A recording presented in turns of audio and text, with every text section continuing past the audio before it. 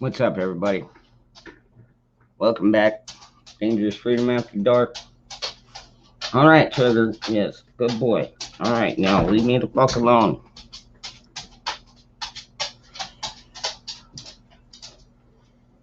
What's up, John? What's up, Billy?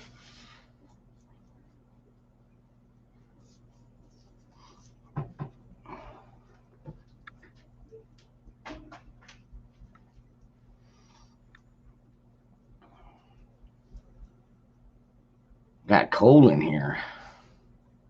Left one of my windows open. It's only like 58 degrees outside. Hey, Cashew. Sharon S. Good to see you. What's up, Best Life, Bug Dude?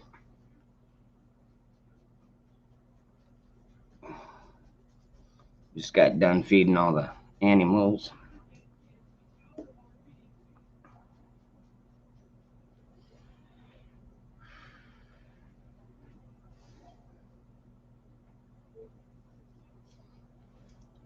Hey, Foamy.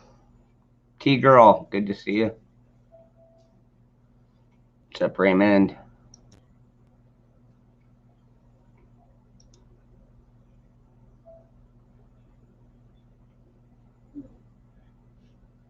Balmy. Not here, it just feels cold. What's up, Tabitha? Unknown Challenger, good to see him. Welcome back.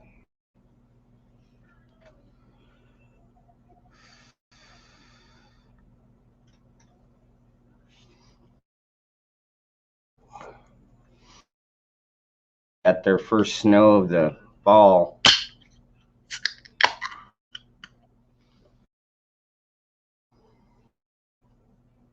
What's up?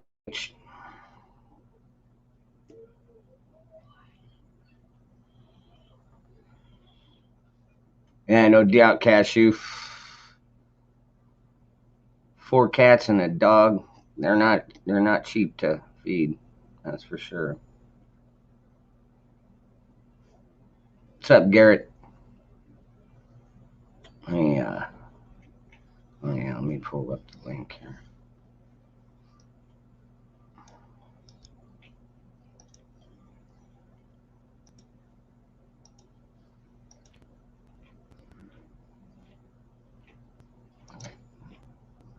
I don't know why it does that.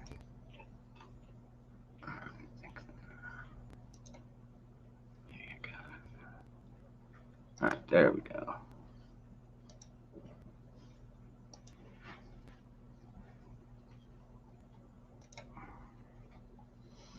I swear these flies are gonna piss me off. I thought the flies were supposed to die off when it got cold.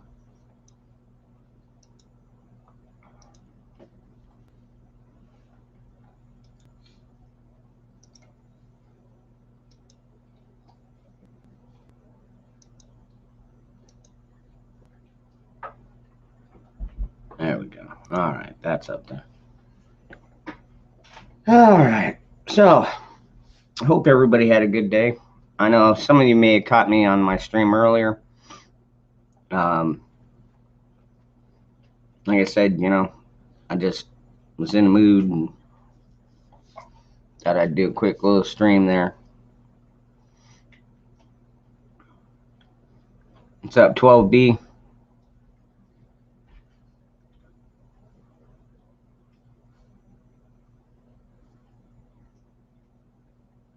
Hey, Rocksteady.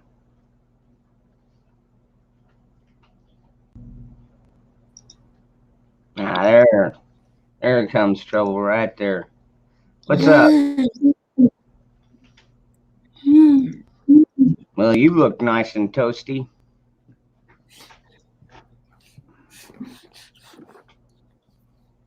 What's up, Jeep? Red Dog, Backwoods, good to see you. All right. Oi.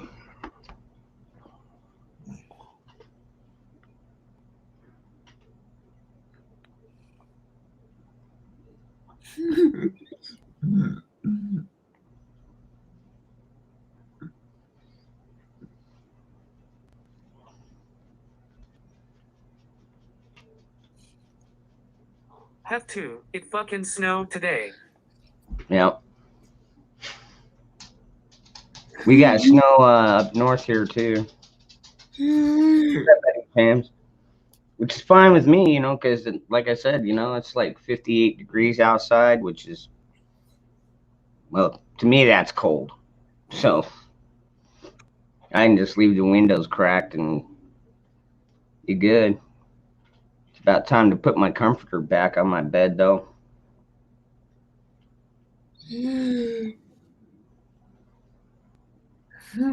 Oh, gee, really? And laying with the coof. That sucks.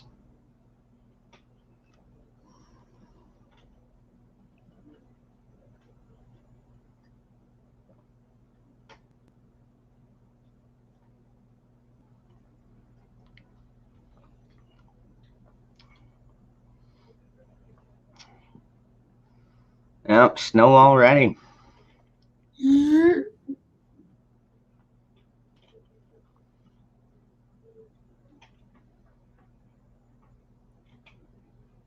Oh, geez, best life. No, we didn't get that much. We got maybe a couple inches tops.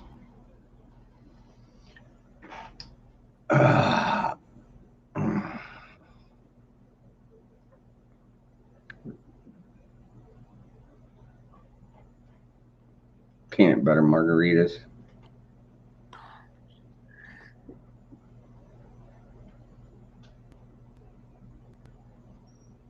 $64. Wow.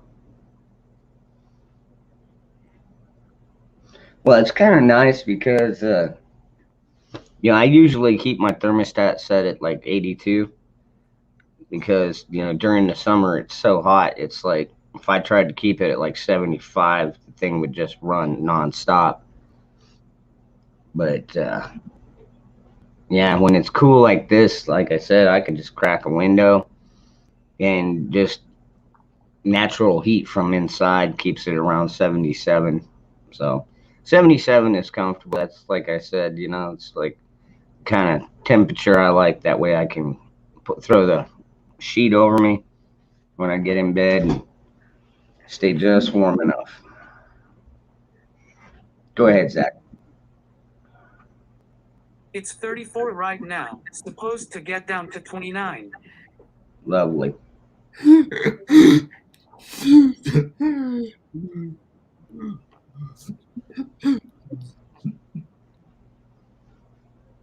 Hey, Bella. Is Bella up by you in Colorado?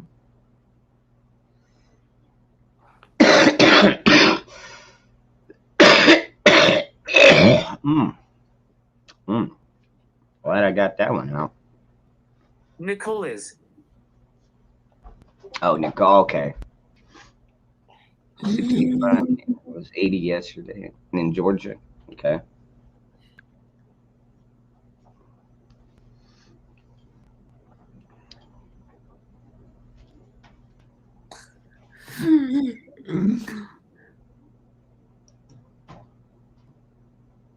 Hey, what's up, Magic?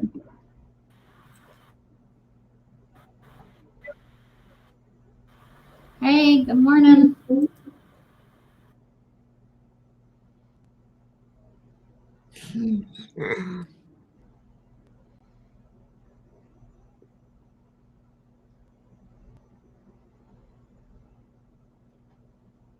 Well, don't everybody talk at once. Well, I asked y'all the question. Oh, I'm sorry, I missed it. Here you go. This is for you.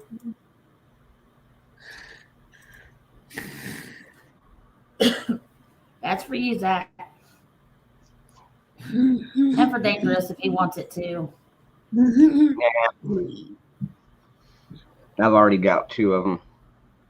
Oh, okay. You want me to send you some peanut butter?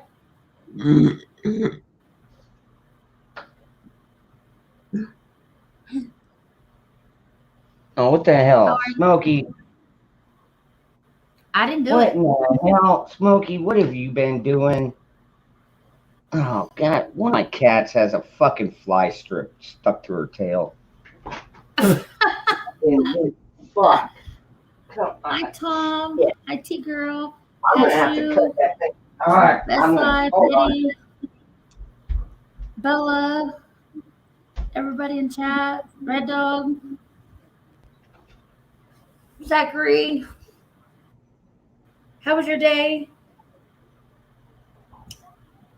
Hey, you know how to Well, fly strip stuff through fucking ass on the tail?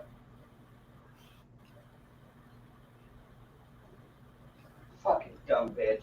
Pretty good work. cool. Hi, John. Unknown. Well, I bet you won't be doing that again, will you, cat? Dumbass. So, hi, Backwoods Law. Bug Dude. I don't know. I guess the only way to get it off is to cut it off. Just Cut her, pull it. cut her. No, just pull it. It shouldn't. I mean, unless she's got it wrapped in her tail really, really good, you should be able just to pull it out. It is stuck. It's stuck really good. It's gonna be pulling hair. Well, maybe then she'll learn not to do it again. Just say, she Yeah. might have a bald tail for a little while. Hey, you know what? Next time, stay the fuck away from the fly strip, moron. Hi, Garrett. Dumbass. Yeah, I ain't coming off without cutting it off. And I don't feel like cutting it off right now, so you're gonna have to live with it. I would Dumbass. just pull it, Andres. No, I can't. That's just it. It's fucking looped around one leg, or it's up one leg, goes right across her fanny, and up her tail. So when I go, and she's a long hair cat. So. Hi, Sassy. Wow. But I just tried to pull it, and she started meowing at me. So. Well, Dumb fucking cat. God. Oh, I want to Hi, throw Lily. something at you. Fucking idiot. Whoever said cats were smart is full of shit. Hey, I've had. Yeah, no doubt. Yeah, no doubt, Jeep. Get the clippers. Yeah, I'm going to have to. She's going to have a bald spot all down her backside. Hey, 12B. Peanut butter breaks down oils. Maybe and we ought to bubble put one down Zach's back and give him Would it a work? fly strip wax. Huh, I don't know. Well, this is a fly strip, but it is basically I know, glue. that's what I said, a fly strip wax. Believe me, I've had them fly strips stuck to my face, my hair. Yeah. Trying to hang the sucker up one time. Yeah, I've gotten in a few fights with some fly strips. Best Life says water loosens it up pretty good. Yeah. Trying to get this cat in the water. Yeah, good luck on that.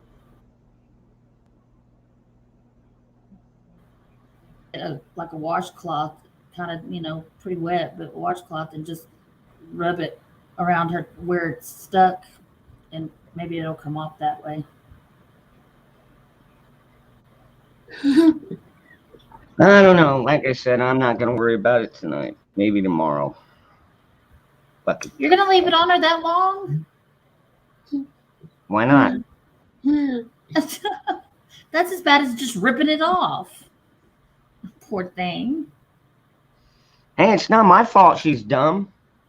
I know, but I'm gonna leave it on there. I'm gonna leave it on there until I know that she ain't gonna go near a fly strip ever again. You know what I'm saying? Because I just went in there and asked my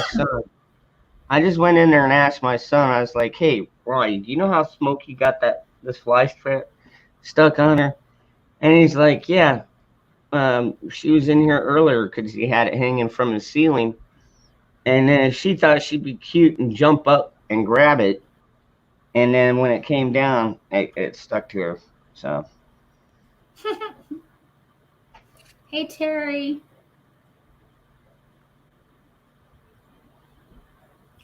Do you have a spray bottle? somewhere.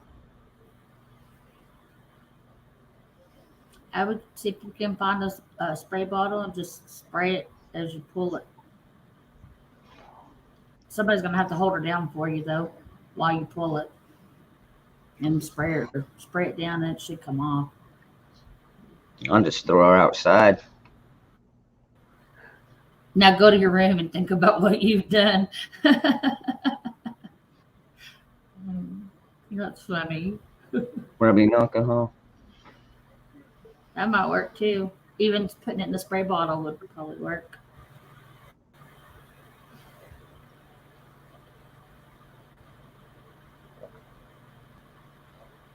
So how was your day, Dangerous? It was all right. I was out and about earlier. Got a few things sent out. Picked up a few things. Like I say, it's been a beautiful day. We never got above 74 degrees here. Yeah, it was real cloudy all day. We're supposed to have gotten a pretty bad storm, but I guess it went around us. I don't know.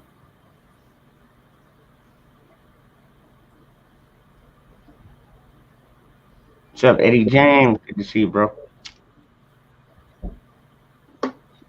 I would probably use coconut oil before I would baby oil. Yeah, best life. That's what I gathered. So my son watched it happen and didn't pull it off. Yep.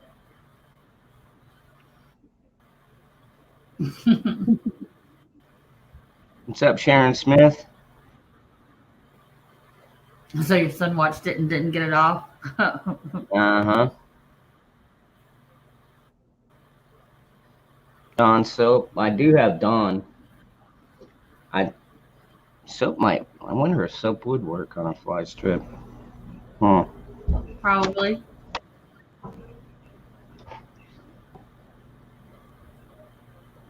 Hey, Terry.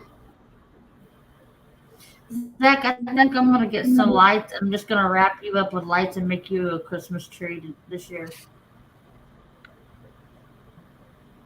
Just shave the cat. Yeah, well, No? yeah, I think I'm gonna have to. Hey, Sassy Valley, how you doing? Now that's different. Dangerous shaving his pussy.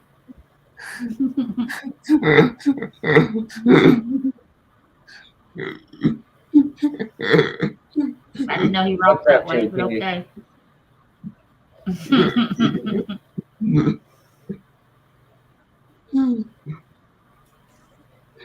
He's trying not to laugh, but I know he wants to so bad.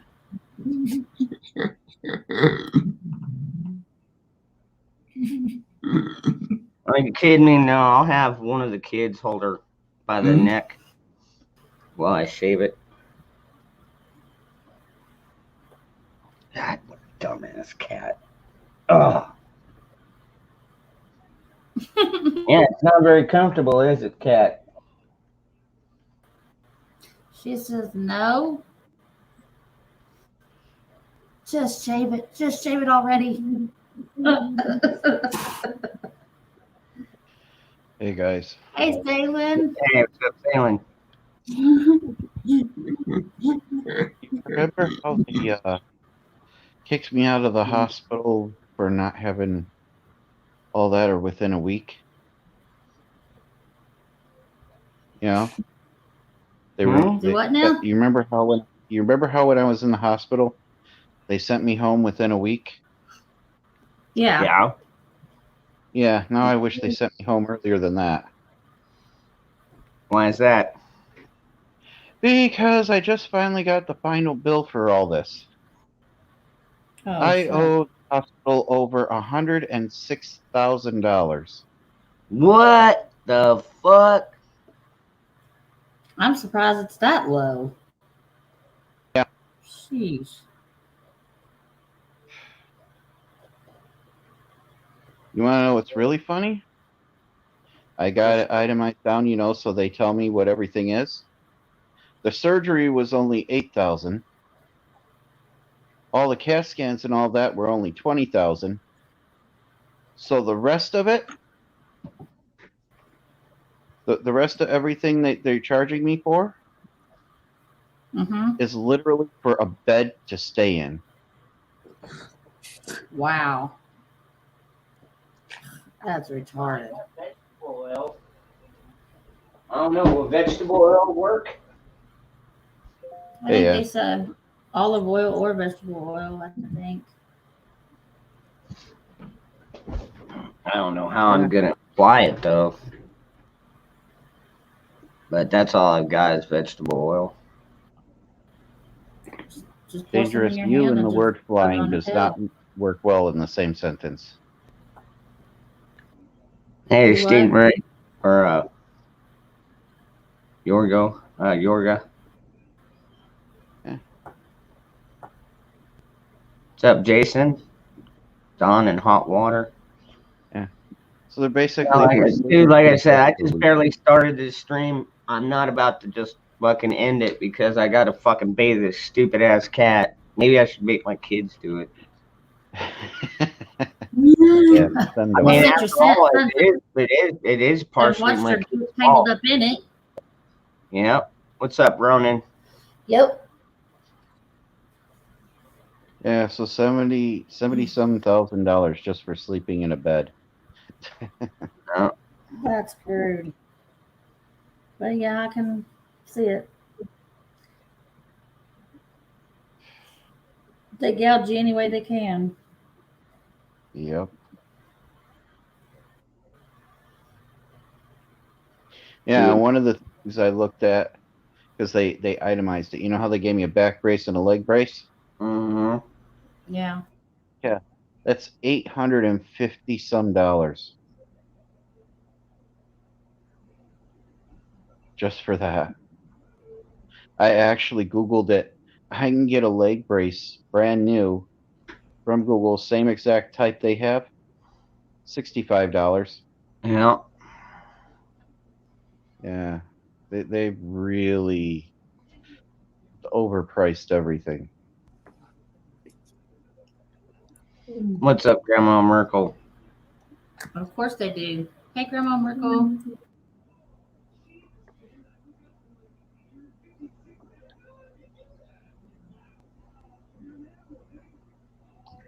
Exactly. Unknown. What's up, That's Stuart? exactly what it is. John Meter said you need to do a GoFundMe. Yeah, I just don't like asking for money for people to Well, support me. all right. Good luck coming up with 100 grand on your own.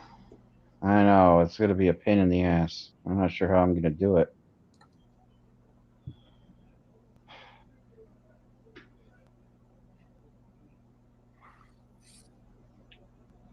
We can And you didn't have auction off Dangerous and Zach. you didn't have any kind of medical insurance? Nope. No.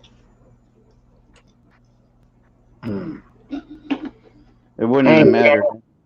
It wouldn't have mattered that much anyways, because the last time I had medical insurance and went to the hospital before this, I actually looked at how much the medical insurance covered. One of the reasons I stopped using it through my boss, it only covered like 10%. I mean, that would still be 10% less than what I'm doing, but it only covered like 10% of my last bill before all this happened. Last time I went there. Insurance, they charge you a lot, do next to nothing for you.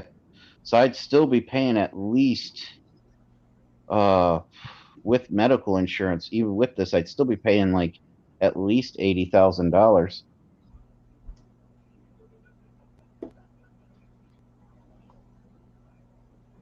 At least through my insurance through the company, if I wanted to go that route again.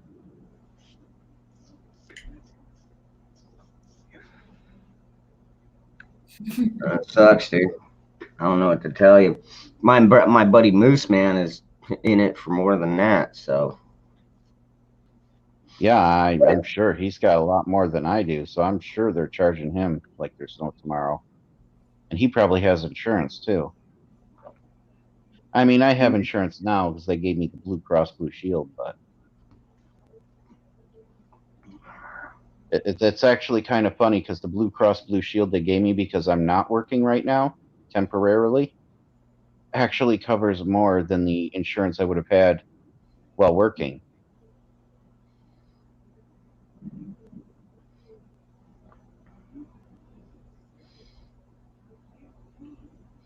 If you were illegal, it would be free. Yeah, true. Change your name. I'm thinking about it.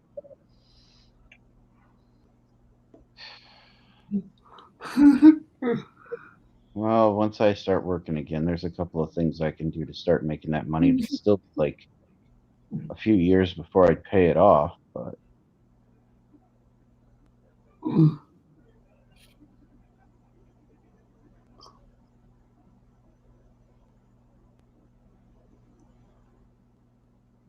Oh wow! Holy crap, Eddie! Fell 12 feet head first in '08. They put me in a coma. Did a CAT and was only there for 2 days. Sent me a $77,000 bill. Charity Care scooped it up before I could blink. Cool. good for you. Charity Care. Huh? It might be something to look into. Maybe.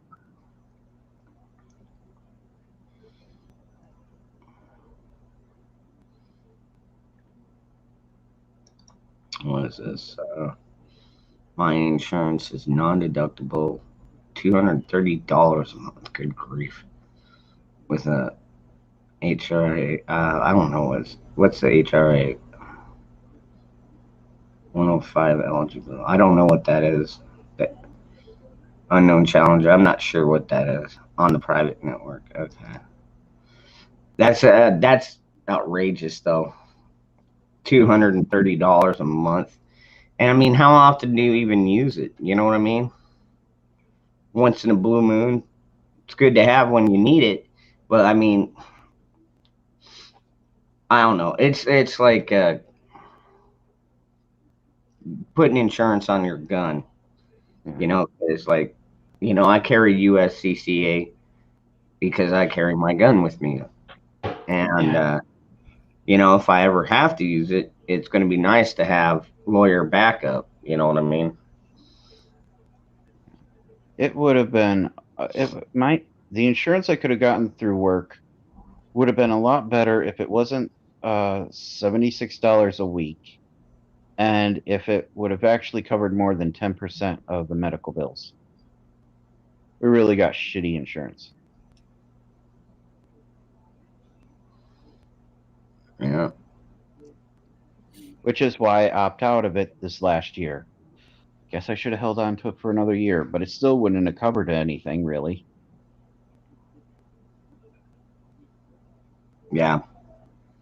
Well, see, like down here, I mean, well, I usually had health care, for me and the two kids. But I mean, that was back when it was like $40 for all three of us. You know what I mean? $45 a month. Yeah. And then that Obamacare crap came into play, and then all of a sudden they wanted like $200 a month, and I'm like, yeah, you can kiss my ass. I just quit paying.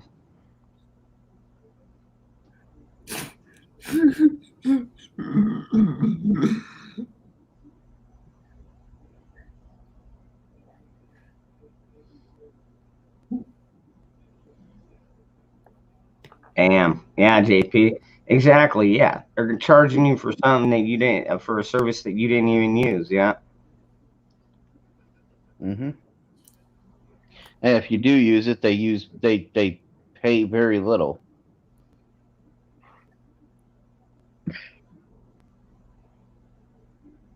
No, it's like auto insurance. It's the same thing.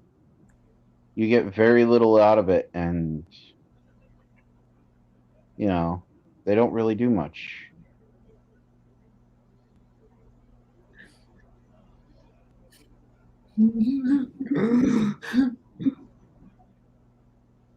What's up, Bushido? I see you out there.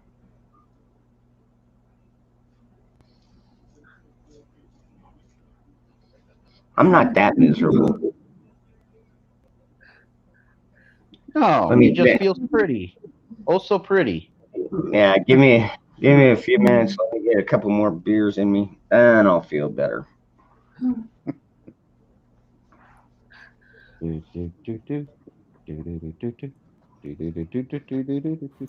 What's up, Grandma had that Militant song stuck in my head. Thanks a lot. Sorry. Redneck Prepper? What's up? Hey, Redneck. Hey, Daniel.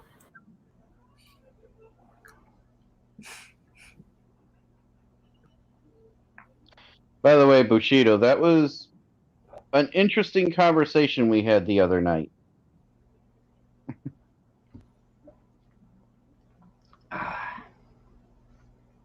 Something we need to know about you, too. No, we were just talking about the old days.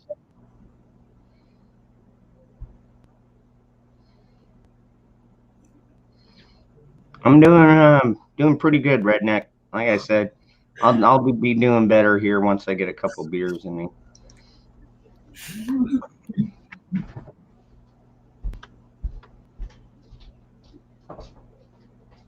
Smoke a bowl for TV's sake.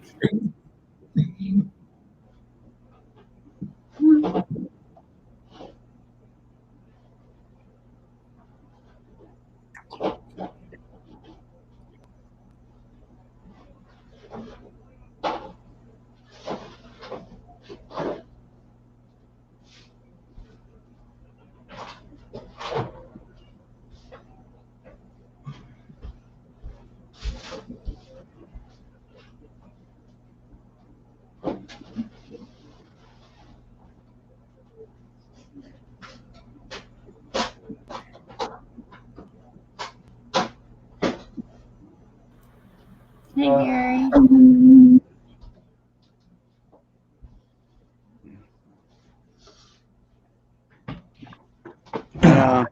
I just thought of something. If it wasn't an emergency situation and I was just in pain, if I crossed the border to Canada, I probably would have gotten better medical. At least cheaper. Yeah. What's up, Gary? Good to see you.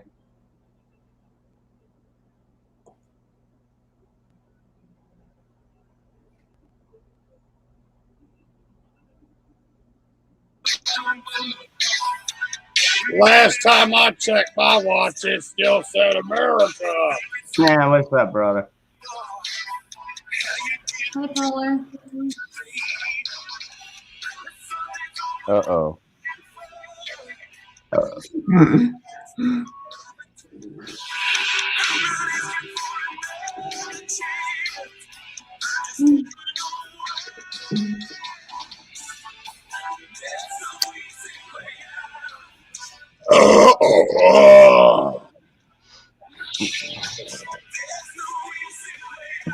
Hey, can you cut the music?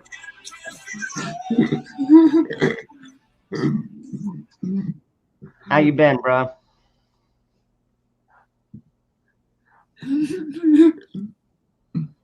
No, I muted. Okay. What's up, Dangerous Freedom After Dark? What's going on, man? How you been?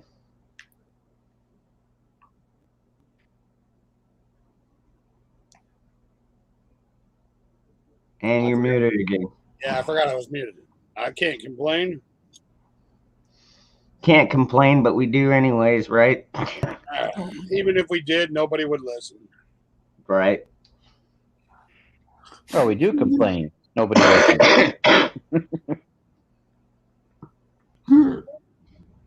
That's why we're here, because we complain and nobody else will listen to us but each other.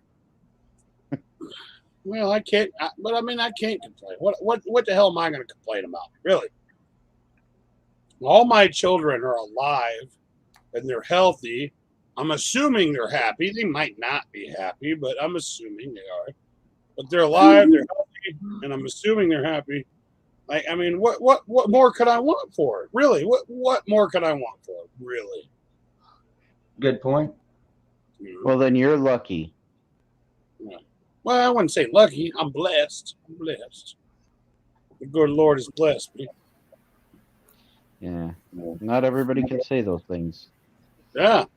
That's why I can't complain about my car needing ball joints, or I can't complain about, this damn fly that keeps landing on me, driving me I crazy. know, little bastard. can't complain about that. When there's people, that can't say that their son is alive and well, Yeah. How the fuck I'm gonna complain? I look like an asshole complaining. Yeah, in that case, can we switch off the son not being alive part, though? Yeah, but you know what I mean. Like my oldest brother, his son died in a car wreck when he was 16. He was going to work. He fell asleep. He veered off the road and hit a cauldron, and that was it. His only son. And Yeah. that's why I bring that up, because I'm like, my only son is alive.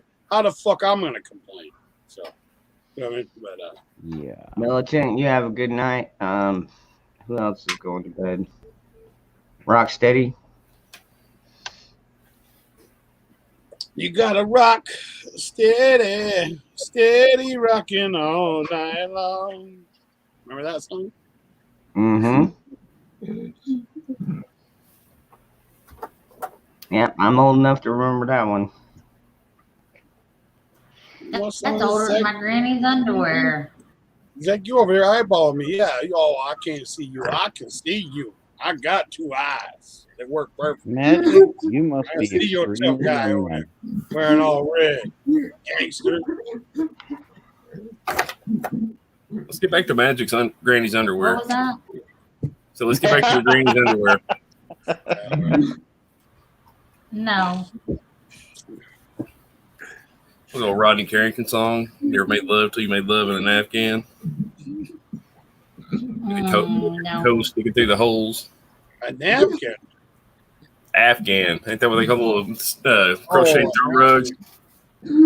Oh, Okay, Oh, Magic. yeah, I just got to know. Does Granny wear those big tidy whities? what? I wouldn't Yes, know. with leopard print. Oh, wait a minute. Where are we going here? Yeah, that sucks, Tom. I'm sorry to hear that, bro. 52. I would not know. 52 is young. 52 is real young. I'm sorry. I just had to make fun of that. Well, I mean, I don't know what she wears. I prefer not to. So Whoa. Ooh. Gotta You let the prefer not legends to wear breathe. underwear? do I call what? that going commando. I says, if I just heard you right, you prefer not to wear underwear? Yep, Gotta let shit breathe sometimes. exactly. I don't like wedgies. If I like wedgies, I'd wear a thong. I don't like thongs, so I don't Magic wear Angel. underwear. Magic Angel was going to get it on, and she looked down and she's like, underwear? What the hell? Get out of here. You're just getting in the way. I quit wearing underwear in the 6th grade. No, I just don't like wedgies. If I wanted a wedgie, I'd wear a thong. And since I don't wear any underwear, I don't care for the wedgies. I bet your husband likes you a lot. You don't wear underwear. I don't have one. What?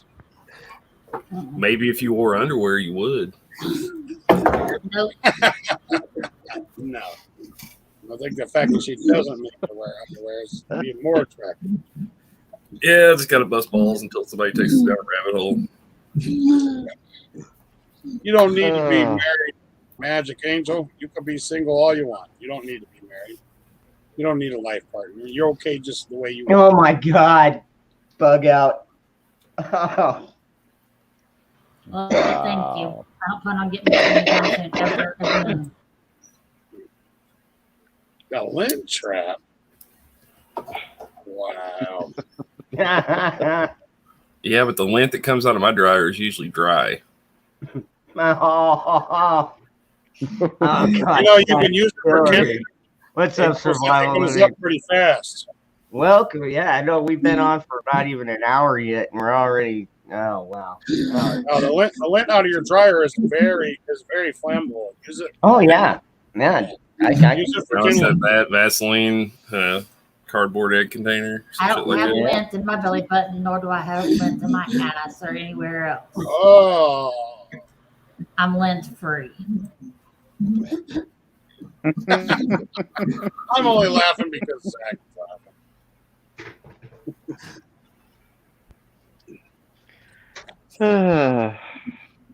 Zach been drinking on that whiskey tonight. You been smoking on that smoke, dude? Pretty much. No, I don't have tuna lint either, nor do I have crabs, nor have I ever had crabs.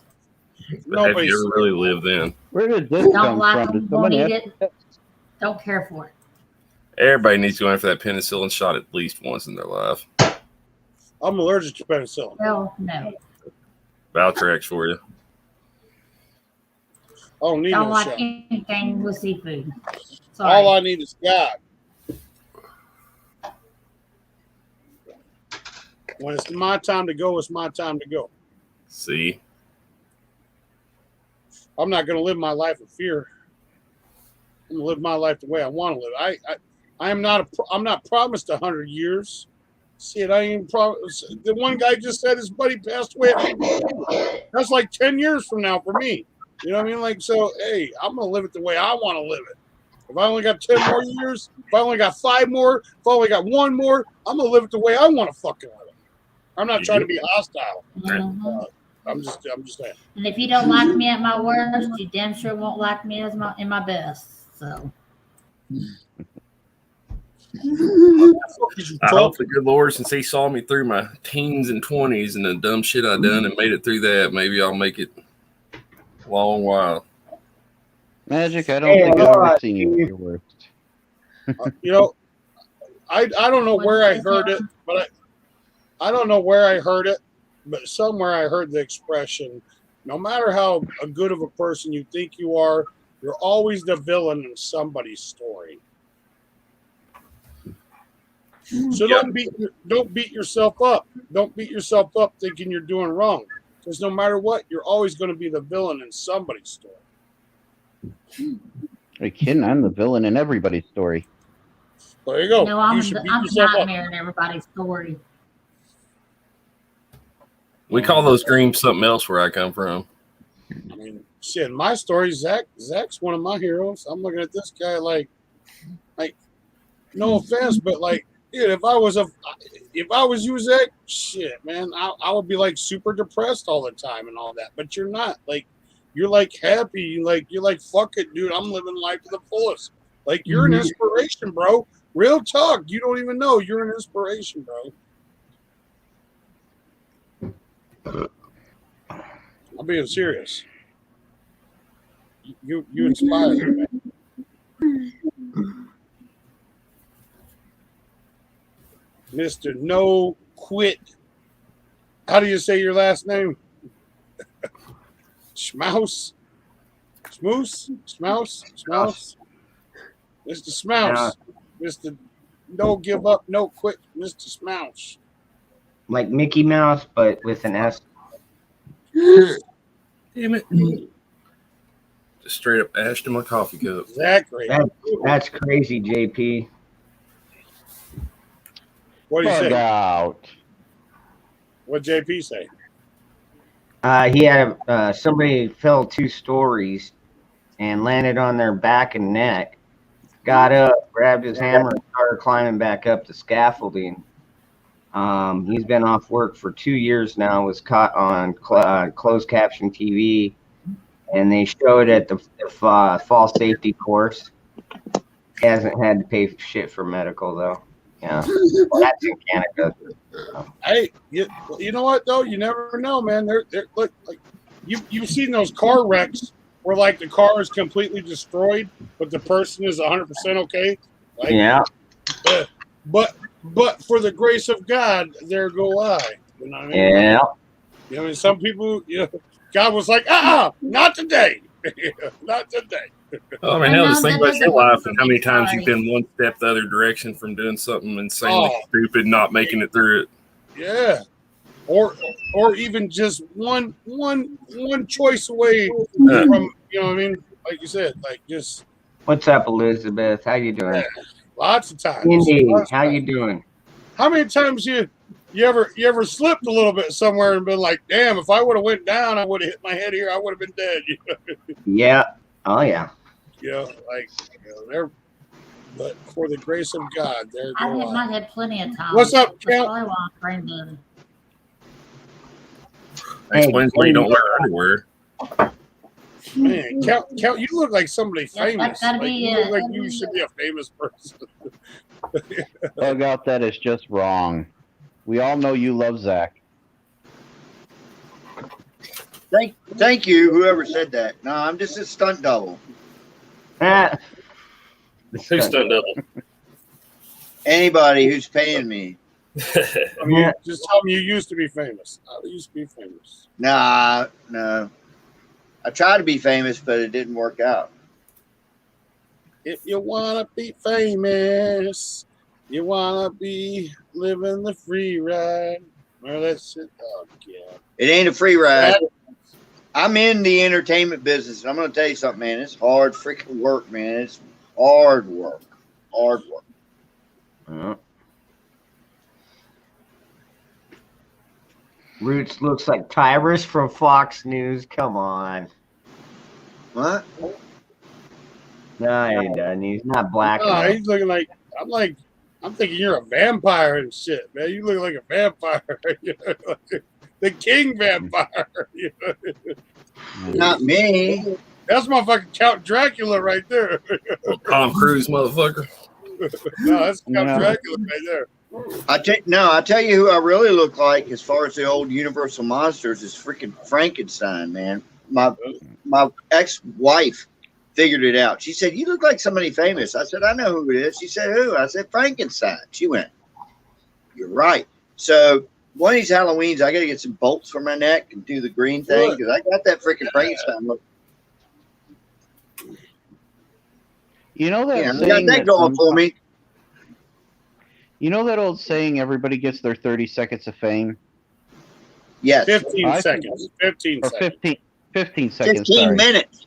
15 minutes. Well, they, with inflation, it's turned into 15 minutes. Yeah, like dog years. Yeah, they're just dog years thing. Whatever the amount of fame is. Yeah. I found out a long time ago, many years ago, sometimes you don't want that fame because sometimes it's famous for the wrong reasons.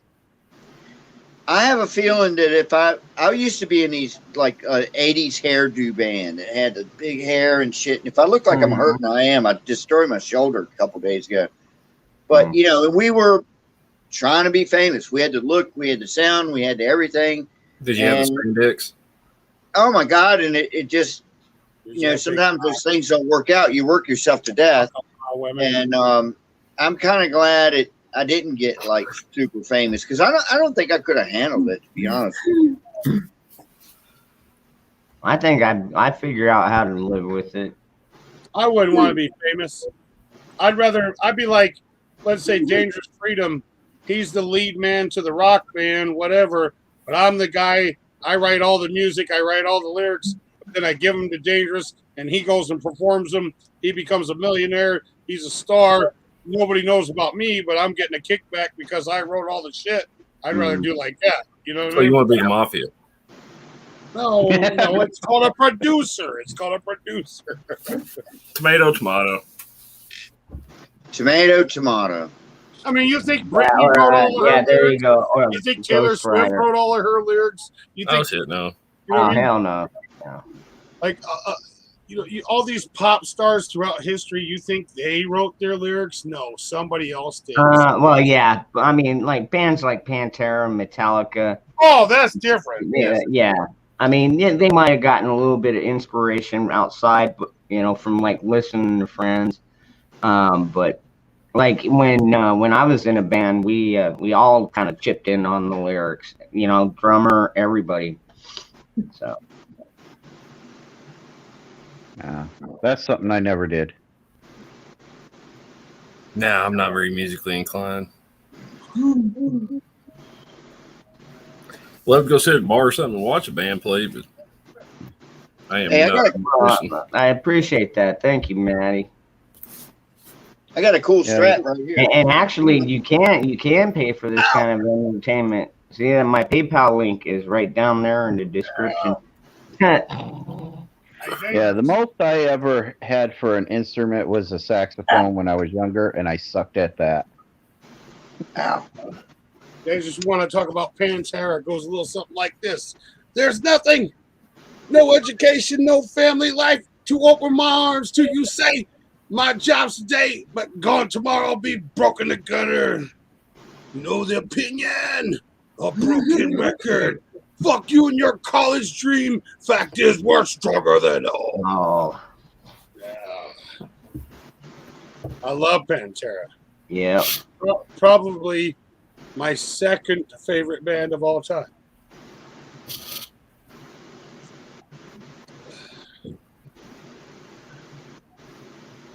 You ain't say shit. You ain't say shit. You ain't say shit. Talk. Talk. What? Your hands broke? You can't type to say something to me? Huh?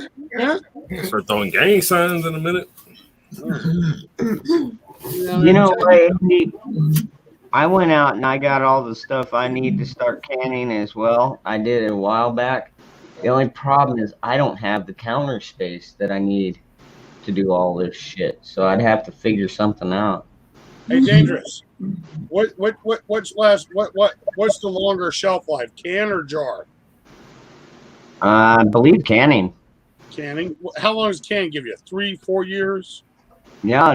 Well, depending on what you're canning, it can last 10 years or longer. Yeah. Damn. But now, all right. Maybe 20. But now you got to keep in mind the canning is in jars. You know, they are the jar cans. They're the ones that you put in the canner and you heat them up in boiling water and stuff like that. But like I said, you need space for that. I'm out of fucking space. I have all my extra space is fucking already stocked up with other shit. So you know, I it's think like, we need. I think what needs to happen is we need to start grouping together. We need to start grouping together. Preppers need to start grouping together. And people call it a cult. That's bullshit. We're just grouping together, bringing in all those resources. You know what I'm saying? And grouping together. You know what I mean? I mean, it's bad enough. I have one of my shelving units with nothing but gun parts, and then I've got another nightstand with nothing but ammo on it. So Well, I know. That's what I'm saying. Like where you live is only going to fit so much food and weaponry. Where I live is only going to fit so much food and weaponry. But we all get together. We buy a nice piece of land, and then we can have unlimited, within reason. You know, I say the word unlimited, but we could have unlimited space if we all group together and all pool our resources and make a community. I'm not saying that we don't go out and have jobs, because we do.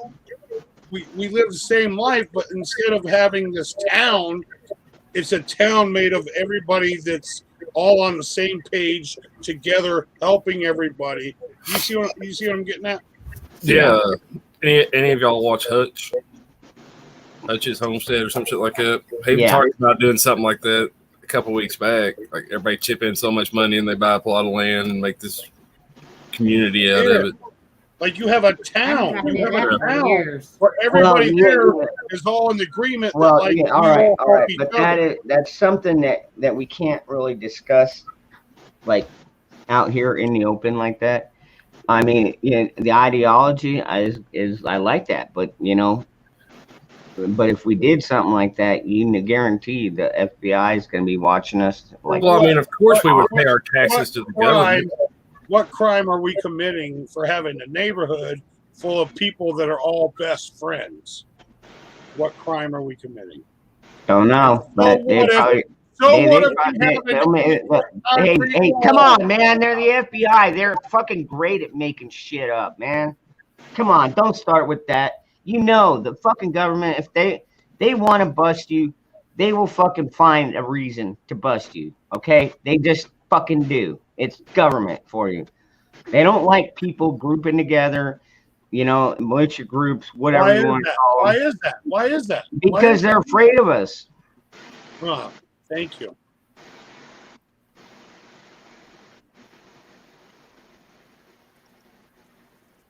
Hey, what's up, Australia? Thank you. Hey, man. How's it going? Man, it's going. How you going? I'm You're on? sorry. How's Australia? Wait. It is Dangerous Freedom After Dark, so Oh, I came on because you was talking about Pantera, so I don't mind Zach. You a Van Halen fan? What's your favorite Pantera song? That's a good question.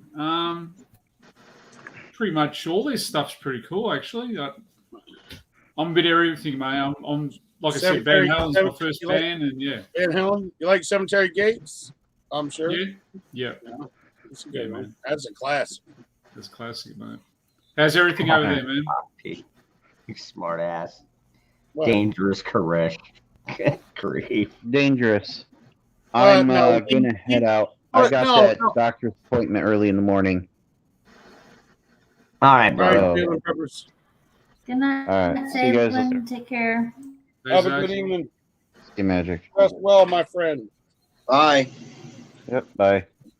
But no, So how goes it down there in the southern part? Yeah, we're getting our lockdown taken away in 2 weeks. So you probably have heard we're the most locked down city in the world. So where are you? Where are you? Melbourne, Australia. Oh yeah, I heard they were like beating people up, shooting them with the fucking jab. Yeah, nah, That's not true. Some of it's not true, guys. I don't know. Like, yeah, mainstream media, man, they pick and choose what they want to show. But a lot of people down here, man, are not putting up with this shit. There is protesting. Yeah, so it's like other countries in the world too. How many people have died in Australia from COVID? In total, about 250 people. 250,000? No, 250 people in one state. So 300. 300 people. How many people live in Australia? 24 million. Yeah, and 200 people died. You know what? Fucking 200 people got shot in my city last night. Like that's retarded. No, man, I don't understand what's going on over there. My cousins live in all parts of the states there, and you guys have got a constitution there that should fix this all up, this mess. But I just don't understand what the fuck's going on. Are you born and raised from there? No, I was born in Italy, mate. I came to Australia when I was 3. So wow. Yeah. But basically raised there, not born there, but raised there. Yeah. So I could have been in America. Do you like it though? I mean, outside of all this COVID bullshit, like, what, you like it? Do you know what? Australia is similar in ways to America. I mean, look, we love our barbecue, we love our beer, we love our sport, we love hunting. We love growing things, farmland. Damn. But man, what do you do? Like America to me. And we make our moonshine. I think America's allies with Australia, aren't we? Yeah, man. Just what do we do? What do we do, man? What's the world coming to at the moment, man? It's just crazy shit. Well, it at least in America. Oh fuck! Can I say this on Dangerous Freedom After Dark? Probably not. But do it anyway. No, yeah, hey man, just be careful because I had a friend of mine. I had a friend of mine do a podcast, and the FBI came around. The blankers are using the blank coronavirus to. That's the word you're not supposed to fucking use, damn it. Good God, Polar Bear. We fucking do it right. Yeah. And the government is using the coronavirus to scare you into taking your freedoms away from you. Yes. Yeah. They're doing that all over the place. That's All over that's the what world, government- man. Little by little pieces. I mean, by you're little fucking pieces. you're. I don't think you're telling anybody in this chat something they don't already fucking know. I'll tell you how I know this, guys, because I worked at McDonald's for 15 years. And when we raised prices at McDonald's, we didn't raise it at $1. We raised it at 5 cents this week. And then 2 cents. 2 weeks later, we raised it another 5 cents. And then 2 weeks later, we raised another. And then eventually it was $1 later. But at 5 cents, you were cool with 5 cents more. You wouldn't have been cool with $1 more.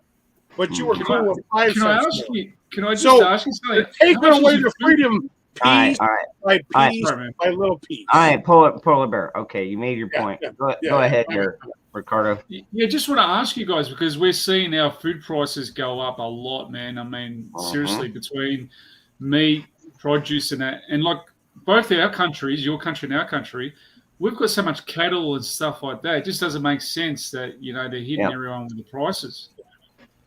I'm not saying prices go up stupid high, but the portion size getting smaller. The price is paying about the same, but they're shrinking the size. 100%.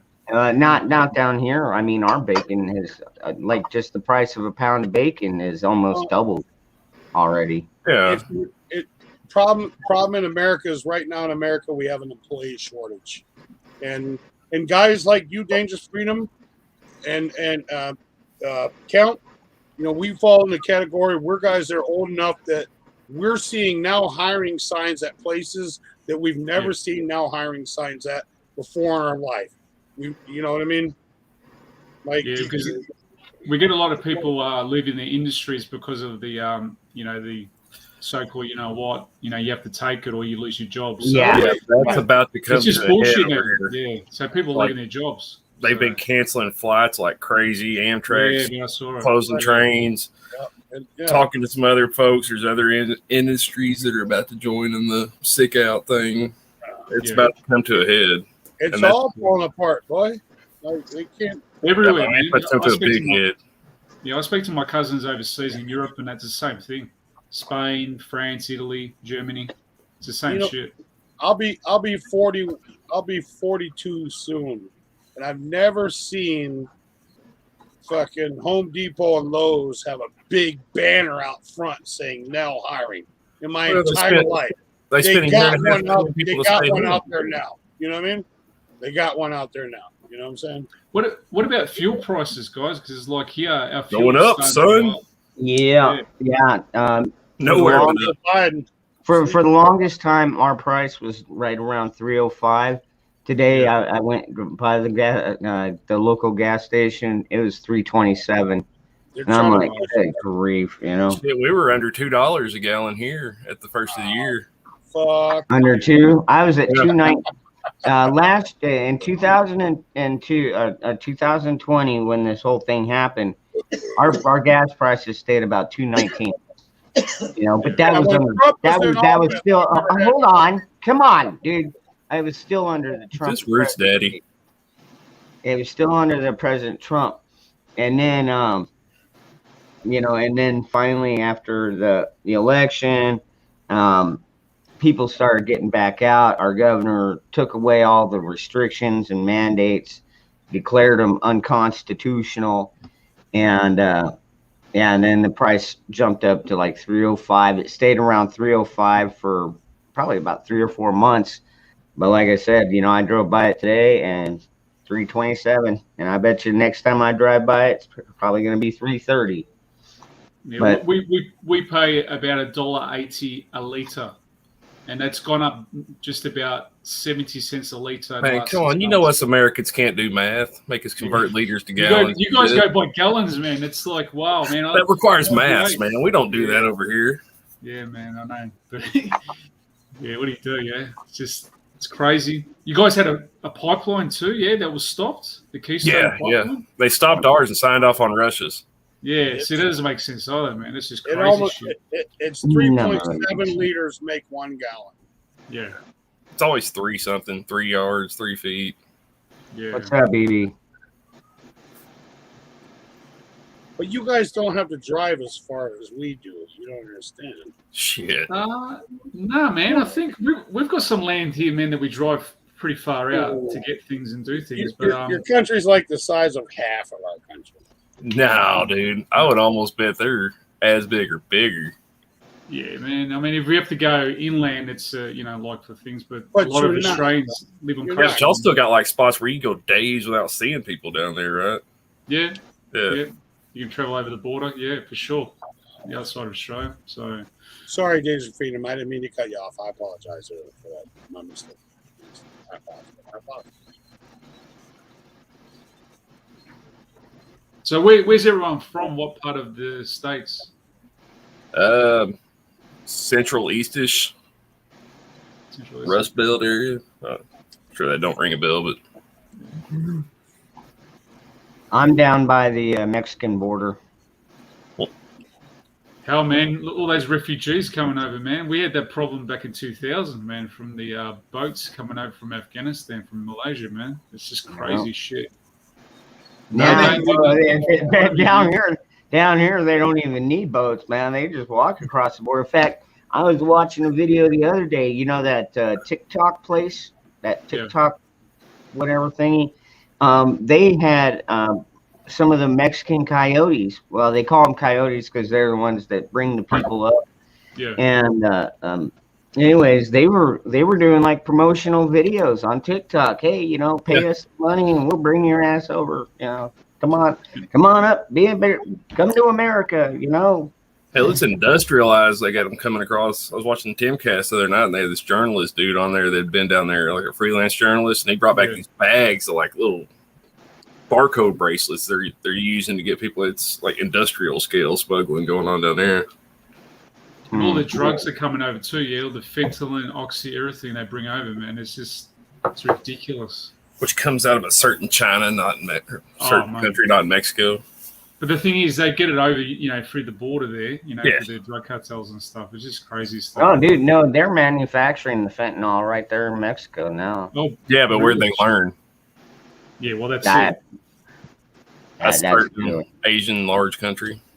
I was watching a documentary just a couple weeks ago about how they manufacture some of their different pills, and they would like literally make the fentanyl, pour it in like little, like 1 quart Tupperware things, and freaking transport it like that too. It's crazy, man.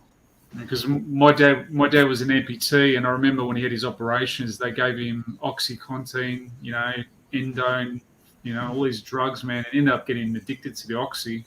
And they were giving him out like lollies here. There was a big thing in the hospitals, regarding OxyContin and stuff. So it's bad shit. No good. I have no idea how much fentanyl is a gallon top spin, but I'm sure it's a pretty hefty price because that would be able to kill a lot of fucking people. Go ahead, Zach. I saw you. You got I'm on the something? southwest corner of Colorado. Very southwest corner. Yeah, man, I know where it is. Yeah, he's like, for me, he's right about there. And I'm on the East Coast. I'm Richmond, Virginia. Oh, Virginia, yeah, man. I know Virginia well. Follow sports, guys? NFL? Man. Sports? I watched NFL a long time ago. Yeah, I quit watching too. I did see John Gruden got caught up, though. Oh, yeah, I heard about that too, yeah. Probably it's something he did like 10, 20 years ago. Yeah, some emails he sent like 10 years ago yeah. or some shit. I heard about that, yeah. Everything's political, yeah. NBA, everything's just getting political now. So. That's what I quit watching that shit like probably close to 10 years ago because of that. It was so commercialized, and I don't really give a damn about their opinion. I'm paying to watch them throw a ball around. I agree. One pop. I agree. And the NFL is so damn bad. They run 3 plays and then they have a 3-minute commercial break. Come back, run 3 plays, have another fucking commercial break. Yeah. So we watch the War Room, Steve Bannon's War Room here in Australia. It's pretty big on our the Aussies watch to get the news over there, see what's going on, obviously. So yeah, it's one of the programs we watch here and stuff. And mainstream media is so corrupt with Fox and Rupert Murdoch, what they own, man. Just rubbish. Yeah, I've quit watching them too. Yeah, I think we all have. All right, Zach, go ahead. Fuck NFL. Roger Goodell can go suck a donkey dick. That's basically what John Gruden told him. I love it. God, you gotta look at that. He just cracked up the whole room in one line. Tell us how you really feel, Zach. But do it in an air of voice. Here it goes.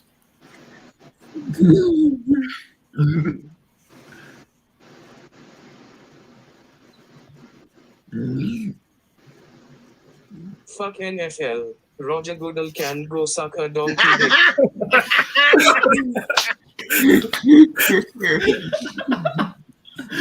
Oh, that's good shit. Oh God. I need one of them little keyboards.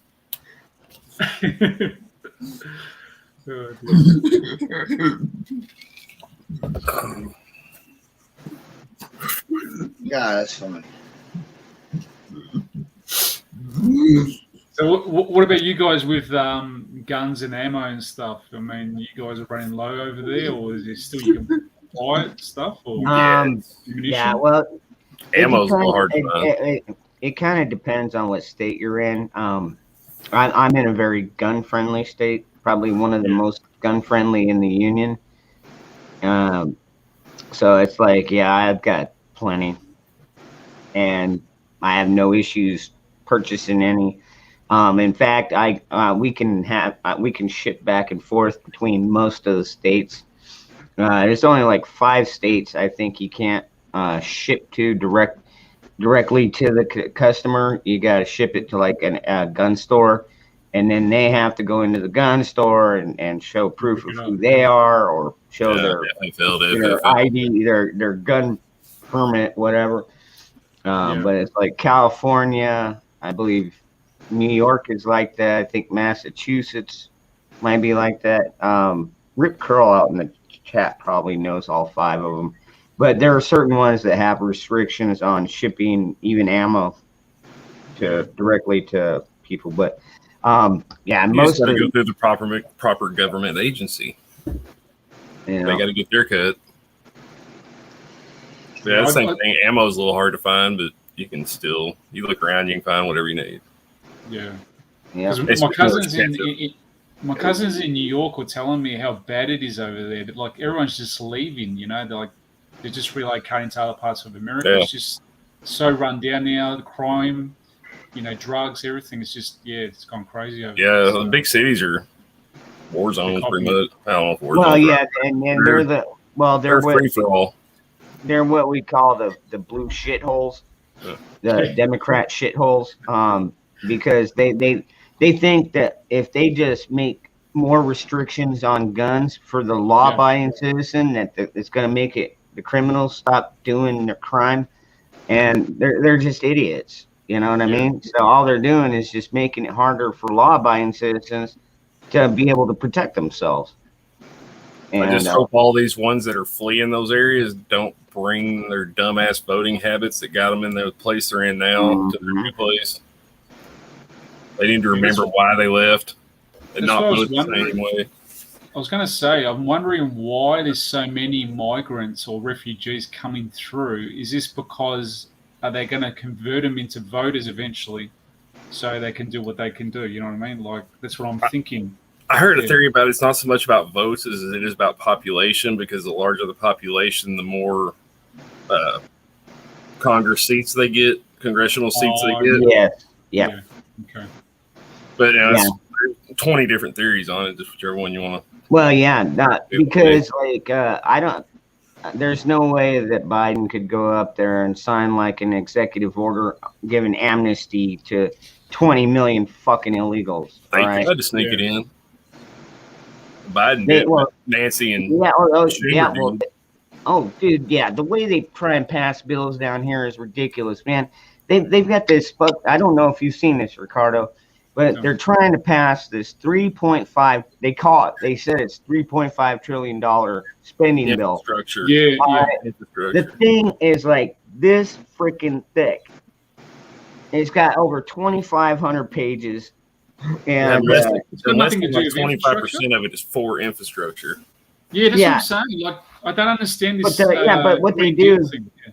what they do is they make them like that, and then they slip in like, we're little gonna put in a gun control on this page, and we're gonna try and slide in this on this page, and they try and make it so big that nobody can read it. Well, fortunately, a lot of people up there have assistants that they pay to go and read the shit. You know what I mean? You guys got to get rid of that Mitch McConnell, mate. I think he's the Oh, problem. fuck yeah. Oh, He's yeah. the problem, mate. He's a snake. Yeah. I agree. Yeah. I agree. The turtle. Well, All politicians are that way. I mean, But he can't really name a good one. he became very wealthy. Yeah, from $100,000 he had, he used his money and knows the inside to get so rich. Yeah. Yeah. They all do They're that. the Look at same. Nancy Pelosi. Yeah. Yeah. They all do that. Yeah. And there's not a damn thing can be done about it. She got booted out in Italy. I saw my cousins in Italy were telling me I saw they all that. told her to F off. Yeah. Yeah. They told her to piss off. Yeah, she had to leave some church or something. Yeah. Yeah. She's another one. She's 82 years old. Yeah. What's she Well, doing? hell, they all are. They're all in Right. their 70s, 80s. Why don't they retire? They must have enough money. No, well, what it is that we don't have term limits set. Oh shit! Not like Except for not, president, yeah. and until we can get them to pass a bill for term limits, which ain't gonna happen because who's gonna vote so that they know that they've got to get out in 4 years? You know what I mean? Yeah, no, I don't think that's right, man. I think they should go. Like, you have your 8 years They've or got 10 to. years in out. So, I mean, the only ones that really have a term limit is like the president, yeah, or if you want to get down to state state rights, like our governor only allowed 2 terms, which is 6. They're 6-year terms, so it's basically he can get up to 12 years, but after that, yeah, he's done, and yeah. But as far as like Senate, I guess you can stay in Senate as long as you want, as long as you keep getting re-voted in, and Congress too. So Yeah. The guy who's in at the moment, man, he keeps on falling asleep. Yeah, likes his ice cream. Oh, yeah. Potato. No, man. Zach, Yeah. Did you have something to say, bro? Go, Oh, Zach, I think he froze. go Zach. Yeah, he's froze. He's frozen. Yeah. I think it's kind of funny they're doing all his press shit on a soundstage now. It's not even in the Oval. They got a stage built where they do it. Mm-hmm. Yeah, and also too the time of the day, because my mother had MS, multiple sclerosis. So when they got the he's got like a bit of dementia. It looks like he's got dementia, to be honest with you. The way he acts, He is. the way he Or walks. he does, I should say. Yeah, He does. And he's I 80 years old. Man, his Yeah. son should be locked up. Yeah. Go ahead. All right. Hell, there he you had go. more shit All right. come out on that today. All right, Zach, go ahead. How's that? I can fuck with take support callers. I can say, did you Zachary Mouse? I don't know anyone named Zachary Mouse, but you can come make love to my camel. I know you like it. I know you do.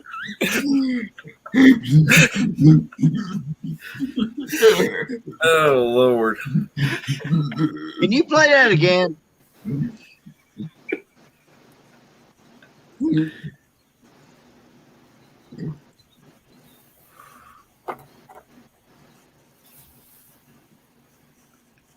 I can fuck with take support callers. I can say, did you say Zachary Mouse? I don't know anyone named Zachary Mouse, but you can come make love to my camel. I know you like it. I know you do. Oh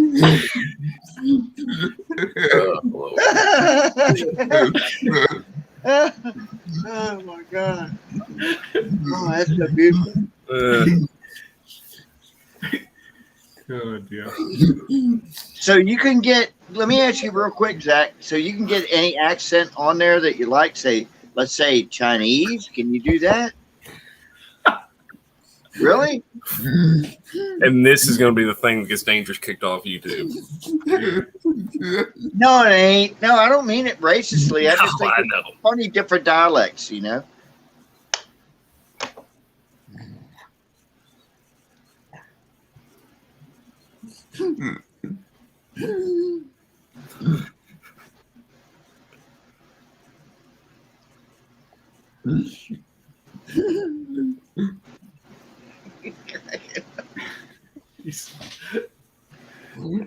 The anticipation is killing me. Type faster. No. We're good. We're good. I can wait for this. I can wait. And end it with the word Godzilla. Godzilla. Godzilla. Out.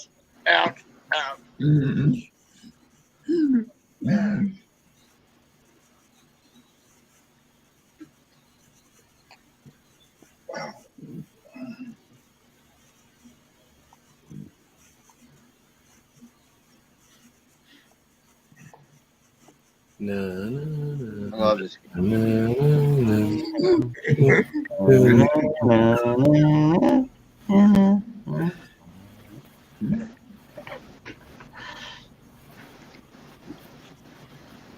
I'm from China. Bangladesh, fucking America up the ass. Godzilla. Godzilla. Why is it so funny? I just knew it was going on. Godzilla. You tear down my shade wall. You asshole. Brandon is asshole. What's up, Virginia? Zach, I love you. I'm not gay, but I fucking love you, dude. What other accents do you have? Do you have German?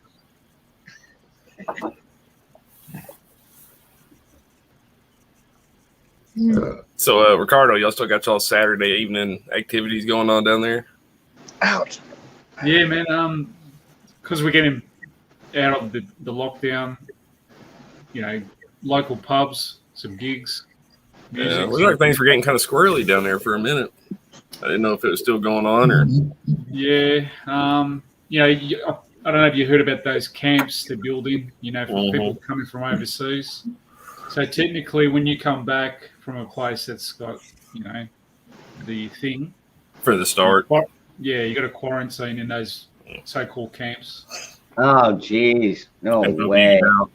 Yeah, man. But you have to understand, guys, there's a lot of people in Australia that live in India, Sri Lanka, these Asian countries. They've got dual citizenship. So they've been there since the code, yeah, what do you want to call it? But, yeah, and they want to come back. So what do you do? Like, they come back positive. God, so that's the story. It's not nearly as deadly as they fucking make everybody afraid of it. You know, You're right, Dangerous. I agree with you, man. It's just, yeah. I mean, dude, we probably already had it, and half of us didn't even know it. You know what I mean? Yeah, that's right. You're immune to it. Which I think I did. I swear I think I did. Yeah. I had. I went to the doctor. This is December of, 2019. So it didn't really supposedly get over here till like January, February, March. yeah, December in March 29 when everything shut down. Christmas of 2019, I was dog ill. I mean, I was sick as hell.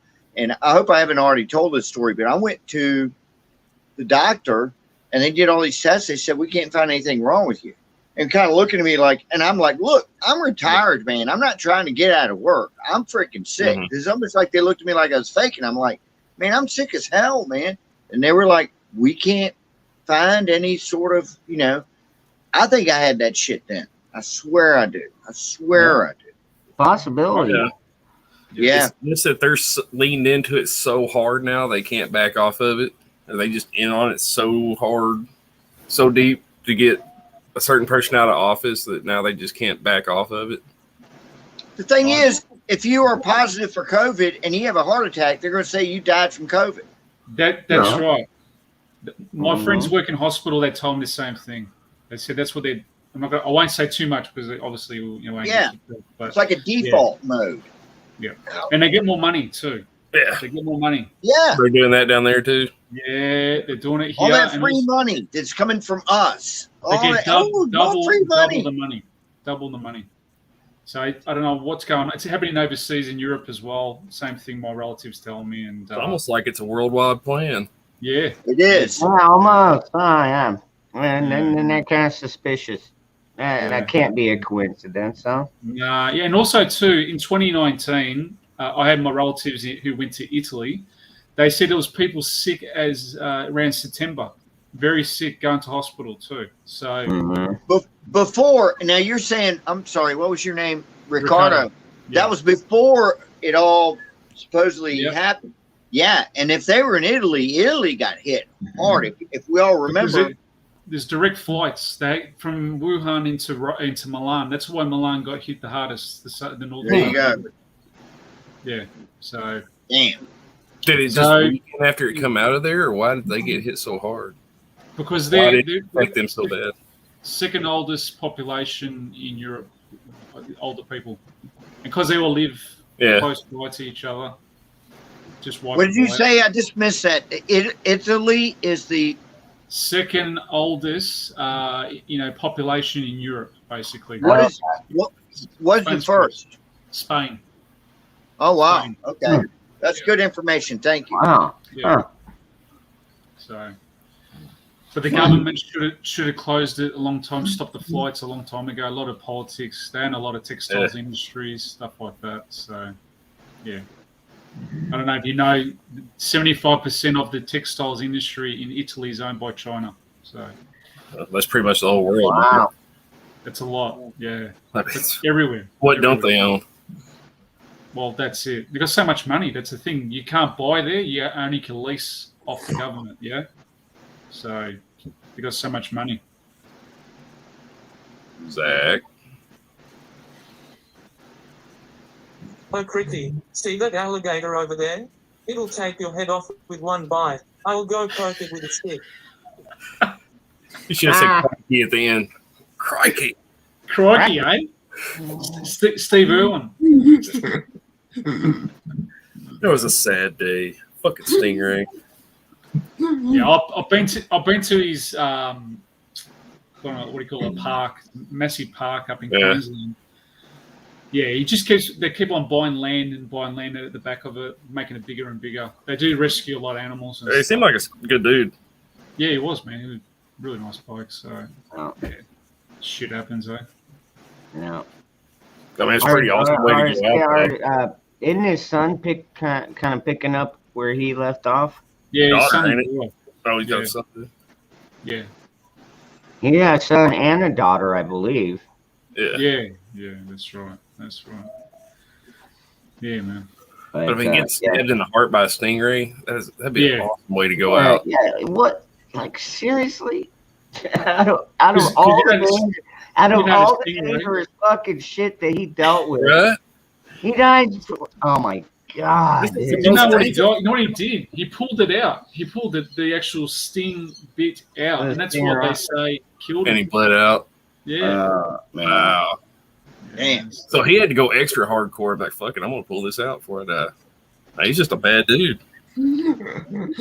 Crazy shit. I would think that'd be the normal reaction, but they hit him right in a breadbasket, though, didn't it? Right in here, pow. Yeah. Right. Yeah, you're right. 100%. And they've got barbed tails. Yeah. Oh yeah. So if it goes in, it doesn't want to pull back out. So if you did pull it out, you're ripping all kinds of shit out of hell. Yeah.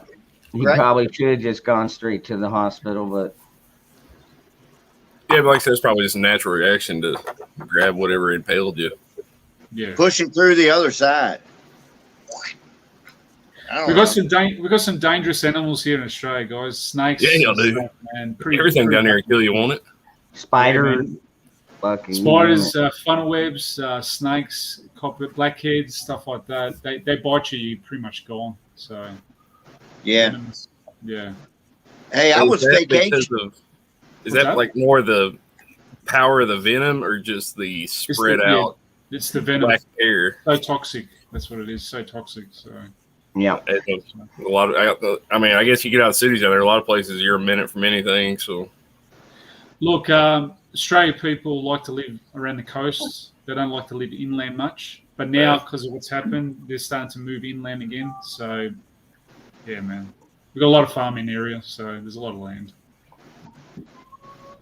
Hey, I was vacationing down at Pawleys Island, South Carolina, like a month ago.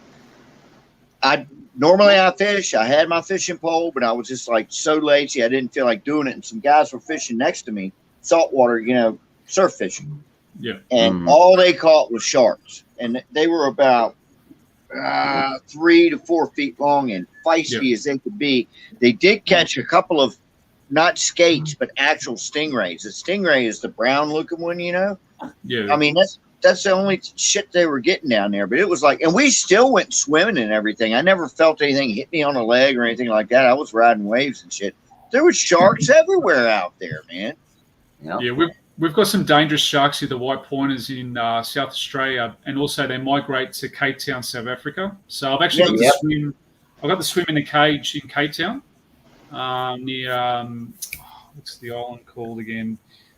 Mandela was in prison, Robben Island. So in front of Robben Island in Cape Town, they put a cage. You go in the cage and you actually go in the water where the white pointers are. Oh, You hell did no. that? Yeah, I did that. Oh, yeah. hell no. Oh, man.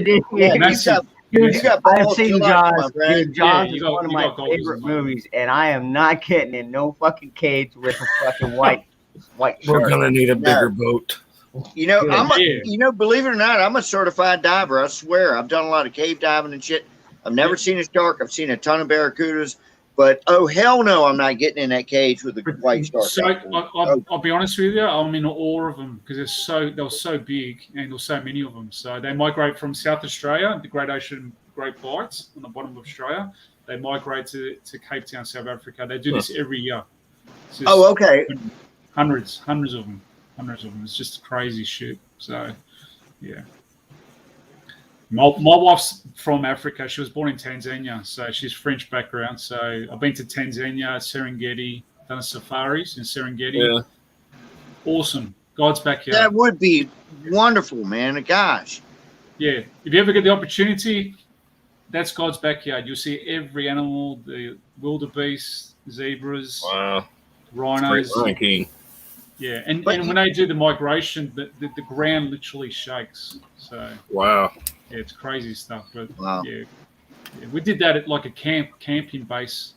We camping every night by a lake or fire. It was fantastic. It didn't cost much at all to do it. So, Yeah. but you guys have got some really nice parks and stuff like that, game parks, do you, and stuff like that over there? You know, for shooting and stuff. You go for deer and that. Oh yeah. I don't know a whole lot about it. Corn Pop might know. Probably. Yeah, I mean, we got a bunch of national parks, national forests spread all over, but I think Yeah. hunting's pretty limited on those. But you got like state parks and then game areas, just designated woodland areas. There's state and federal level ones, and a lot of those you can hunt on. And yeah, We shoot our kangaroos here because they might sound mean, but we actually shoot them because they become like a pest. They destroy a lot of vegetation, stuff like that, and other animals suffer that too. So people say, "Oh, well, why do you kill your national emblem?" But the thing is, you have to. It's like in South Africa, for instance, the elephants. People don't know this, but the elephants destroy everything: the bark, the tree, everything. And then all the other animals suffer. So they're trying to move them off. But the thing is, with elephants, they always go back. They always remember where to go. So any animal, animals. Yeah, like the salmon or whatever up in the Northwest, they go back to the same creek every year. Yeah. And, I got like down in Florida, certain parts of Florida, they have a huge python problem. Oh wow. Yeah, that's from assholes letting them go, buying them at a pet shop. Yeah, exactly. You know, people go out and buy them as pets, and then they can't maintain them because they get so damn big, and they just release them out in the wild. And the climate of Florida is close enough where they the same come from. thing. It's the same thing with iguanas too. So like there's like I don't know if they get like a bounty for putting them out, but you're allowed to hunt them. Yeah, no problem. So yeah, there's a dude on YouTube that goes around with like this souped up pellet rifle, popping iguanas and shit. And he's got this dog. It's pretty cool. They cruise around in airboats in Florida, just like popping them. Oh yeah. Oh, is kangaroo good eating? I don't know. It's actually not too bad meat. Of obviously eating it. It's high in iron. Good for on a barbecue. You need to marinate it for a couple of days and just cook it on a barbie. So it, yeah. Crocodile's nice. I don't know if you ever had crocodile. Well, I haven't. I've had alligator, not crocodile. Yeah. Yeah. It's good meat, you know. So yeah, tried a lot of things. I've tried snake. My friends are from Asia, you know, they're from Laos and Vietnam. I've tried snake before. Yeah. There's places around here that do you get like down in like Dangerous's area. They have the big rattlesnake roundups and shit, and they used to be frying snake at those. Yep. Wow. Yeah. I've had it. Now I haven't necessarily tried snake myself, but all the people I talk to say, man, it's almost like chicken. Yeah, stringy. Yeah. I've had it. I've had rattlesnake. It's white meat, looks kind of like chicken. At least the piece I had was really tough. You know, the snakes we have around here in the, I guess, the mid-east, southeast or whatever of the United States are copperheads. Yeah. And they're mean as shit. Yeah. And supposedly they say now if you're just walking along and you smell something that smells like cucumbers, there's a copperhead around. I don't know why that is. But I'm just like, wow, you know, and I haven't smelt that. So yeah, that's growing up. I always heard that too, and I can never smell anything. But you always heard the old timers talking about you can smell that copperhead over there. I can never smell anything. I don't know if it's a old wives' tale or if there's any truth to it. Now, luckily, we never did smell anything, my friend. All right, Hoot Owl. No, they did not find that laundry guy. But dog quit. Didn't they? Dogs on it. Yeah, no.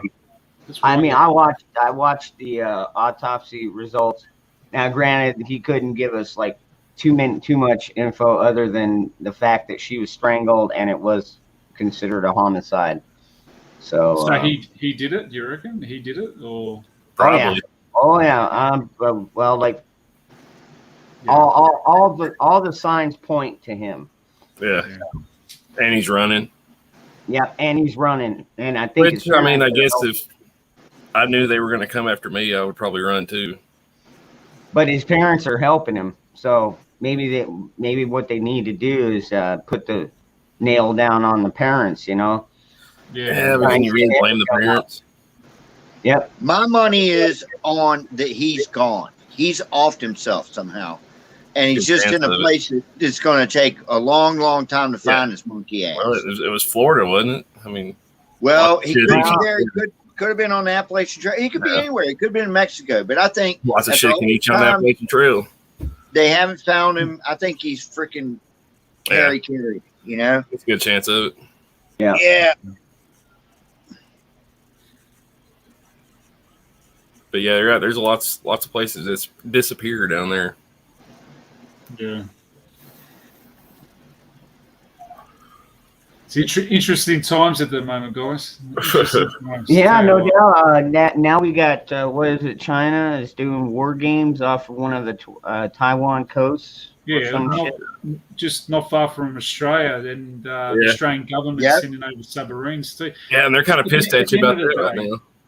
They want their chips, their manufacturing, don't they? They control that. They control everything. And that's what I'm worried about. We should all be worried about that because that's where it's all manufactured, yeah? We should all be very, very, very worried about that because China believes that Taiwan is part of China, where Taiwan is like, kind of, sort of, but we, have got our own democracy and whatnot, and they're the ones with all the chips or whatever, silicon chips. That's right. If they come in and take Taiwan, which they're getting pretty redneck out there off on the coast. And the thing that gets me, though, that you guys don't know is my daughter lives in Okinawa, which if Taiwan's here, Okinawa's up here, and then Japan itself is up here. She's literally closer to the Philippines. She's in Kyoto right now on vacation. But what they're going to do is, if they do it, dear God, say they won't, is take Taiwan, and then they're going to walk up those islands all the way up through. Same thing, Okinawa, Iwo Jima, everybody up until, and then take the mainland of Japan, because they've been wanting that shit anyhow. Isn't China, Japan that's and America World War together? III. That's World War III right there. That shit. That would be, that would definitely be World War III. Yeah. Yeah. Do you know what, man? I think sometimes China thinks, like, they like to show they're big, but I think when it comes down to it, I don't think they're capable of taking over the rest of the. I hope you're right. I don't reckon. I've been to China. I've been to China many times. Really? When you go to China, I've been there many times. Last time I was in Shanghai. When you go there, it's a different world. It's basically cameras on every corner. I saw people get taken off the streets into cars, into like vans. It's just a total different world there, guys. I just don't think that. Yeah, I don't know. That's what I do. That's my opinion. Just think about, and I'm going to shut up after this, but think about back in the old days, little tiny Japan, this little teeny tiny island, attacked big giant China, whooped their ass, and I want to say they attacked Russia as well and whooped their ass too, and they're just little itty bitty nothing out in the middle of the water, Yeah. So they're badass for sure. I was lucky enough to go to Sachsenhausen, the German concentration camp in Potsdam in Germany. Oh, wow. You got Auschwitz and you got the Potsdam. That's where the SS generals were, the crazies. And I can honestly tell you, going there with my wife and seeing what's left, but, the incinerators at the back of it, you know what? That was hell. That was hell. Must have been hell on earth, yeah? What you're seeing today, I think, is more kinetic war, which is information war. It's hacking into cyber. All that China lives on is data, and they want your information, and they're trying to destroy us. That's what they're trying to do. Yeah, and Taiwan is the big one, I think. So, yeah. I just hope. Well, I'll say this: America wouldn't be in the situation that we're in if we hadn't outsourced so much to China. Same as us. The whole world. I agree. Australia's the same. We can manufacture dangerous. We can manufacture anything here in Australia. We've got the minerals here. We've got yellow cake, nuclear powder to last the next 2-3 centuries. But the reality is this: when many years ago Clinton put China on the world economy, in the world to manufacture, everybody took advantage of it. Yeah, a lot of our jobs in car manufacturing all went to China. Yeah, because we basically running slave labor. Yeah. Yeah. It's and organ harvesting. Don't forget that shit. No, God, yeah. What they do at the border of Vietnam. When I was in Vietnam, I spoke to the locals there. It is disgraceful. They kidnap people at the border just to do that. August harvesting and stuff. Oh, God. Yeah. Disgraceful. So, yeah. What do you do? America needs to be, for me, always has to be up the top, because if America goes, the world goes. Basically. Yeah. I think if America stays on the course it's been on the last couple of days, it might not go the bad direction. Yeah. Because if we can shut down industries and take tax dollars out of their coffers, they will have to fucking pay attention. Yeah. Yeah. The changes. That's the only thing outside of little copper jacketed things, that's the only thing that'll hurt them is money. True, man. Money talks. Money talks. But yeah, well, yeah, he's talking about what are them little copper jacket. But tell me something. Here in Australia, our universities and schools were basically taken over by Chinese students. Basically, wow. They try to even take over the unions in the universities. So I don't know. It's all about the money. I don't think most of the Chinese that come over here are really trying to like they're literally coming here for an education. And I don't know if they're getting indoctrinated or what they're doing, but yeah. Well, I never went to college, so. Doesn't everybody in that country have to serve time in the military anyway? So anybody that comes over, 2 + 2 = 4. They bought a lot of our businesses here. Yeah, a lot of business, and the government actually helped buy property too, which taxpayers here in Australia are furious. Does it surprise you though? Yeah, it shouldn't be allowed to, mate. Yeah, it's. I mean, it's even the shit that it's a made in America. 50% of the stuff in it comes from that country. Yeah. It might be put together here, but it's not really manufactured. And that's what I don't understand. No, that's funny. Yeah. I was just watching Armageddon the other day, and remember when they're trying to take off from the meteorite, and freaking the thing won't start, and she's all like, "No, you can't touch it. You don't understand." He's like, "Hey, Russian parts, American parts, they're all made by China or Taiwan anyways." First hit it with a wrench. Started smacking it with a wrench. All right, now we can go. My favorite part of that movie is when he's hitting golf balls at the Greenpeace hippies. Oh, yeah. That was fun. I love that. But, yeah, I mean, everything being made there, I mean, it goes back to the end of the 90s with Bill Clinton and NAFTA, or not NAFTA, wasn't it Clinton that opened up something to where we didn't tariff as much or whatever coming out, and then they just started blowing it up because they could make the cheap shit, and all the little American plants started closing down. I've got friends here that got businesses, and when I ask them the question, where's the stuff made, and they tell me, oh, it's made in China, I say that you're part of the problem. Because why? You actually should be making it if you can in Australia. See, Australian people will pay extra if it was made here. Yeah. But the problem is, American. You know, you're buying rubbish, and you're buying it from people that are slaves too, you know, like the Uyghurs or whatever they are, making this stuff. But Australian people will pay extra for making Australian made. And in America, it will be the same, I bet you. Yeah, yeah. If it's got that little Made in America sticker on it, yeah, it's going to be more expensive. But like you said, you expect a higher quality out of it. Yep. Well, that's it. Yeah. That's it. But hell, how much of that shit they used to put it together was made there? Like I said, it might be a symbol here. Green Deal and the Green Deal as well. Like they can pollute for the next 20 years, but Australia can't pollute for another year or two. I mean, I don't understand that. I mean, hell, look at all the numbers on that. America, Australia, you know, the modern industrialized countries. We're not putting off that much. All the fucking pollution's coming out of India and China. Yep. Yeah. Yeah, man. Definitely, mate. All the pollution there. Oh, crazy. I can imagine. When the cars, no more cars are made here, man. You know, what do you do?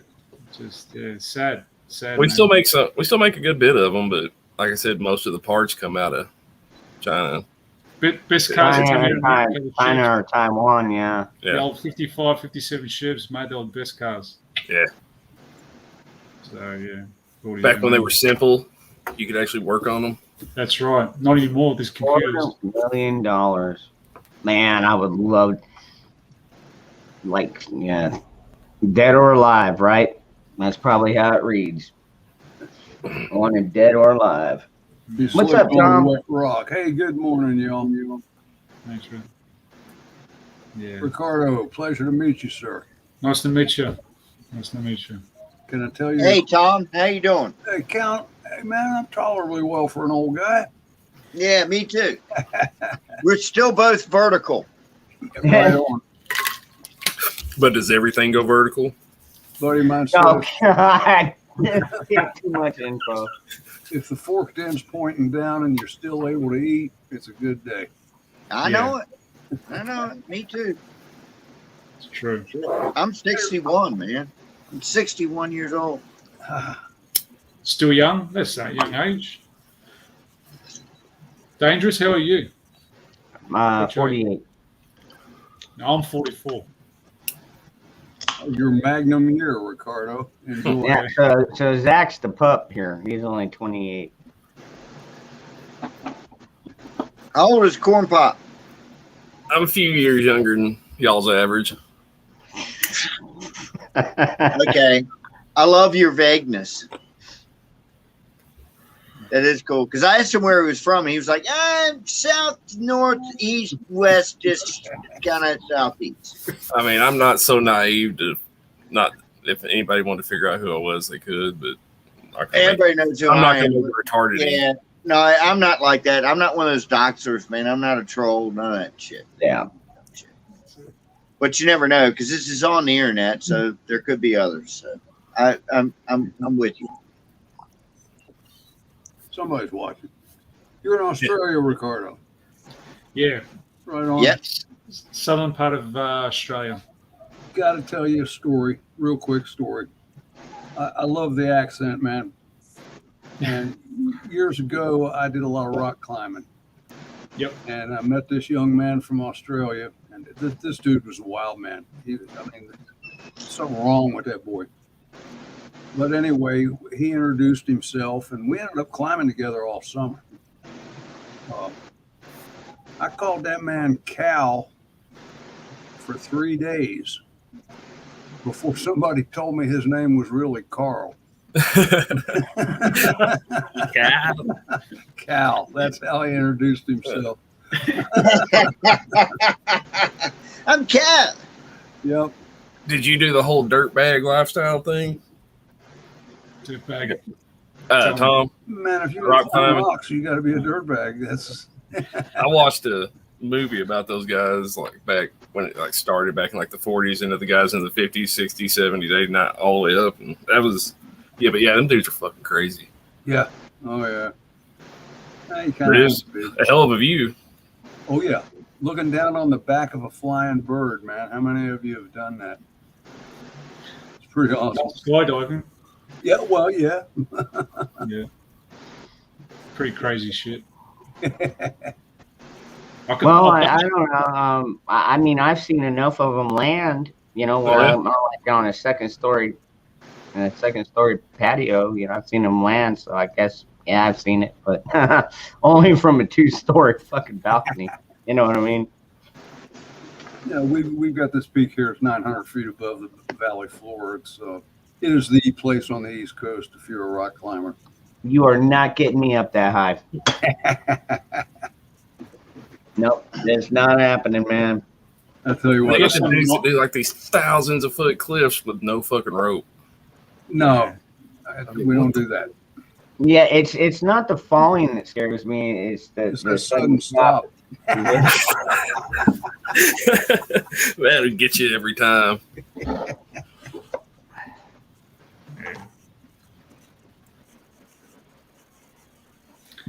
So what time is it over there? Almost 3 o'clock in the morning here. Yeah. 5 minutes. 2:55 a.m. here. Almost midnight where I'm at. Wow, different time zones, yeah. Yeah, it looks like daylight there for you. Good to see you, man. Yeah, it's 6 p.m. Wednesday. 5:56. Did you get a newspaper yet? He's in the future. Yeah, what's the lottery number going to be? Right. I know, right? I'm sorry. It's late. Hey, you were talking about, somebody was talking about rock climbing, and I'm way too chicken for that shit. But there was a thing on Netflix, I think it was called The Dawn Wall. Dawn Wall, yeah. That's the dude that climbed one of them with no fucking rope and shit. One of the ones in Yellowstone, right? El Cap, yeah. That's crazy shit. I can't Well, remember. It looks like a flat ass wall. Well, that was it. The rock had been climbed every which way but loose, except for this one way, basically straight up this straight, like nothing. And these guys' fingers are just like, and one dude ends up chopping one of his fingers. What did they do? They cut a finger off? Yeah, he cut his finger off, and he still ended up going up that bitch, man. It was crazy. In a day. Long wall. A day. What? I mean, I don't know if I could walk to the top of a trail of that thing in a day. Me neither. In a day. Oh, a lot of those climbs will take. I'd probably get a nosebleed taking an elevator up there. I don't know. I think Zach's got something to say. By the way, guess what Thursday is dangerous? Your birthday?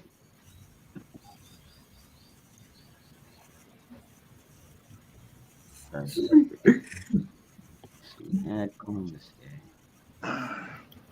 Kay's birthday. Kay's birthday.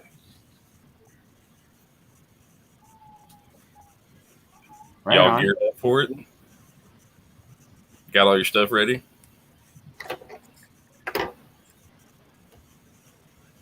Did you ever get that bracelet to her that I made for her? Not yet. She haven't been around.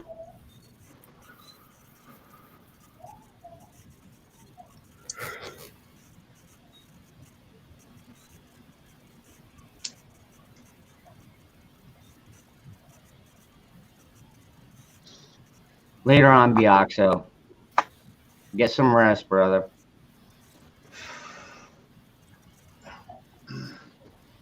What's up, Wild Dragon? Hey, it's gotta be 420 somewhere, right? Go ahead, Zach. She actually hasn't came seen me since April 25th. Wow, that long. Good grief. I thought she was out there a couple months ago.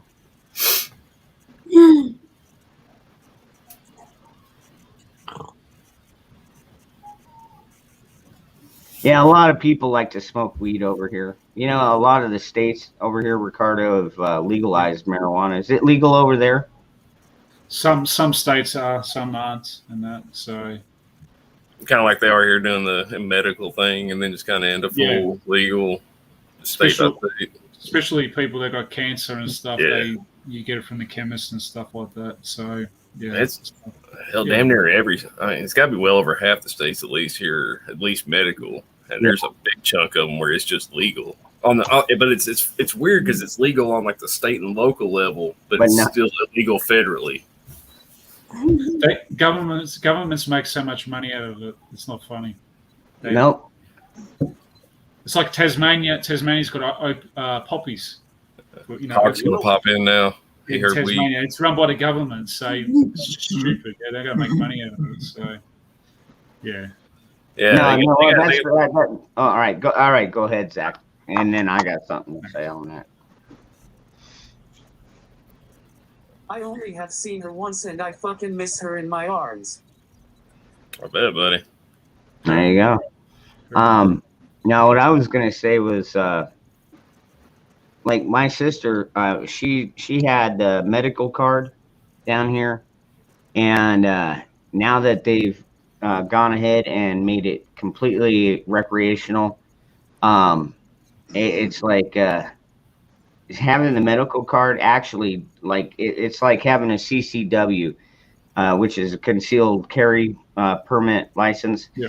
And so you basically go to the front of the line, pretty much. It's less taxes on it, and you know, all that. You know, so there's benefits to having the medical, other than just recreational. But yeah. Anyways, other than that, but you're right. You know, the fucking governments, dude. Government doesn't make any money in it. They don't produce anything. You know, the only money they have is what they take from us. That's right. You know what I mean? Which is why I was saying I hope this shutdown thing takes off. Well, that's what I'm working on. I mean, it's bad enough that like even with like my YouTube channel, my Dangerous Freedom channel, I had to fill out all this tax info, and even like my PayPal, like where I'm getting donations, anything over $600, you know, they just sent me a notice the other day. It's like, hey, you know, we need this. So I had to send them my social security number, yeah, so that they can send the 1099, at the end of the year. And it's like, geez, these are just donations, people that. Because even the banks here, if you go take out more than say 10 grand cash, what are you doing? Where's it going? Mm-hmm. At the end of the day, it's your money. You do what you want. Yeah. I just think now it's going to get less and less and less, and they want to look at everything we do. So it's just shit. Well, a good example of this was back in 2016. I got a settlement. I was in a pretty bad. I got rear-ended and had to have my right shoulder replaced, and so I ended up getting like 21 grand. And so I went in there and I was like, hey, look, I want 5 grand. Here's my check, 21,000 and change, and I want $5,000 back. And they're like, ooh, I've got to get the manager for this. And I'm like, well, then go get them. And I still only walked out of there with like 3,500. He's like, well, we don't keep that. It's called fractional reserve banking. They're supposed to have all the money there, but they don't. And that's a racket too. So they have it set up now where you can't not have a bank account. I mean, I ran without one for the longest time, but you have to have them now. You can't do shit without a damn debit card or account number for something. Yeah, they want to know everything now. And I think in a way, this thing that's happened for the last 2 years is giving them an excuse to try and become more worse in knowing what you have and what you're doing. I just think, privacy. There's no privacy anymore, guys. So no. Yeah, they want to know everything. So yeah, we lost our privacy back in 2001 after they passed that unpatriotic act. Mm-hmm. Yeah, no good. They came out like, because the whole country was united after the towers got hit. Everybody's like, we got to do something about it. And anyways, they came out with this bill. They called it the Patriot Act, and everybody's like, oh yeah, this will keep those terrorists from doing this again. They didn't realize what they were signing on to was they were going to start spying on every single American. So there went our Fourth Amendment is the right to privacy. That's part of it, and that went bye-bye. It's kind of crazy. It's kind of crazy when you look up in history, especially with Afghanistan. No empire in history has ever taken over Afghanistan. Yeah, I mean the English, the Russians, all of them. I mean, is it King David? There's a story about 15,000 and one survived from that war back in those days. I mean, at the end of the day, Afghanistan is just one of those places where no one wins. Yeah, it's just. Yeah, no, they're like their own little kingdom. Yeah. Yeah, they've got a lot of caves, and those people there. There's so many tribes. There's 50 tribes or something like that live there. So.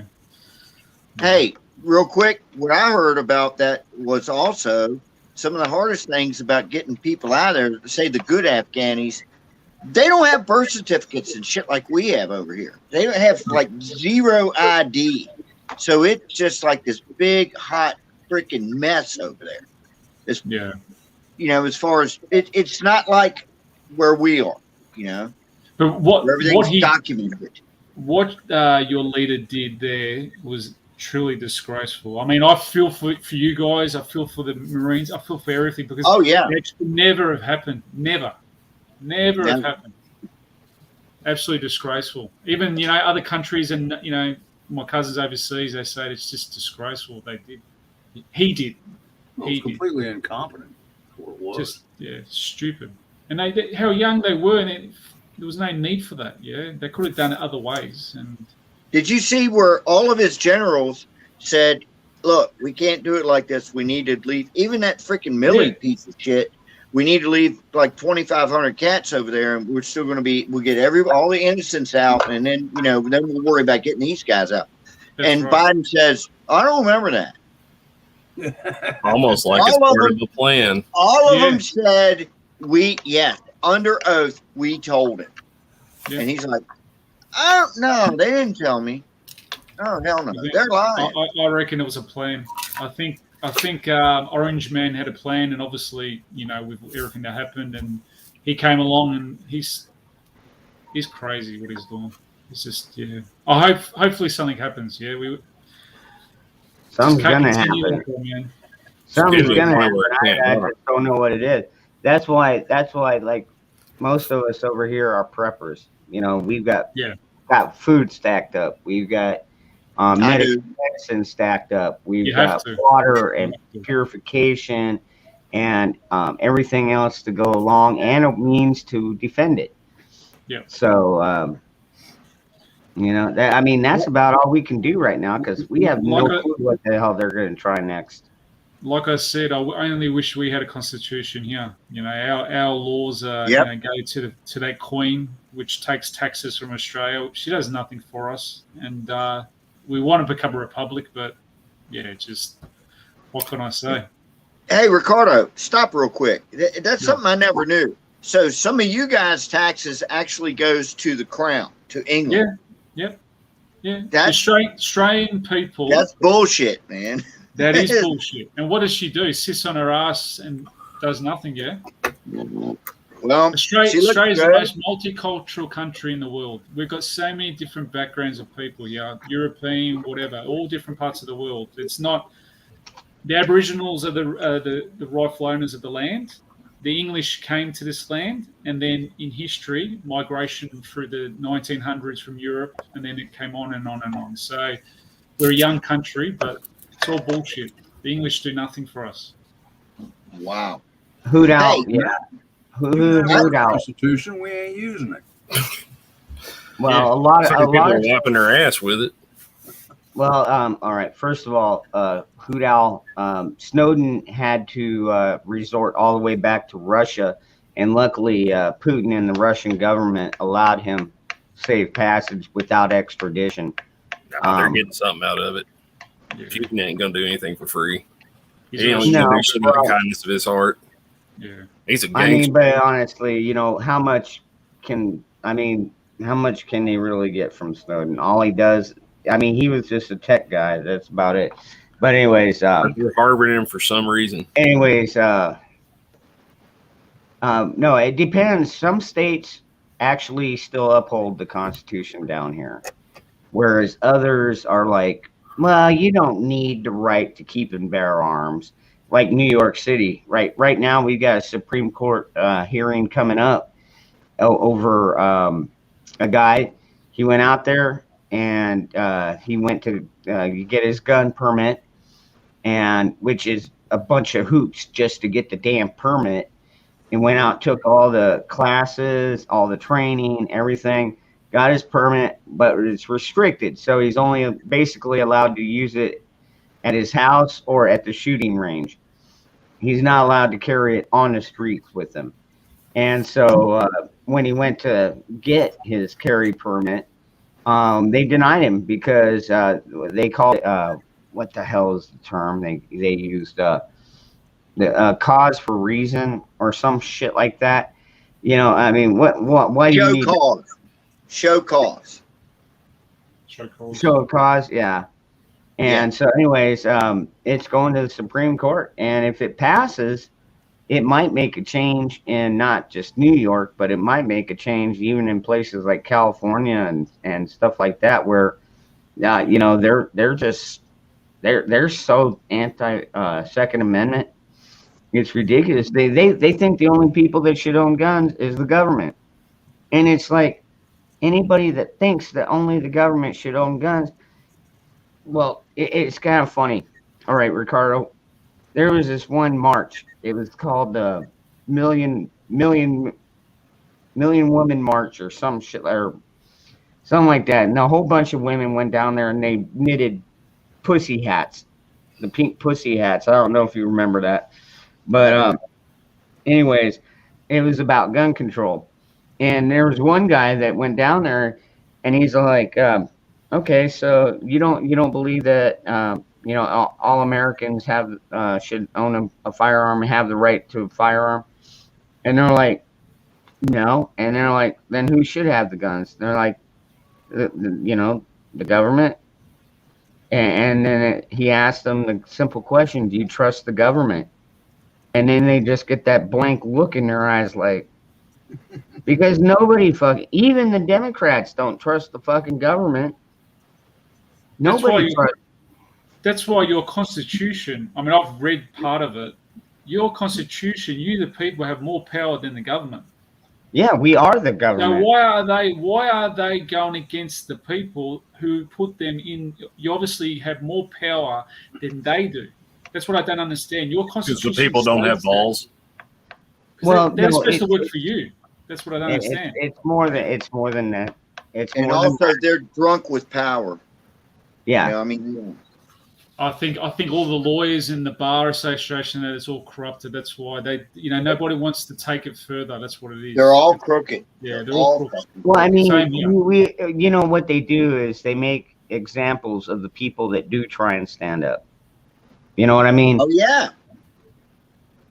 It's like, I mean, we got people that are sitting in a prison from January 6th or so. And they haven't even been in front of a judge. They're not allowed a lawyer, so I've heard. They're not allowed a damn lawyer. But what happens if that was to happen again? They can't do that shit twice. As pissed off as everybody is now, if they try to pull some shit like that again, they're just trying to break people. They're just trying to make the narrative what they want. They're trying to spin this shit. That's all it is. They know that the people have more power. You guys have got more power than they do. We all do. Even us people in Australia. If we get together, uprise, we've got the power. Yeah. Yes, you do. I mean, I've seen some of those. I've seen some of those street riots where even your cops are like running away. They're resigning. They're resigning here. Yeah. Today, there's I think a couple hundred people in the police departments are resigning. Nurses, doctors, AMBOs, fire brigade. It's like over there. The people we have the power, yeah, but it's people are scared, but you can't be scared now. You need to do something. You got to be strong right now. That's it, and it's just sad. It's sad to see, but hopefully things do change. Well, the thing is too, and no offense to Ricardo or his country, Australia. I used to date an Australian girl. She drove me crazy. But once they break, I know it's funny. Once they break America, though, then they've got it all. Then they've got it all. You know what I mean? They could break you guys. They could break, I don't know, England, any of Europe, France, Spain, whatever. Once they break us, it's done for the whole world. You're right. Mean, I'm not bragging or anything. It just is what it is. It is what it is. I'm with you on that one. I tell my mates, and my mates agree too. If America goes, the world goes. They're basically the world goes. Exactly. True. Yeah, because if that happens, I mean, any country you go to in the world, they're going to know America. I mean, how many? But your constitution's based on the Bible too, guys. I mean, I'm a religious person, so I am too. Which has I been just think, out. at the end of the day, it's there for a purpose, and it's pretty powerful constitution you got. I just feel that these people think people are stupid. That's the thing. We're not stupid. You can see it. And we're not stupid. stupid. Yeah. So.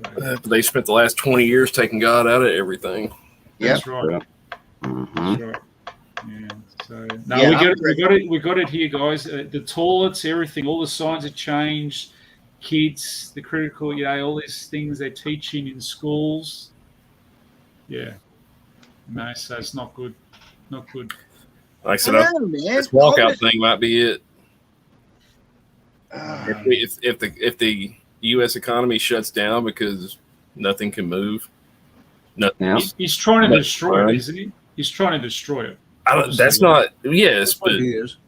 Yeah. Yes, but the walkout thing is the other side doing that. They're protesting the mandates and all this other shit. Yeah. We're just not going to go in. You don't get no money. Yeah. Well, December the 8th, something on December the 8th. I don't know if you heard about this, but here in Australia, they're talking about December the 8th. Something's going to happen on that day. Huh. December the 8th. I don't know You're if it's saying something to something's do supposed to happen worldwide this or month, whatever yeah. it is, but yeah. So, Why is that? I Everybody mean, kept talking I about know World December. I mean, December the 7th is very significant for America. You know, that's when they. Which would be December that's 8th when in they- wasn't that Australia. when John Lennon died? December the 8th as Yeah, well? that's right. That's Oh, was it December? Well, who cares? You know, I'm talking about Pearl Harbor when the Yeah. fucking Yeah, Pearl Japanese Harbor. But Protestant. our December 7th would be their December 8th. That's They're a right. day ahead of us. Yeah, what do you do, man? It's just They're not 2 days ahead of us. They're only 1 day ahead of us. one day. One Motherfucker, day. did I say 7 and 8? That's +1. I Well, can some math parts of the state sometimes. is 14 I hours. thought you Dude, said, you need to I thought you work said on your 6 math and 8. skills. I'm sorry. I Dude, you need to apologize. go back to Common Core. Yeah, that worked out real well. It's like, Dude, I'll tell you, when my kids came home with that Common Core math, because I was really good in math. I mean, like, seriously, I passed all my math classes pretty easy. And they came home and they're like, Dad, can you help me with my math? And I'm like, okay. And they're showing me this Common Core method where it's like you break everything. I'm like, what in the hell is this crap? Yeah, You know, I know and- several like elementary and middle school age teachers, and they're all like, "What the fuck is this? This is garbage." Yeah, it is is. it like Total algebra? garbage, Algebra man. is the same. Have you heard of I'm not algebra? saying- Yeah. You know what it is? What is it? Is the dumber kids can't understand regular math, so to make it fair, they're going to make it hard as shit for everybody and stupid, so all of them don't understand it, and they're all equal. Yeah, if the teachers don't understand, yeah. Mic drop. That's a good point there. But my math teachers also told me I wouldn't be able to carry a calculator in my pocket every day of my life either. So Well, Well, yeah. half the And- shit yeah. that you learn. And Half now, the then shit you gotta- yeah, right. And now here, where are we now? Yeah. You know, Yeah.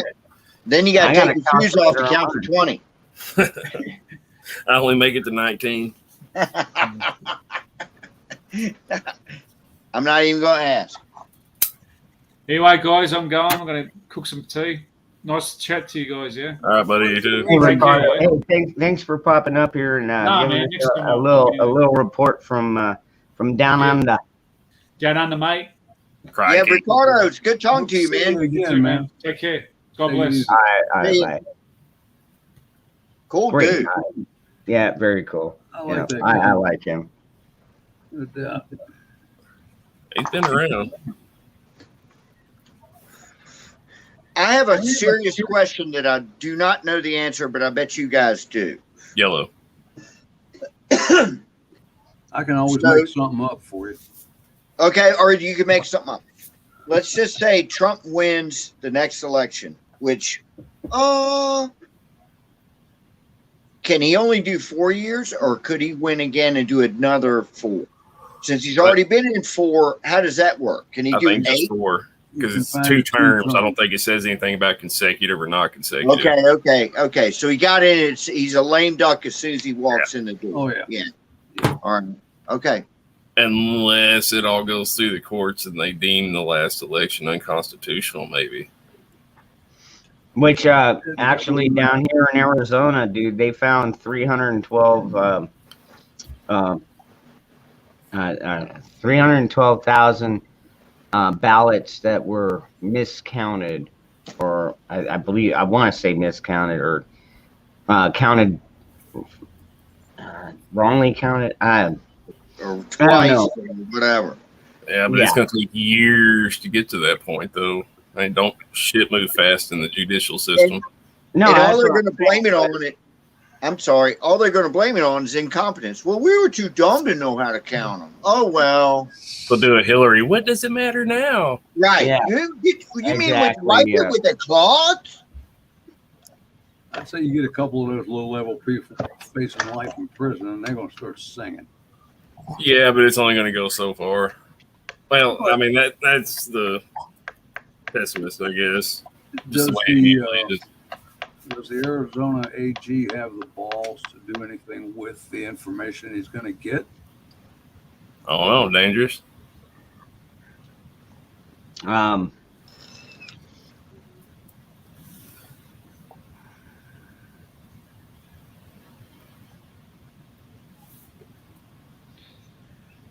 No, it would only be 4 years. Okay. No, about Tom's question. Does the Arizona AG have the balls to do anything with this? Or Attorney General? Absolutely. Yeah, dude. Like, seriously, we've got a pretty constitutional Attorney General here. His name is Brnovich. And like he is, he's all down with getting this shit passed through. So we could definitely see this happening. He's not a liberal douchebag. So, all right. And y'all aren't in the federal court system, the same one as California, are you? Y'all are in a different district. Yeah, no. Well, are you talking about like the circuit court? Yeah, I guess the federal court, the next level up of federal court before it gets to Yeah, Supreme. well, that would be the Ninth Circus. So it's the same one as in California. Yeah, and Oregon and Washington and Hawaii. Yeah. Which I believe 45 did pump a bunch of judges into that, though, didn't he? Yeah. Yeah, as a matter of fact, he did. Go ahead, Zach. Count Yorga, unless if they dismiss this election, he can get in and then run again for one more term in 2024. Okay. That would be good. I mean, because if like Thank you, Zach. this could actually qualify if we could prove the level of corruption that these Democrats cheated their way to take this election. It could create a special circumstance to where he will get to finish off not only the rest of whatever this term is, but also another term. Okay. How do you figure? I mean, that? it would be unheard of. But then again, have we seen cheating on a scale like this? The cheating on Yeah. and dude, it's unparalleled. Yeah. I knew that night they cheated like shit, and I was walking around going, they cheated like shit. If my side cheated in that sort of fashion, I'd be mad as shit too, because it's just not cool, man. But they cheated like hell. I think the next question would be, does this country make it long enough to see that work its way through the courts? Yeah. Probably not. And they don't do anything to the good. I mean, they don't. The bad guys never get prosecuted. They never. This is what used to piss me off. I don't want to get in a rant, and I'm not going to, but I'm going to say something real quick. Trey Gowdy. I used to, every time he'd get up there and bust somebody's balls up in Congress, and yada, yada, yada. I'm like, yeah. And then nothing ever happened. And then I watch him again. Same thing, he getting my blood pressure up and everything. That guy never did shit. In my opinion. Politicians are going to politic. He talked a big game. Well, it's a sad fact, but like my buddy Rick over at Good Luck America always says, government protects government. Always. Whether it be politicians or whether it be cops, they're always going to protect their own, even if they fuck up. Yeah. Now, once in a blue moon, somebody does something that is so egregious, and they get caught, and then they have to have a scapegoat. And all right, we'll take Daniel Chauvin for example. The George Floyd cop. Dude, they used him as a scapegoat because they didn't want people to go out and burn the city down, which they did anyway. Do they use him as a scapegoat, or was he used as a igniter? I don't know. I think more of a scapegoat, but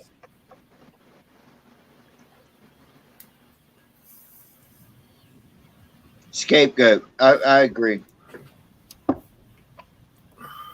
Guess it just depends on how deep you want to go down that rabbit hole. I don't want to go. I hate rabbits. What's up, Zach?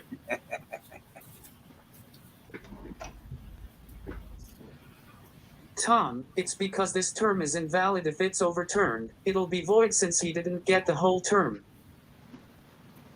Okay, where did you find that out, Zach?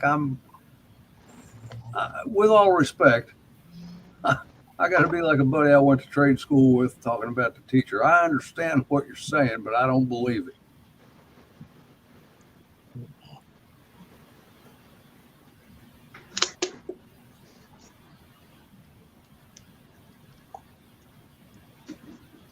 Government class. But he did serve one complete term, though. Granted, he didn't concede, but he served a full term.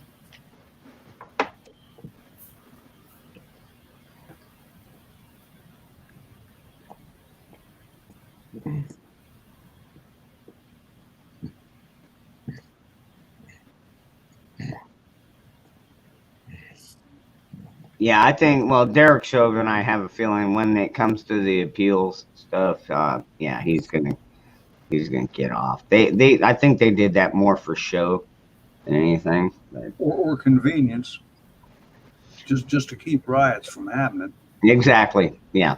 Yeah. Spread them.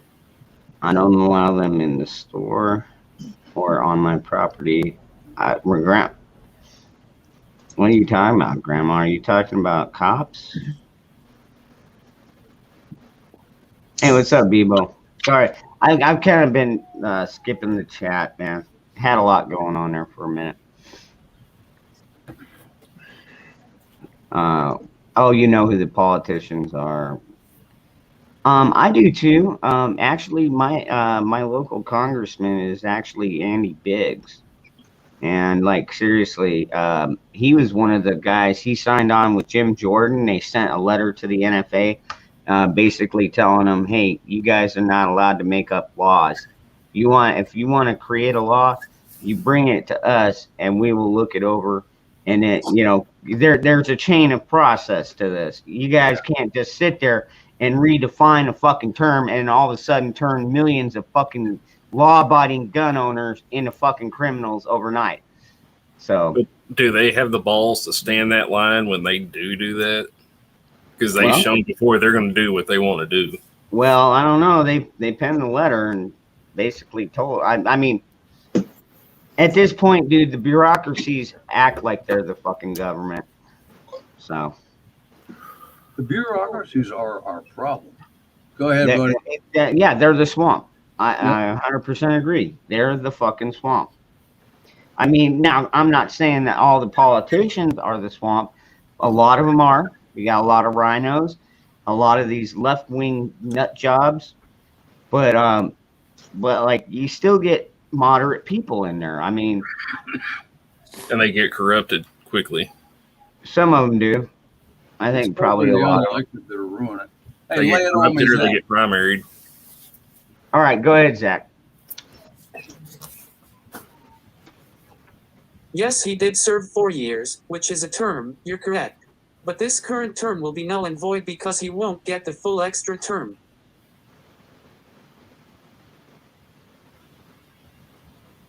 Is that your opinion?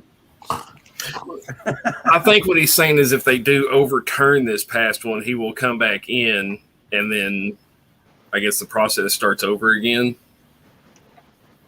Because if this is illegitimate and they've ruled it legitimate and don't count, then we revert back to the last one.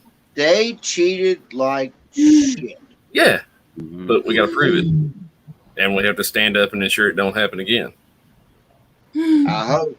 I don't know. That's what I think. Zach, all respect, man. I want to debate this with you. I wish we had more time and better circumstances to do it. What about them cheating? No, about the. Oh no, I don't. You're preaching to the choir there about this term thing. Yeah. Oh yeah. I honestly don't know. That's why I asked you guys. Okay. All right. Be ready. All right, Zach, go ahead. Hit me in the head, buddy. I learned it in government class. Okay. Okay. So if this election is proven fraudulent, then they will reinstate Trump as president, and then he could get not only the rest of this term, but also another term. Okay. That makes sense. Yeah. Because he should be able to run again. I would think. Yeah. So I don't know where that law would have come from.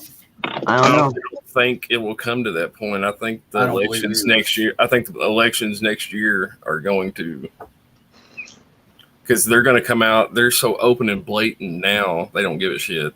Imagine what they're going to do next time. Hey, And people are this pissed off over it this time. Imagine how pissed off they're going to be over it when they just say fuck it. What we Let's have hope to that do, December. and we got 12 and a half months to do it. We have got to get people out in numbers that will absolutely overwhelm any fraud. And even then, the best we can hope for is gridlock until 2024. Well, you know, I think Best if we can do is shut Biden down. yep. Yep. Allow him to accomplish anything. Not accomplished. Well, never mind. I think in 2022 we're gonna see a red wave. I really hope- do. I hope you're right, man. Because if we don't, we're fucked. Forgive Yeah. my language. I think the No. red wave blue thing is what it is. I mean, it's what it has been. It's what it will be.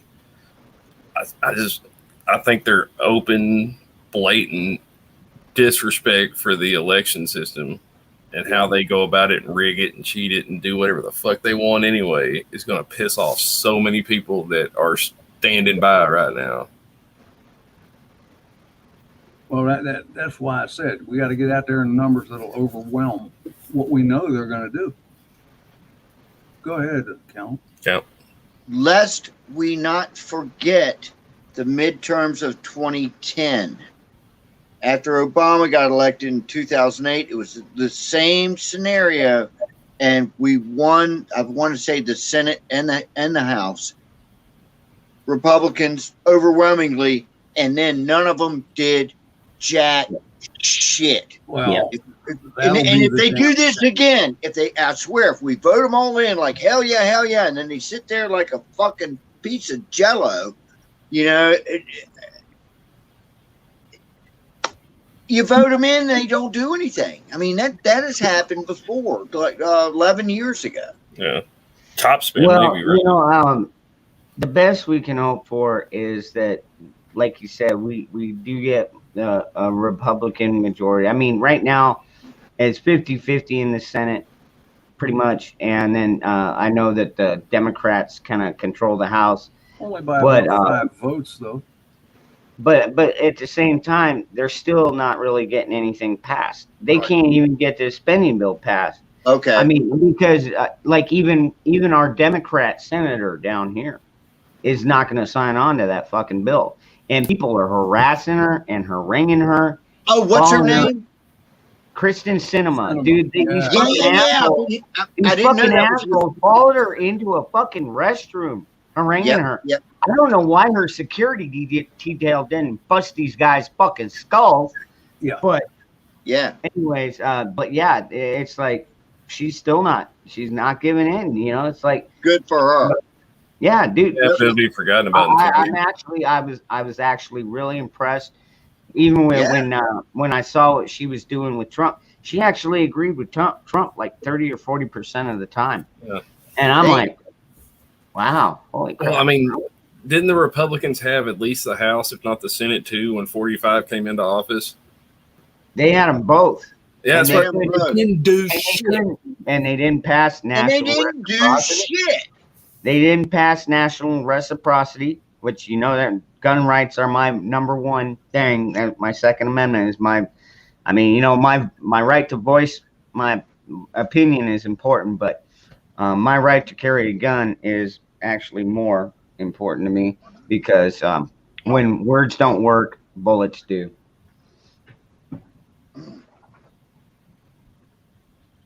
Well, they say that our hope lies in 3 boxes: the jury box, the ballot box, In the or cartridge the box. box. Yeah. An ammo box. No, Yeah, most people nowadays don't even know what a cartridge box is. It's the 4 boxes. You've What's the 4th one? okay. Soapbox? You got the soapbox. Oh, the soapbox. Okay. You got the soapbox. You got the jury box. You got the ballot box, and then you got the bullet box. Well, that Or soapbox just needs to be cut out because politicians are politicians and they're going to politic and they're all fucking dirty. Yeah, but you see, that's us. The agree. soapbox is us. Should be, yes, but way is now, no. I mean, I agree with what you're saying. It should be, but it's not now in the way they have things set up. These folks around here, man, they hate to see me coming this last year because I can't shut up about it. Yeah, I mean, it's what it's going to take. Yeah. I mean, you're absolutely right. If there's going to be a legit on the books change, that's how it would have to be. I just don't have the faith it can. We got to get these people out to vote that have never thought about voting before. We got to get these people that'll tell you, "Oh, I don't get involved in politics." Well, we got to let them people know that, hey, politics is involved with you, and you see what they're doing to you, and you got to get your ass out there and help us change this. Yeah, but they also need to catch the people who are cheating like shit. You know, man. I mean, they put those paper things up on the glass windows of that one place, a polling place, man. It's like, what? You see, that shit should have been shut down while it was happening. Mm-hmm. Who does that, though? I mean, the media should have been all up in their ass, and they swept it under the rug. But that whole entire district is corrupt from top to bottom. Yep. So it don't matter. You're never going to get away. You're never going to get that fixed. Where was it? Chicago? Well, there's several of them. Several of them. You could. It's just it's nothing that we can really discuss here. But yeah, I mean, the CIA is really good about overthrowing governments, and it's kind of what they do. Yeah, it's their job. That's what we pay them to do. How do we know that the CIA? How do we know that the CIA wasn't directly involved in this last election? I mean, I know they could have been. I mean, supposedly they're only for overseas. You know, they're not supposed to do anything in the country. But come on, it's the CIA, dude. We know how corrupt these fuckers are. And I think they're so far down the list, they're barely relevant anymore. You got so many other three-letter agencies that nobody's ever heard of that are doing so much more. Yeah. You're right. FDA, NSA, TSA. All the A's. Yep. Fucking you name it, man. It's fucking bullshit. Just like I told Backwoods the other night, these daggone politicians are cramming cash into their pockets. And of course they didn't want Trump coming in cleaning things up. You know, that was the end of their gravy train. Yeah. They were completely blindsided by Trump winning that fucking election. Totally. I'm going to tell you something, man. He got in and they were like, what the fuck happened? Yeah, You know, they woke up the next day. I went to bed that night. Hillary was winning like a bitch. I woke up like 12:30 to go take a piss and walk through, and they're like, Trump won. And I'm like, what? It screwed them up so freaking bad, man. That's why I think this last one, this last one, they come in and they're like, all right, that happened to us then. Let's go ahead and notch this up 3 or 4 notches. And they might have went just a little too far. Now everybody's on it. Yeah, and now everybody's exactly on right. them. Yep, that's exactly what happened. I agree, Corn Pop. Yep. They fucking they We by God ain't gonna let this happen again. Yep. I loved it. I freaking loved Trump, man. I swear I did. Yeah. Well, I mean, you know, a lot of people think he was brash, and he was, but you know what? He spoke for the American people. He was tenacious, because American people are tenacious. We're standoffish. You know, that's why fucking foreign leaders respected him, is because they knew that he was not playing a fucking game. You know what I mean? I do know what you mean, and I want to say something real quick. I'm 61. You guys are, what are you, Dangerous? 44, was it? I know, about almost 50. Almost. Anyhow, I was 19 in 1979. That's when the whole Iran hostage situation was going on, and Jimmy Carter. That was Jimmy Carter, yeah. Completely fucked everything up. Rabbit hole time. No, I'm not going down a rabbit hole. Oh, I am. Oh, okay, all right. Well, hold on. Just let me say what I'm going to say. I, When Reagan came in, those fuckers went, okay, here's your hostages. Don't be mad at us or whatever. I mean, that fucking day, they were like, here, take them. Because a great thing about an American leader is to be, everybody else needs to be scared to death of that motherfucker. You know what I mean? And they were scared to death of Reagan. And Reagan could just joke around about a nuke joke or something, and the whole world goes on DEFCON 3 or some shit, you know? Yeah, He right. was great. but did you Scared know to that was death all at him. political theater?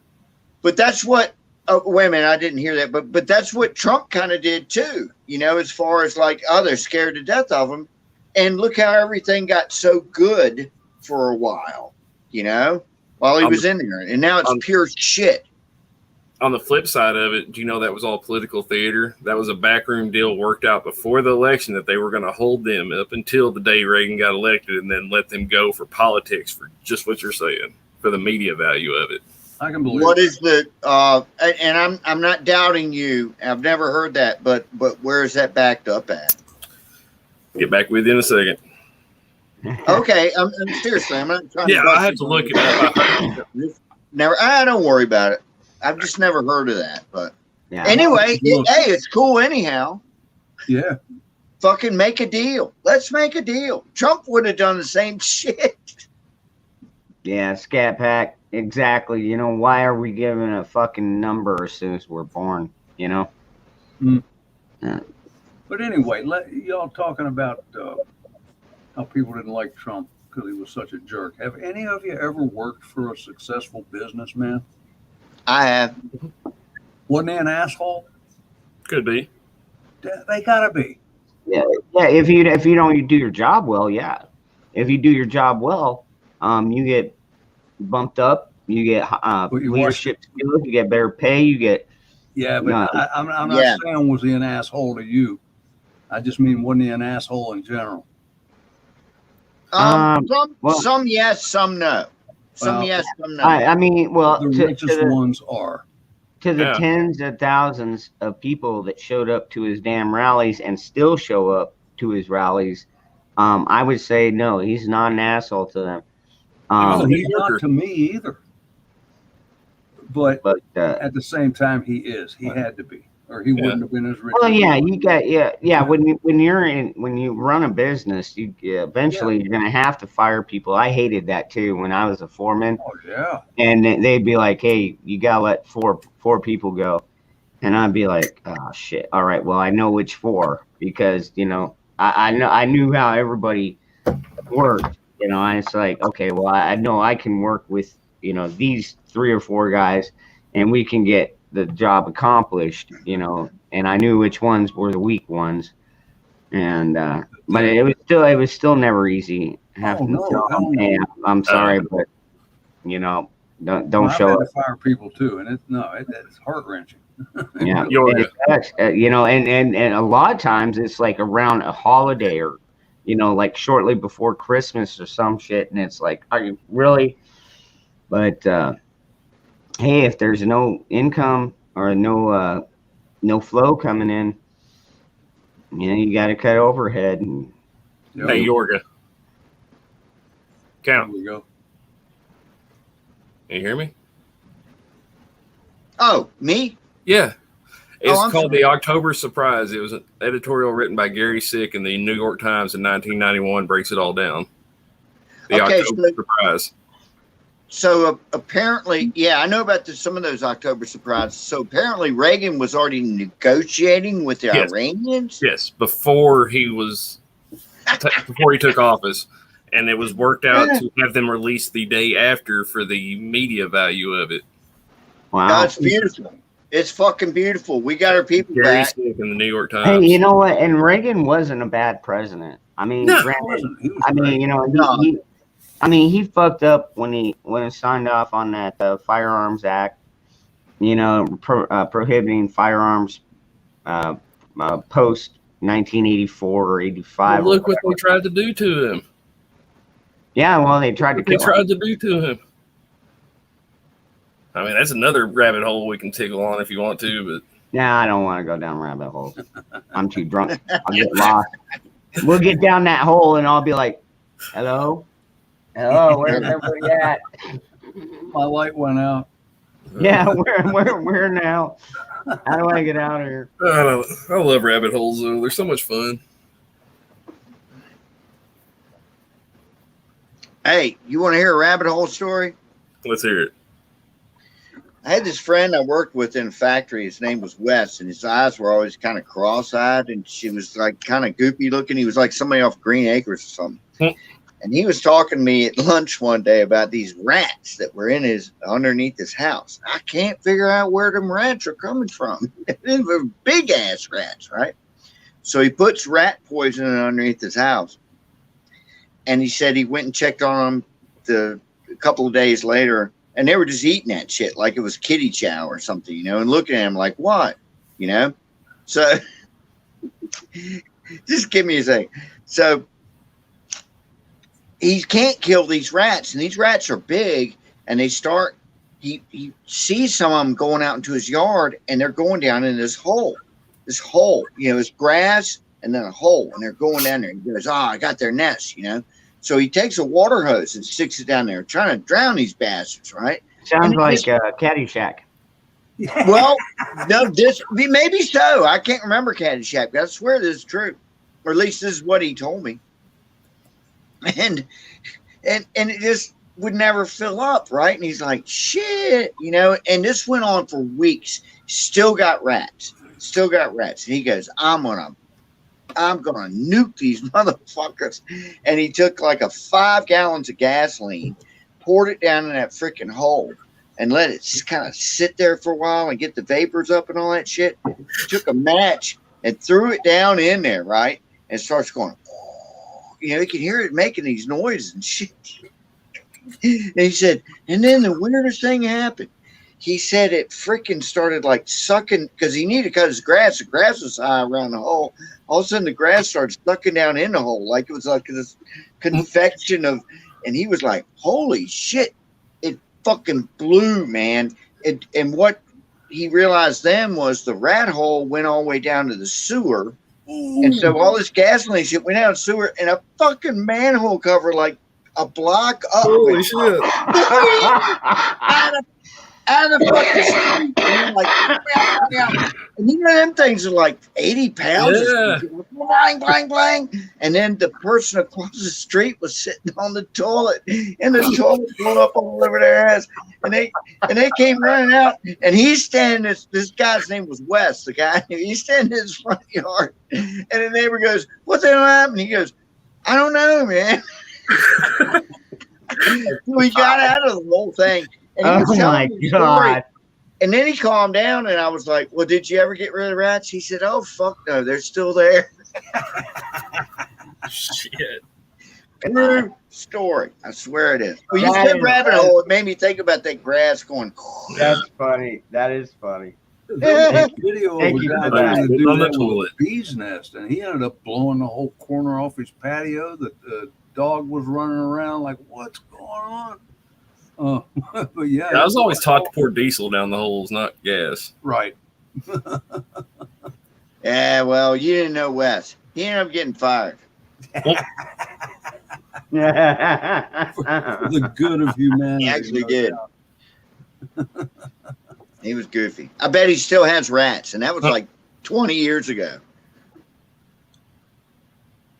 All right, Zach, what's happening with you, man? All right, Chris, you have a good night, brother. Good night, Chris. Wonder if you ever Night, got Chris. the dryer fixed. Chris was having dryer trouble the other night.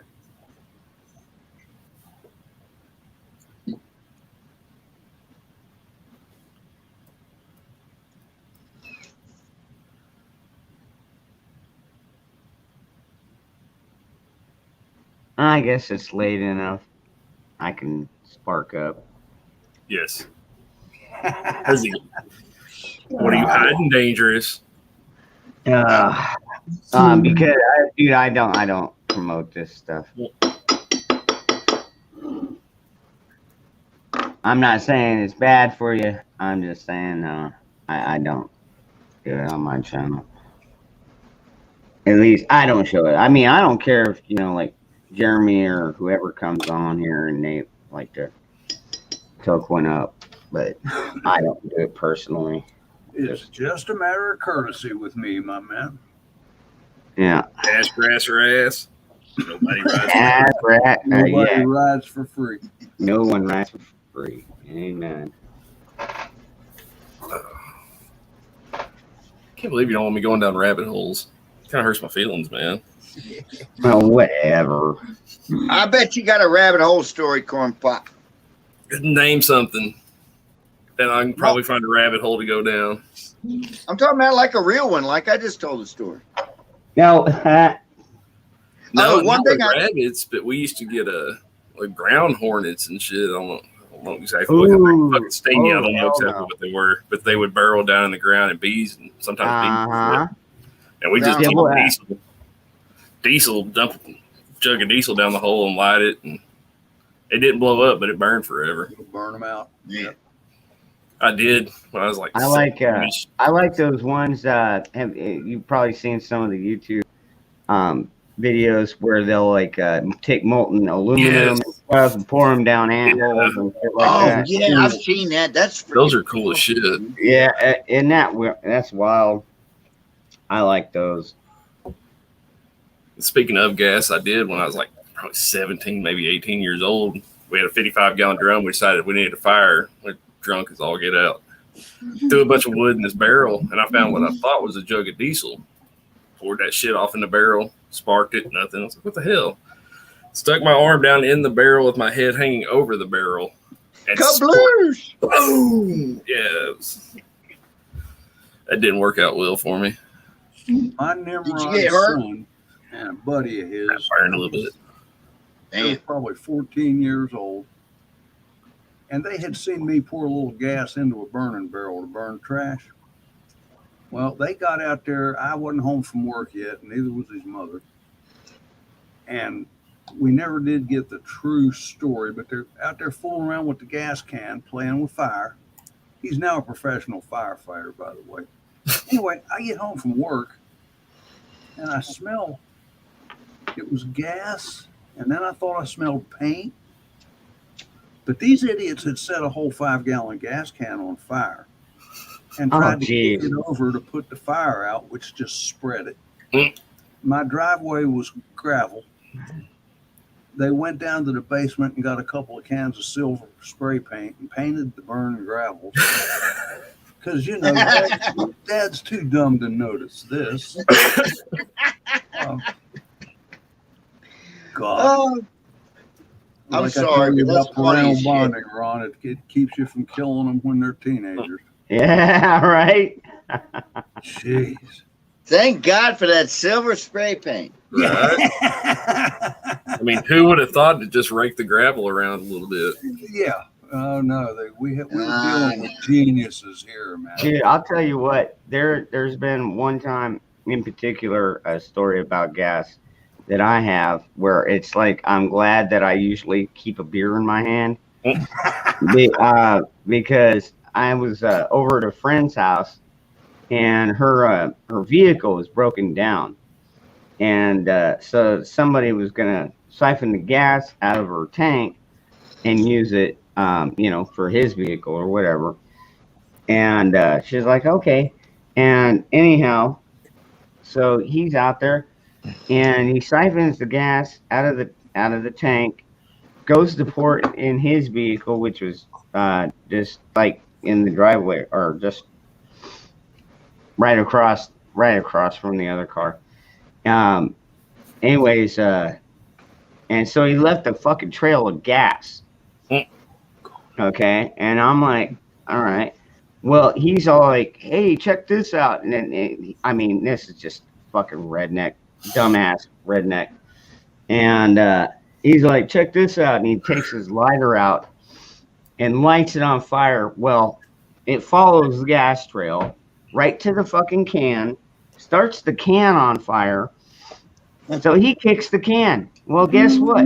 I was at the end of the drive or at the end of the garage.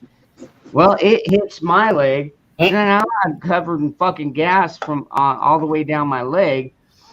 and this fucking fire hits me, and now my leg's on fucking fire. So what do? I take my fucking beer, Safety pour my beer. beer on it, put it out, of course. And anyways, the only fun part about that one was her son came out, who's happened to be one of my very good friends, still is a good friend of mine. Came out and fucking punched that guy so hard he fucking went right to the ground, dude. All right, now y'all, dangerous might be exempt from this one because I don't know how many leaves you get out your way. But in the fall, I know every one of y'all are guilty of raking up a big pile of leaves, pouring gas on it, leading a trail away from it, lighting that trail and watching it go in and blow the leaves up. Never done that. What the hell? I've done it. But we can't burn our leaves here anymore. So You're not allowed to burn leaves? not here. Maybe you can, but I've got 2 acres, but I got one big ass I see it, Zach. Hold on. problematic tulip poplar. I don't have any maples, none of that shit. So my leaves, I can just kind of hit it with the lawnmower and I'm good. Anyway, Zach, go ahead. I have a dumbass story. So know those sprinklers that are stuck on top of the ground? Well, I just got my first electric wheelchair and guess what? My sister and stepbrother convinced me to run over the top of the sprinkler. My wheelchair was working on top of the sprinkler. Those bastards took off different directions and left me. That's nice. What siblings are for, ain't it? Did you clear ruin your chair, Zach, or was it okay after you got it dried up? I hope for his sake it didn't mess it up. I bet they'll ain't cheap. Don't ever dare it. Was okay after it dried?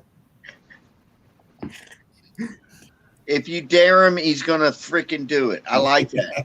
I'm gonna party with you, cowboy.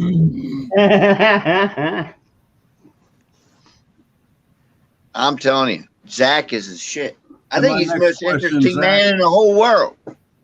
My next question for you, Zach, is: was there margaritas involved in this incident? No. No. This was pre-margarita days.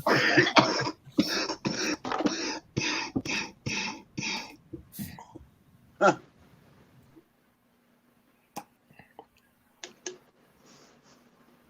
Be right back. We used to do a lot of dumb shit. Oh man! Growing up out in the fucking country, there wasn't. I mean, we had acres and acres and acres and a handful of cousins. The dumb shit now. Thinking back on it. Teenage boys, man. Go ahead, Zach. It took almost a year and a half to make it work, and I was 5. Oh shit! Wow. Started at an early age being a daredevil.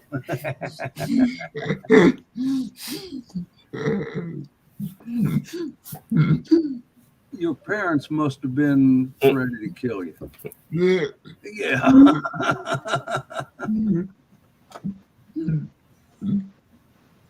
Oops.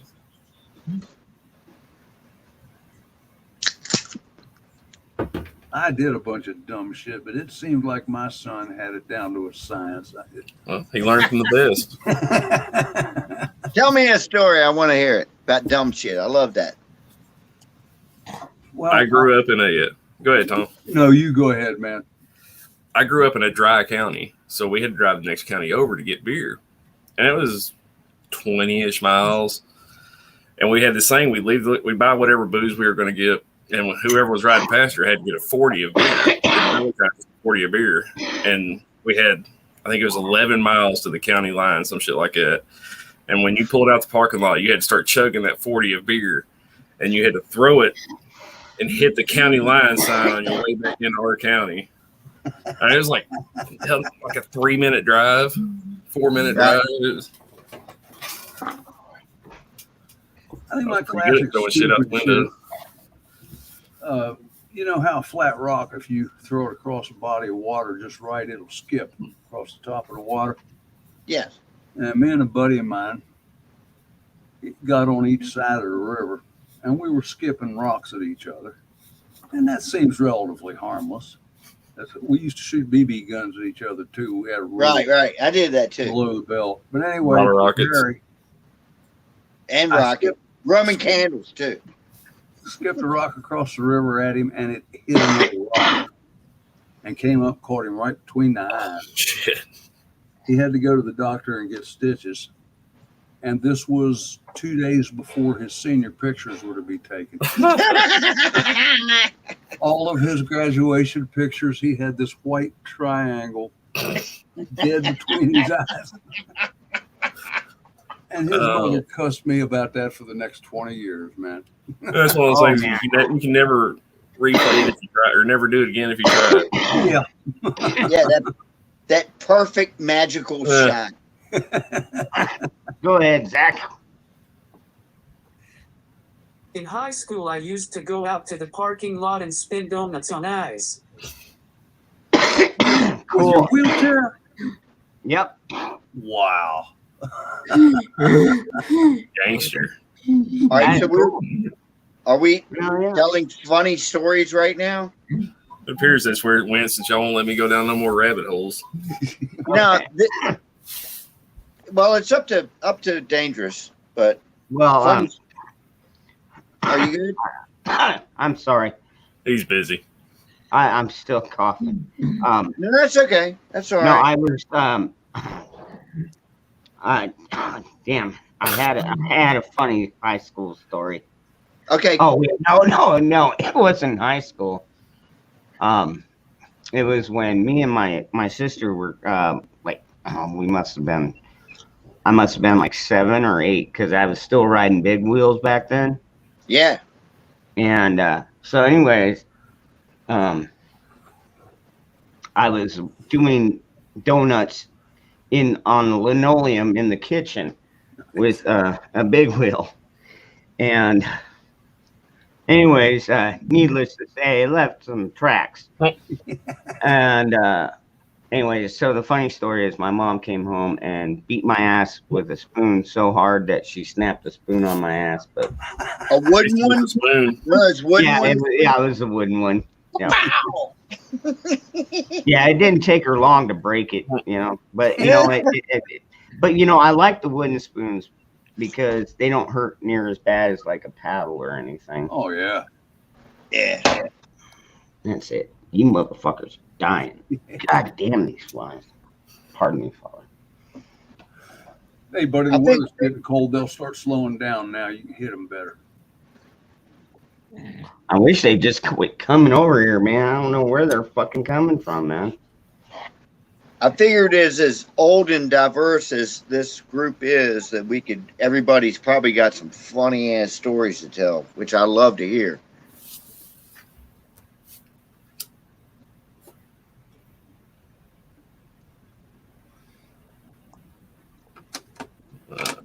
When I was 6, my fucking sister and stepbrother thought it'd be funny to hold me down and take a magic marker to me and drew a Hitler mustache. God. That's fucked up, man. Oh, man. That is fucked up. Ah! This guy is the king of comedy. God. Jeez, Kelly. Oh my God.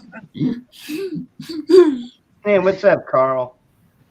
You got 2 jobs and found a great place to live. Awesome. Well, awesome, dude. Very awesome, man. Is it in Arizona? Well, hopefully it's a conservative area. Oh my God. You know, there's a chicken processing plant. Y'all were talking about the employment thing much. Mhm. A chicken processing plant. It's about 50 miles down the road. That ain't a great job, but it pays decent. Mm-hmm. I drove by there the other day and they had this huge sign. They are paying a $3,000 sign-up bonus. Yeah. Wow. Just go apply for a job. Good grief. Yeah. They're working on fixing that. I read an article today that the ICE is no longer going to do at work inspection or deportations. Oh, is that right? So they're working on fixing that problem. Well, it's these folks drawing these benefits that are paying better than honest work. Yeah. For those Well, people, no, actually, a lot of states that's not the case. My sister is a good example because she was recently unemployed, and she got like 1 or 2 months where they gave her like an extra $200 or $300 on top. Not like when I got let go, I was getting like $700 a week, which is a lot more than I even made at my job. Right. So, but anyway, so yeah, Arizona has done away with all that crap. If Yeah, you're I not think working, you can still collect unemployment, but you got to keep looking for a job and blah blah. Yeah, it's not as easy as it was last year. Oh, okay. I mean, I don't know. But you also got to keep in mind you got states like New York where they want to keep everybody under lockdown. Well, if you're going to keep everybody under lockdown, you're going to have to pay them. Yeah. I mean, there's just I don't. Yeah, they're trying to starve these people out. Like I said, they got them so used to getting all that extra money last year, and now they're not wanting to go back to their old shit. So they're not right now. So it's a waiting game to see either if they want to come back first, or if the government gets it back to the way it was in like the 80s and 90s with illegals working in and all that kind of shit. Massachusetts. Where it didn't really matter. It was easy to do under the table. Yeah. Damn, Carl.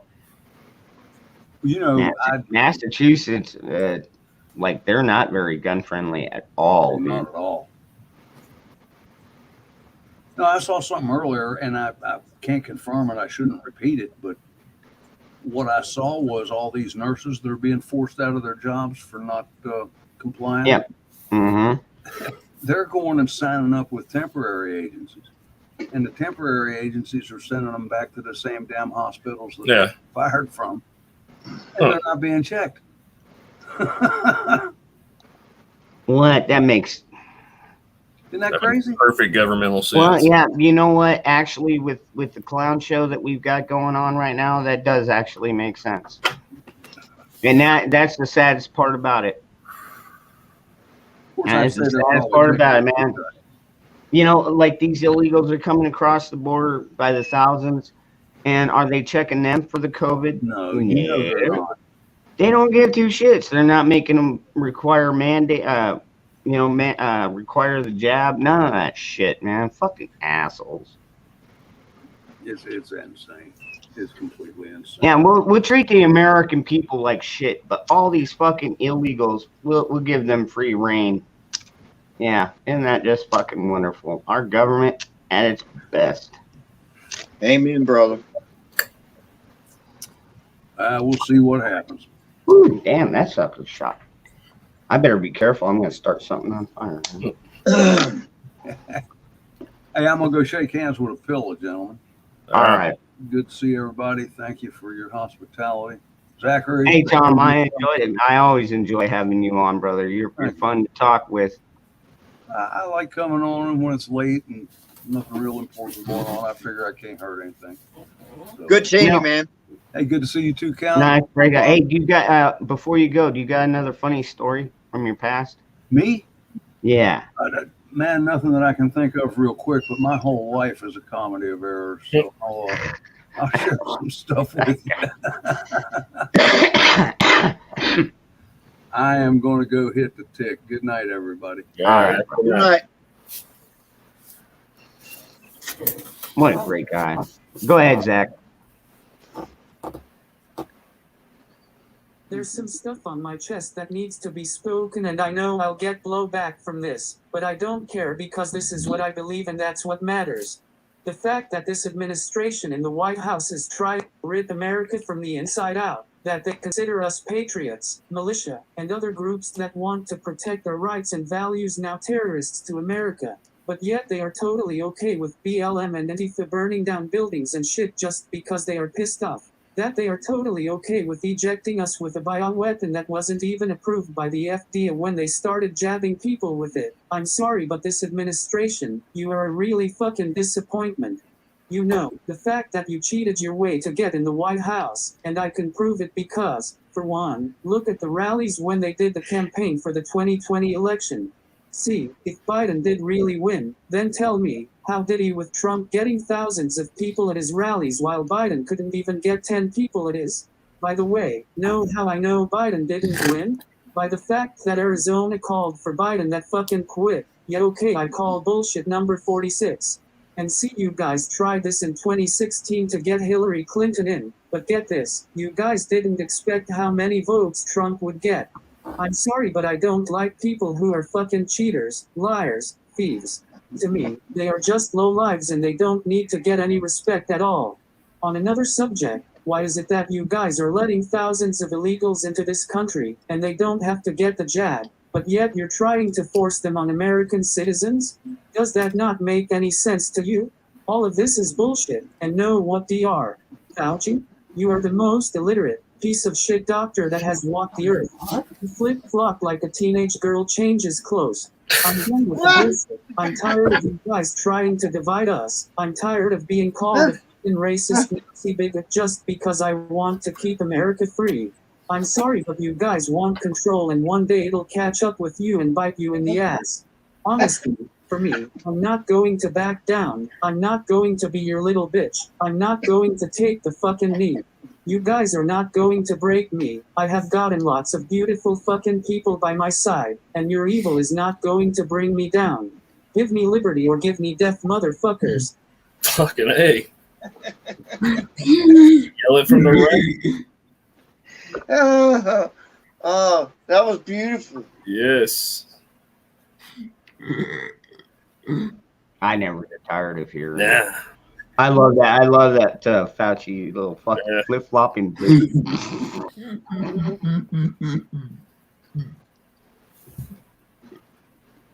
Hey Nicole, if I haven't said hello,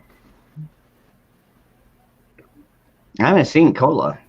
She might still be hungover from last night. She told me she was so drunk last night that she got a little ill. But I mean, she was celebrating her grandbaby being born. You know, there's nothing wrong with a bit of celebration.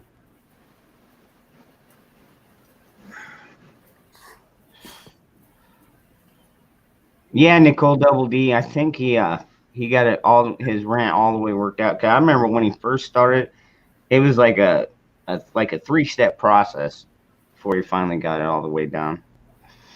But your ending is perfect. Give me liberty or give me death, motherfuckers. That's perfect ending, and that's how we need to be. You know, do we value what do we value more, our liberty or our life?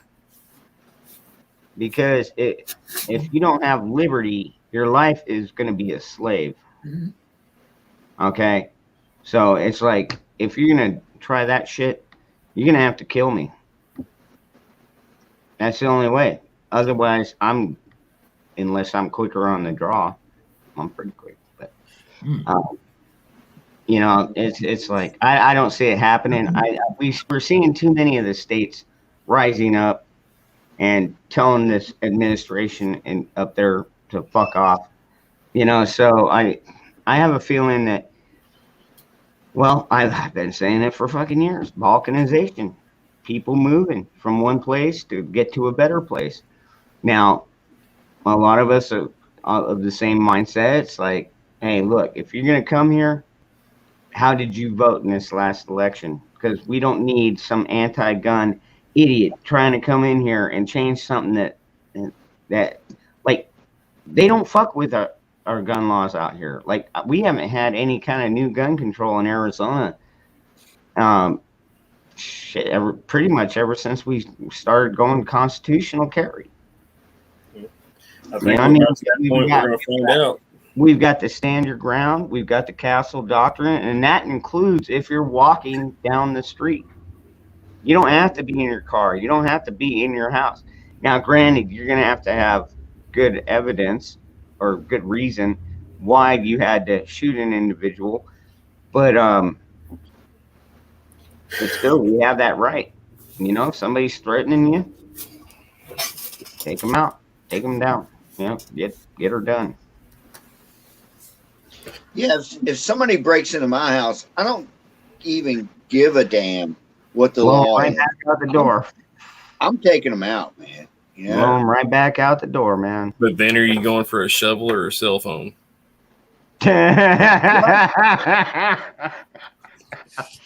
Well, unfortunately, where I live, the shovel thing wouldn't work.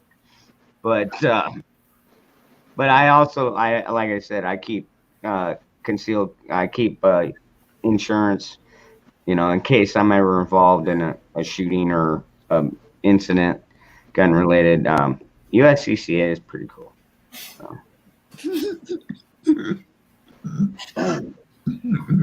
Happy camper, nice knowing me. What do you mean?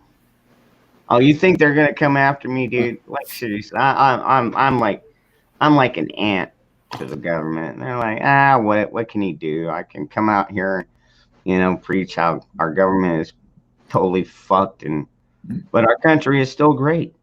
Our country is still great. It's just they're trying like hell to destroy it. But I won't give up my spirit. I trust my countrymen, my fellow countrymen, you know. So go ahead, Zach. Don't Cali my Arizona.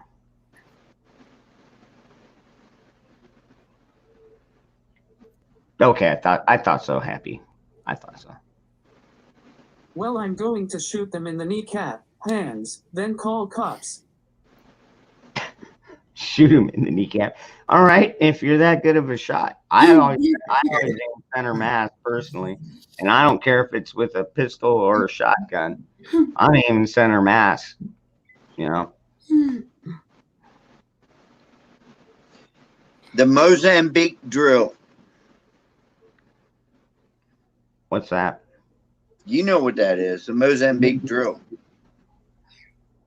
No, I haven't heard of that. Really? No. It's 2 to the chest, 1 to the head.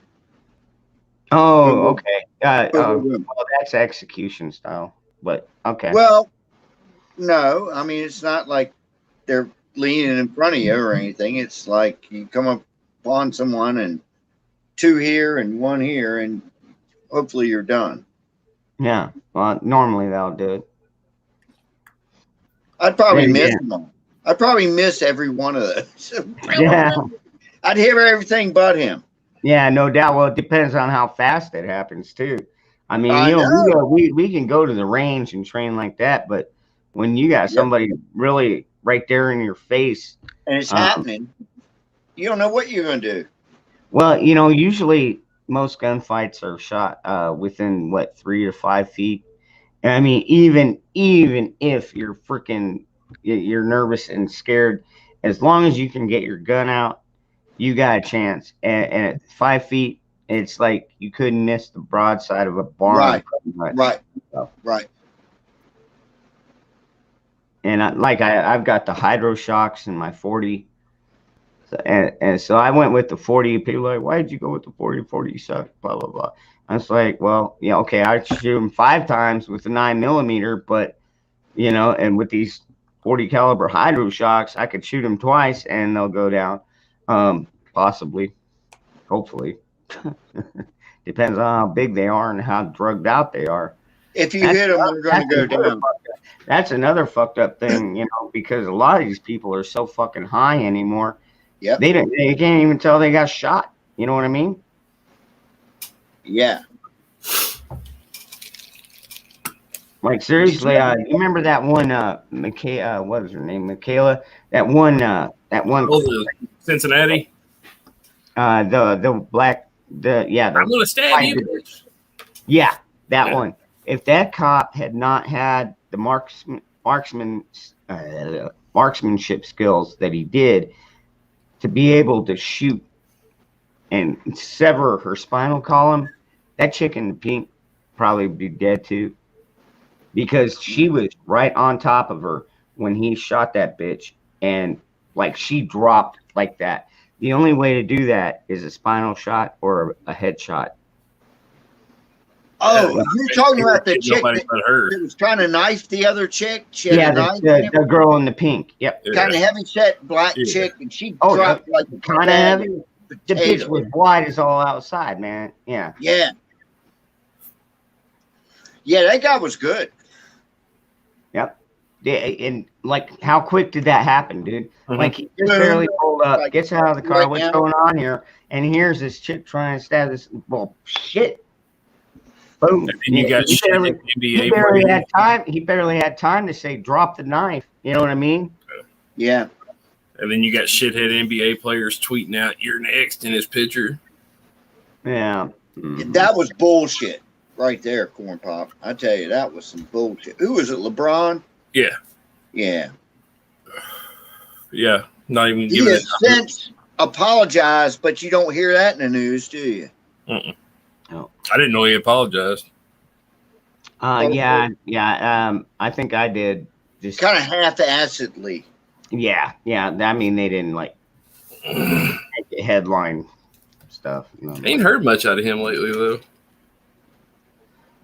It says Starlight faded. What's that? LeBron James? Yeah, I ain't heard shit out of him in a minute. Is he not their darling no more? Oh wait, which Not one after- went down? Oh, I'm sorry. Which one went down in the helicopter? Was that Kobe? That's Kobe. Yeah. I was gonna say we haven't heard nothing from Kobe in a while. He's got a reason, though. He's got an excuse. The reason you don't hear from LeBron James is because that freaking Space Jam movie. That Like fell off. a fucking Hindenburg. Kabloosh! Yeah, man. Yeah, that What didn't a- go well. Piece of junk that was. Yeah. That says people like him's why I quit watching professional sports years ago, if not a decade ago. It was. I don't care what their opinion is. Don't want to know. Don't care. I'm not paying for that. You get paid to play a No. game. Play the fucking game.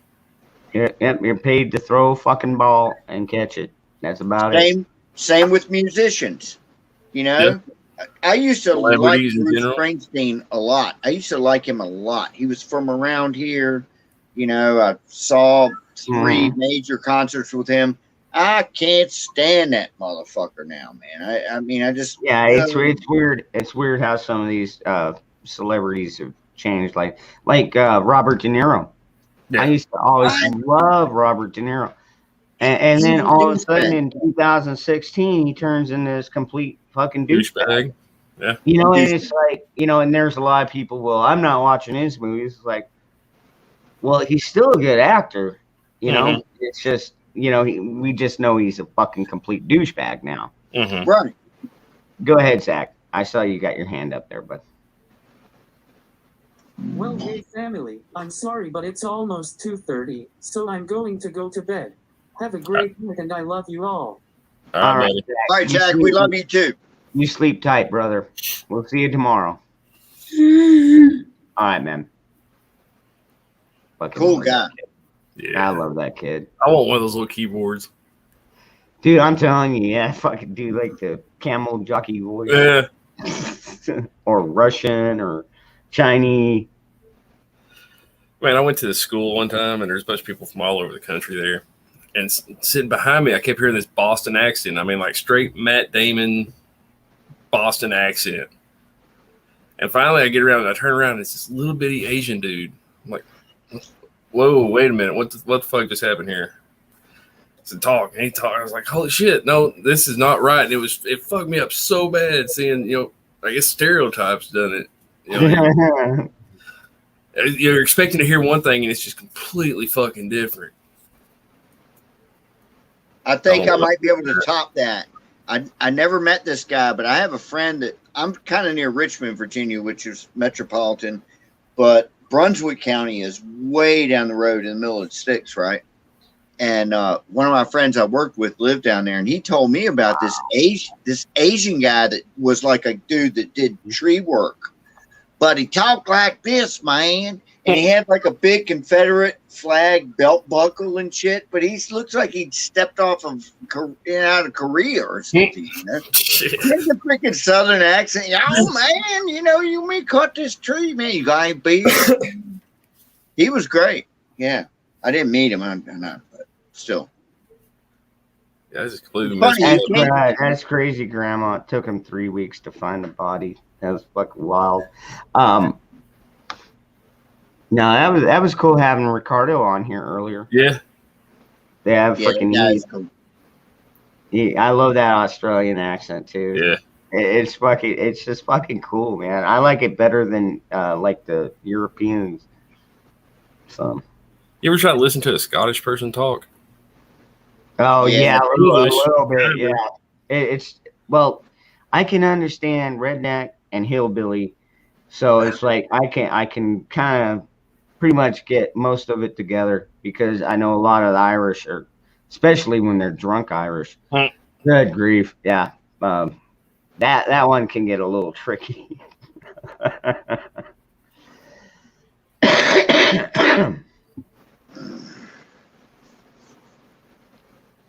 What's up, Stephanie? Indy's still in here. Got Carl in here. Eddie James, my drinking buddy.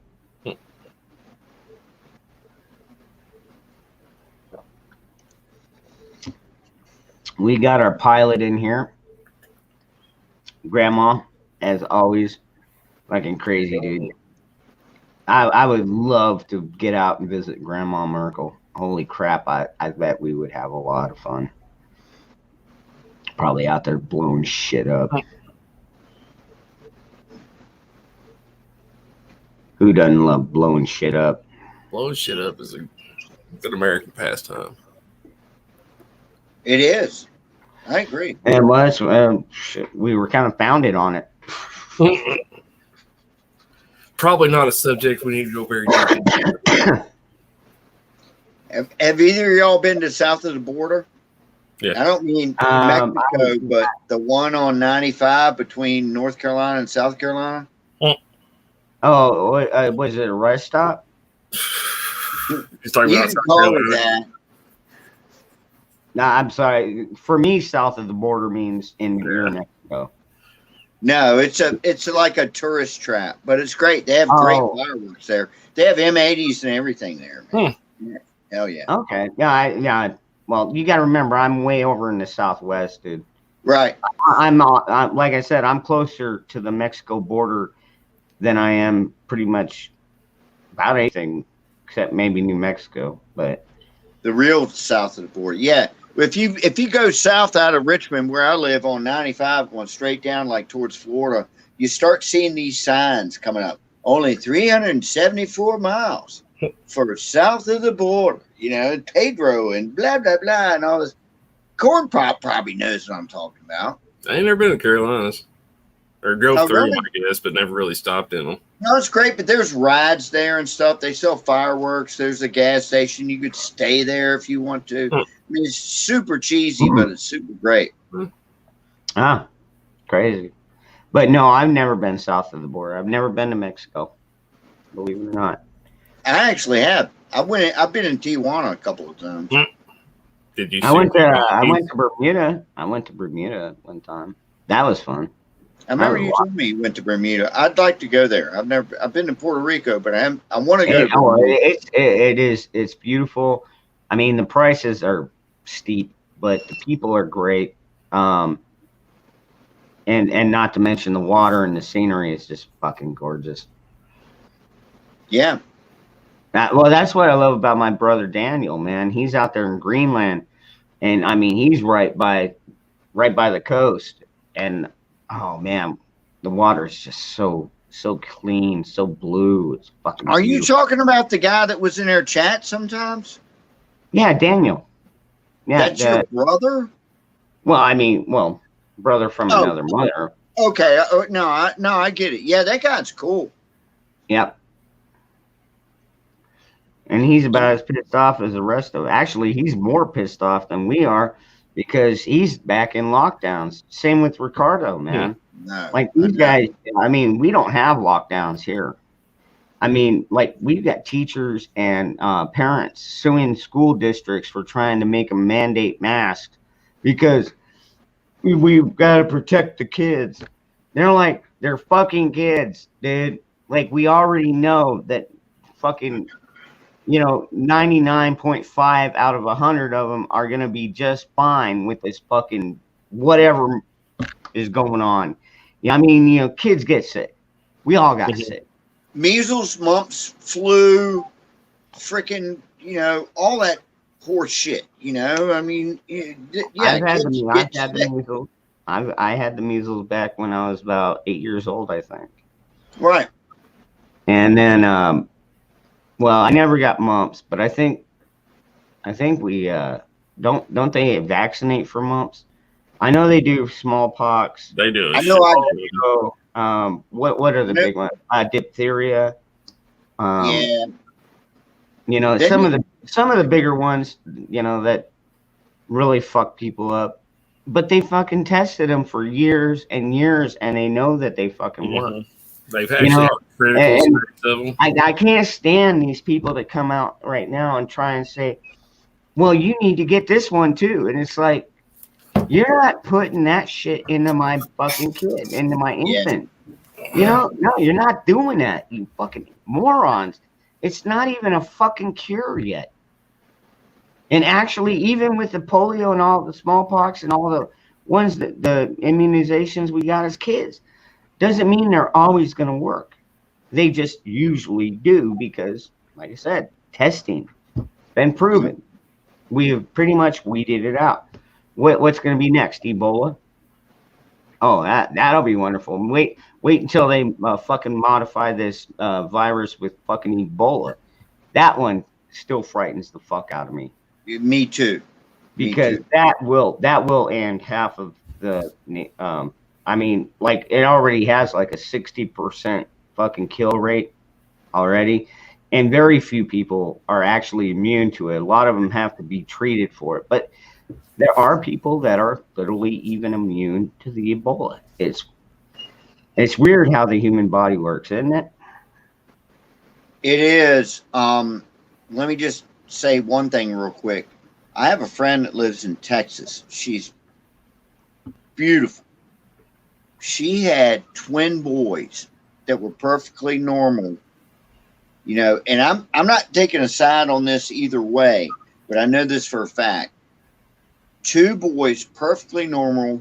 When they're at 2 years old, they got their 2-year-old vaccinations, and both of them went autistic.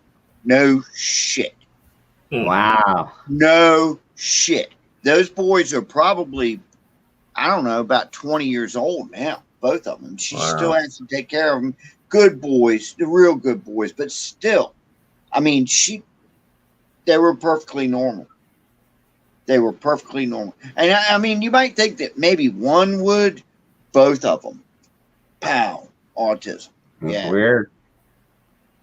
That's weird. So, you don't know how anybody's body's going to react to an injection, man. Yeah, I mean, like, look at how many people are dying from the new injection.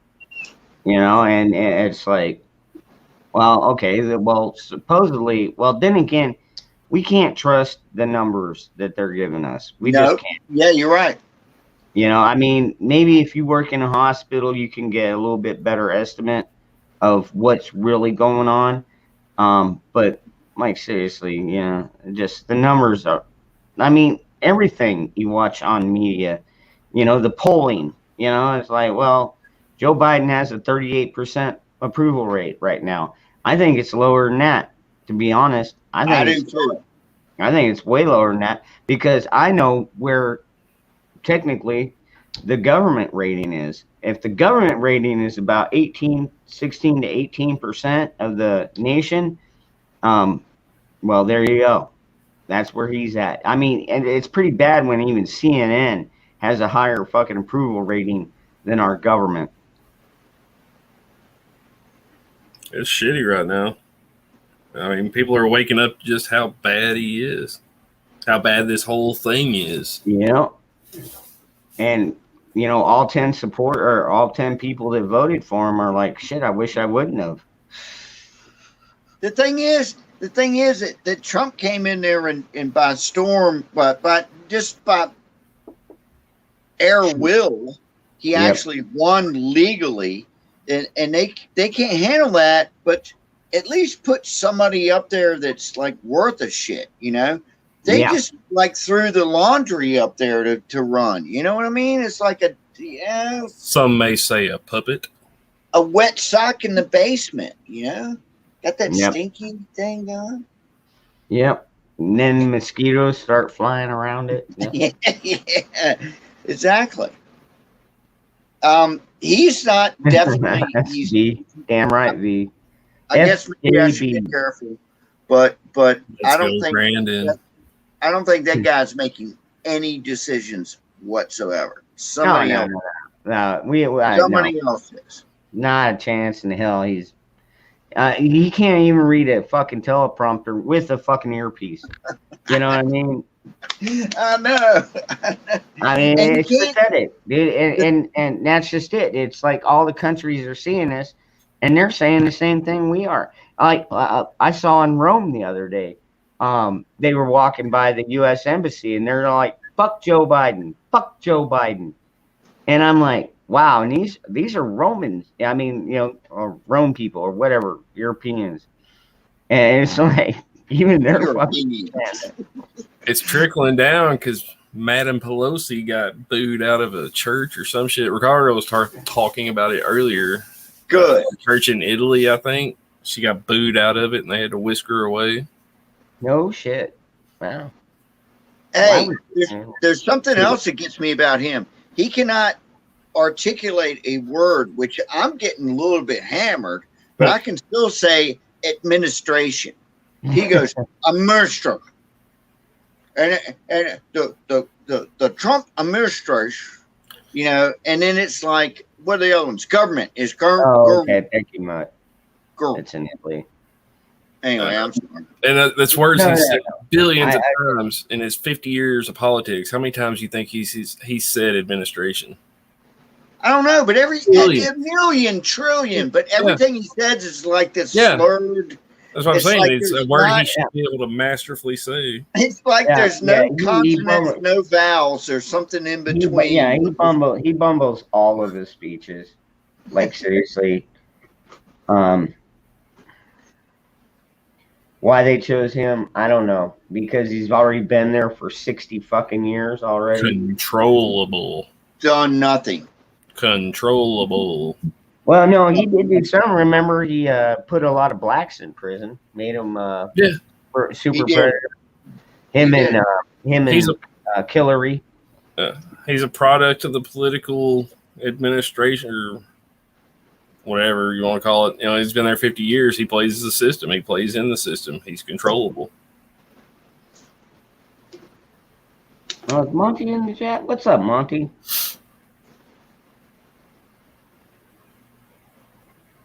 Be right back. Yeah. No, V, I agree. Yeah, fake Christian believes in abortions on demand. Yeah, that's crap. Mm-hmm.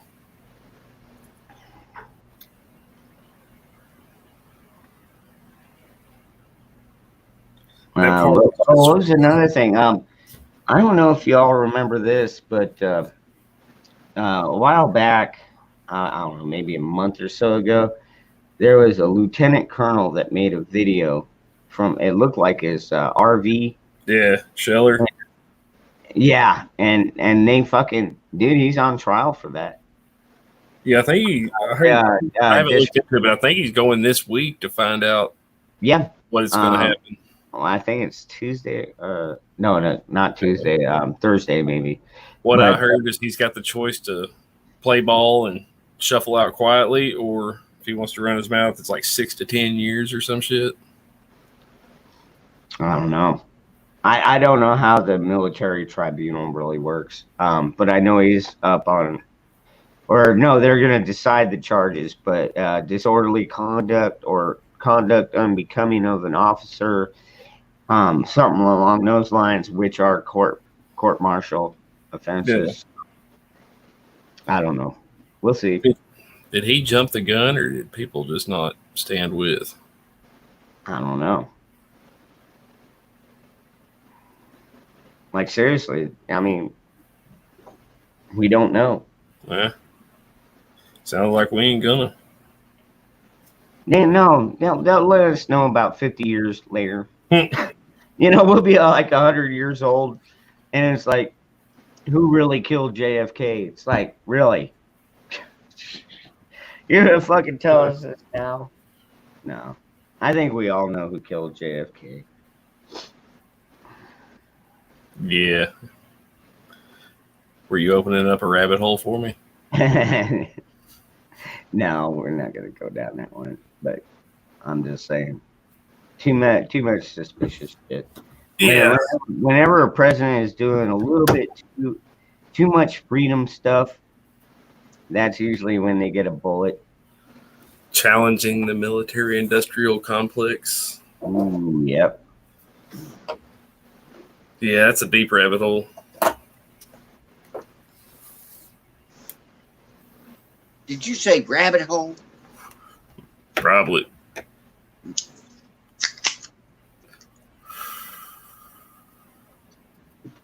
All right. So we up for another funny story? Let's hear it. All right. I was in junior high school like 72, 73, 74. Really good time to be a kid in junior high school. And we had this tree fort. We called it Smith's Tree Fort. It wasn't in a tree, but it was like his dad built this A-frame freaking kick-ass like fort. We just called it the Tree Fort. Anyway, it always ended up a bunch of us buttheads spending the night in there, sweating like shit in the summertime. We didn't have any fans or in there or anything. And we were just starting to learn how to drink a little bit, but still nobody had any money or anything like that. And I remember this one night, it was 11 of us in there. So it had to have been, I guess, 1973, summer of 73. And it's a bunch of sweaty kids, but you start getting hungry as shit and nobody's got any money. So back then, the milkman used to run. They had the milkman would come, it's like the paper boy, the milkman would come and everything. And so you kind of knew, you paid attention to who was a subscriber to the milkman because they had this box out there. And we were hungry. We were starving, man. And it's 11 of us, right? So we go up to this house. It's the middle of the night. You stay up all night long when you're that age, Go up to this house and left a note. Dear milkman, please leave. Because you could do that. You could leave a note for the milkman and say, hey, leave me an extra. Yeah, leave me an orange juice or something if you got one on the boat, on the truck. Yeah. And we said, dear milkman, please leave 11 chocolate milks. And these were like quarts. We all wanted chocolate milk. Dear milkman, please leave. I swear this is true. 11 quarts of chocolate milk. Thank you, Mrs. fucking Abigail or whatever her name was. And so we knew the milkman was coming, and we all hid in the bushes, man. We're hiding in the bushes. 11 of us, right? The milkman pulls up, like right on time, goes walking up there, and he gets that note, and I hear him go, and I don't like even saying this phrase, but I just got to do it because this is what he said. God damn! This is like 4:30 in the morning, man. He's saying, damn, So he's going back and forth from his fucking milk truck up to their driveway. And he's mad as shit, right? And we're still in the bushes watching, not right next to him, but like in somebody else's yard. We were like catty corner across the street. Like and he finally leaves, and we all go hauling ass up there to get their booty. I was the youngest one there, so I had to just get what I got. He did not have 11 quarts of chocolate milk. He had maybe 4 extra.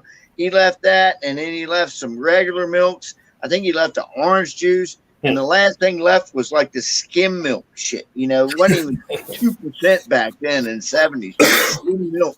And I got that one. But, man, that shit tasted so good because you're starving. We were starving, man. Yeah, so anyway, that's a funny story. We never got caught for that either. No. Oh, man, I've ditched cops before. Yeah. That was a crazy one. I don't know if I told this one or not. I want But to hear. this was back in 92, maybe. I just graduated high school. Actually, no, I take that back. No. I graduated high school. So it was like the year after. And I had a Chevy Nova, 72 Chevy Nova, 350 small block, 4-barrel. Oh, engine. yeah. It was a hot rod. And I had a buddy who had a Camaro that was a hot rod. And so it was like, God, I don't know, it must have been like 12:30 at night. We're in a grocery store parking lot. And we're like, okay, we're going to race down to Broadway. You know what I mean? Because there was like zero traffic back then. Yeah, everybody's asleep at 12:30. The only ones on the road are the criminals and the cops. Well, turns out we fucking come squealing out of this parking lot and we start heading towards Broadway. Well, all of a sudden, as we pull out, there's a fucking cop right fucking there. And I'm like, holy shit. So I go down about, well, that's because I know this area so well. I go down about 3 blocks, pull into a residential area, and which I know very well. Fucking went and curved down some streets and turned my lights off, and I just sat in somebody's driveway there for about 10, 15, 20 minutes. There you go. I don't know. I sat there a while. Let's just say that. Pull up, shut down. Yeah. So anyways, when I finally got it back out there, I got in touch with the guy, and apparently what he'd done is he kept going straight. I fucking ditched. I was like, oh, fuck this. I'm taking side roads. And he just went straight. Cop finally caught up to him in a gas station down on Broadway. And the guy was like, hey, or he was like, hey, how's it going? He's like, hey, where's that other guy? It's like, I don't know, man. Like, seriously, I don't know, man. Yeah. So he didn't even get cited. The cop was looking for me. Damn. And I was like, shit. That sucks. Yeah, it's never fun when the cops are looking for you. I've had it happen before. Yeah, we done some dumb shit. That's a very long story, though. I'm not going to get into that one tonight. That's like an epic. It's like Gone with the Wind. That one where the cops were looking for me. It's like an epic. I'm not going there tonight. Oh shit. I wouldn't have done it any other way. If I was like the really super straight kid that went straight into college and rah, rah, rah, and all that shit, and I'm going to get a boring job and a wife is going to cheat on me at some point, you know, I'd rather just be the dickweed that I am and have all these dumb stories I have and shit. I'm still playing music, man. I mean, so what the fuck, man? I never said I wasn't a prick. You know, that's what I tried to do. Well, I consider myself an asshole, but well, there you go. We're brothers in arms then. Yeah, we're together by the taint. The taint. Tell me that's something different than what I'm thinking. Yeah, I want to get a mental picture of that. Well, if he's a prick and I'm an asshole, yeah. Oh, all right. We're connected by the taint then. And we're all the nuts in between. Yeah, right. Right. Actually, there are actually nuts out there too. So plenty of them. Tennessee, shut the fuck up. Some Rocky Mountain oysters. Would those be Rocky Mountain oysters or Corn Pop? Sir. Tell me a funny story. Yeah, give me a minute. Something's got to jar my memory. Yeah, I'll give you a minute, but I know you got something that you did in high school. God. Can you remember high school?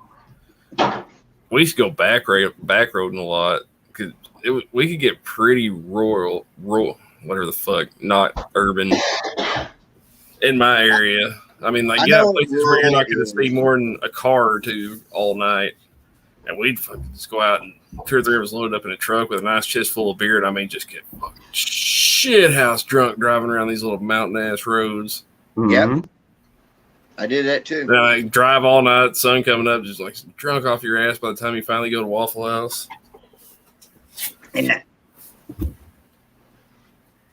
I'm glad you're enjoying it, Holly. Dude, I had this one cousin. Oh my God, up in Oregon, my uncle's house, and we were leaving the store, and it's about probably about 5 or 10 miles to the house from the store. I mean, they were very rural, like shooting fucking possums in the backyard rural. So anyways, we're about, I don't know, maybe halfway down this road, and he's all like, check this out, man. And I was like, what? And he's like, do you trust me? I was like, well, you're my cousin, yeah. And so he flips off the fucking headlights, dude. It's like fucking almost 10:30 at night, pitch black, flips off the fucking lights, is driving at 75 miles an hour. I'm like, what the fuck? Yeah, I'm like white knuckling it. Yeah. And he's like, yeah, because he'd driven that road so many fucking times. It's like he didn't even need headlights to know that. It was fucking like etched into his brain. Fucking, he drove like that for about 3 miles, and then he flipped the lights back on. I was like, yeah, we always heard stories from the old timers and the moonshiners back in the day would run the mountain roads without no headlights on. Yeah, moonshiners would. Moonshiners were crazy though. The only thing is, well, I'm sorry, I don't mean to interrupt, but if there's like a black Angus that got loose from the freaking, and he's standing out there on the road, and you got your lights off, you don't see him. Yeah. Goodbye. Lights out. They'll be lights out probably for both of you. Time to call the meat wagon. Both of them. But pulling your truck out of the ditch in the morning is a tradition down in the holler. Yes. Oh man, that's funny. Or get stuck out in the soybean field. And went to Burger King because the truth only went to the. Oh, good grief! I remember one time I was ditching school because I was ditching a lot of classes that I hated, and I only had like 4 of them. I mean, my senior year, I only had like 4 classes the first semester and 3 the next. So it's like at lunchtime I was fucking gone, anyways. But anyways, I was ditching, and me and a couple of guys were in the park smoking, and it was or not truancy officer. Well, maybe it was. It was like, hey, you boys need to get back to school, Blah, blah, blah. Like, whatever.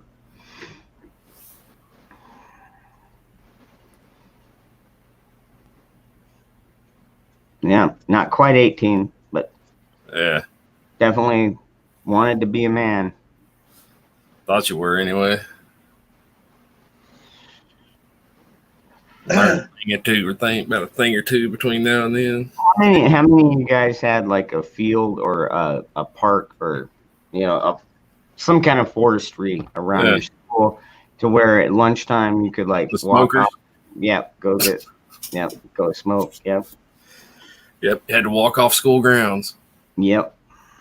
We had smoking areas at school, legal ones. I remember being in like elementary school, the teachers having like their smoking room and shit. You could smoke in the building. They had the teachers had a room. Be able to smoke in a damn hospital. Yeah.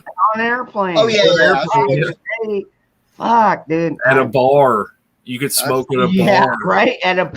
Dude, yeah. So that's all 50 states, right? You can't smoke inside the bar now? Yeah, if they serve certain percentage of their product as food or some shit. Yeah. Yeah. Yeah, I got Rocky Mountain spotted fever when I was 23. So that was sounds fun. 1983. It damn near killed me. It was the sickest I've ever been. But, you know, once I started getting a little bit better, I was in there for a week. Shit, we could smoke in my room. I had guys, I was in a band then too. And my guys were bringing beer up in there and shit. It was like my room was like this party central. And this nurse came in mad as shit. And she said, it's time for you guys to say your goodbyes. And they all just looked at me, and they looked back at her and went, goodbye to her. That's, yeah. They all got kicked out. Everybody got kicked out, except for me because I was sick. And militant roots, you bring up a good point, like the VFWs and stuff down here. You got a membership. You can smoke in there. They don't give a shit. I mean, but you know, these are veterans and stuff. I mean I'm not going to walk into a bunch of crusty ass Vietnam and World War II guys. You can't smoke in here. Yeah, right. That just wouldn't work. Sometimes I only wish I served so I could go into those places, but I do have invite from one of my friends, so I can go up there. It's just I don't like to go out and drink and drive. I'd rather just stay home and do it, you know. What's up, Hutch? What the hell's going on over here? We're still trying to figure that out, Hutch. Rabbit holes and old stories. Good morning, my brother Jeremy. How are you doing this wonderful morning? I know. Probably getting ready to pull a double. I'm still waiting on your story, sir. Oh, fuck, man. I thought I named one off. Maybe you did. I must have missed it. I know you got a bunch. Yes, it's a lot of thinking to get there. Come on, you got to have a funny driving story. You know, this one time at band camp or something. Come on, man. You gotta have We've not established I'm not musically inclined, so band camp's out. I did get in a fight once at band camp. The 1 year I went. Got in a fight in the hallway. Didn't make the whole week. Shit. What's up, Sharon? How you doing? Bradley Pup, good morning. And it's raining. Cool. It's like, geez, we were at 58 earlier. I bet it's like probably 55 outside right now. I'm thinking about cracking another window, but then again, you know, I've got my these are about the long sleeves I have to wear during winter. So that's nice here. It's like mid-60s, big breeze blowing. But the house is like an ice box because the old lady insists on sub-70s. Jeez. What is she, a polar bear? Yeah. That's just not a fight worth having. I mean, how do you like it being that damn cold? It's nice during the summer. Yeah. We get this time of the year, fuck, I want the windows open. Yeah, that's where I'm at. Can't do quite like we used to. I mean, hell, I remember coming up, we'd leave front doors and back doors standing wide open with a screen door all night. Yep. We did remember that too.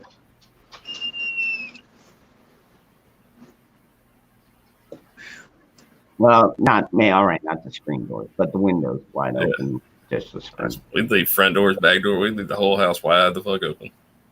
We did that too. My grandma lived up in the country. She cooked every meal on a wood stove. I shit you not, man. Yeah. I shit you not on a wood stove. I think they used coal too. But yeah, it was just in summertime. It's hot as shit in there, man. It's like, good God, there's no air conditioning. And she would just whipping up all kinds of good shit in it. Damn, Hutch. Damn, what was it, a Mormon? It was probably a Mormon church camp.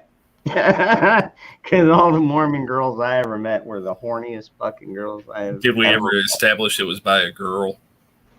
I mean, I've heard a thing or two about Catholic priests. Oh, man. That's a good one.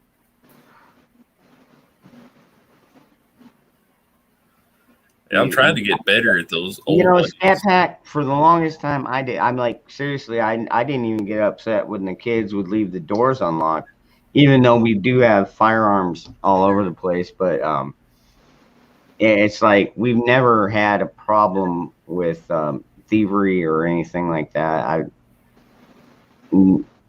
So now we're getting in the habit of locking our doors, of course, but but we still keep our windows open, stuff like that. Where Not to mention I got 4 cats and a dog, so between that, somebody will alert me as to something going on. Yeah, I mean, when I moved to where I'm at now from where I come from, I mean, fuck, when I moved up here, I still left the keys in the truck every night. Wow. Learned real quick not to do that around here. Corn Pop, tell All me right. a story. Again with put a brother on the spot here. All right, tell us one time that you almost died. Who?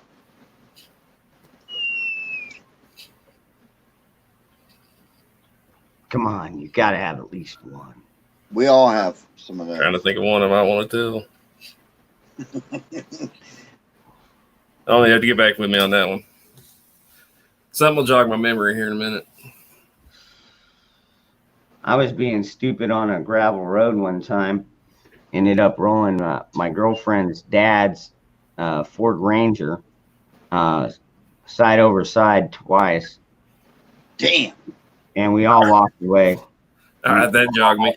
Walked away. I'm sure y'all have rode them. Y'all rode 3-wheelers? Oh, yeah. Yeah. Where you Yeah. have to speed slow and, oh my God, I'm going to die. With Dangerous no as hell. control.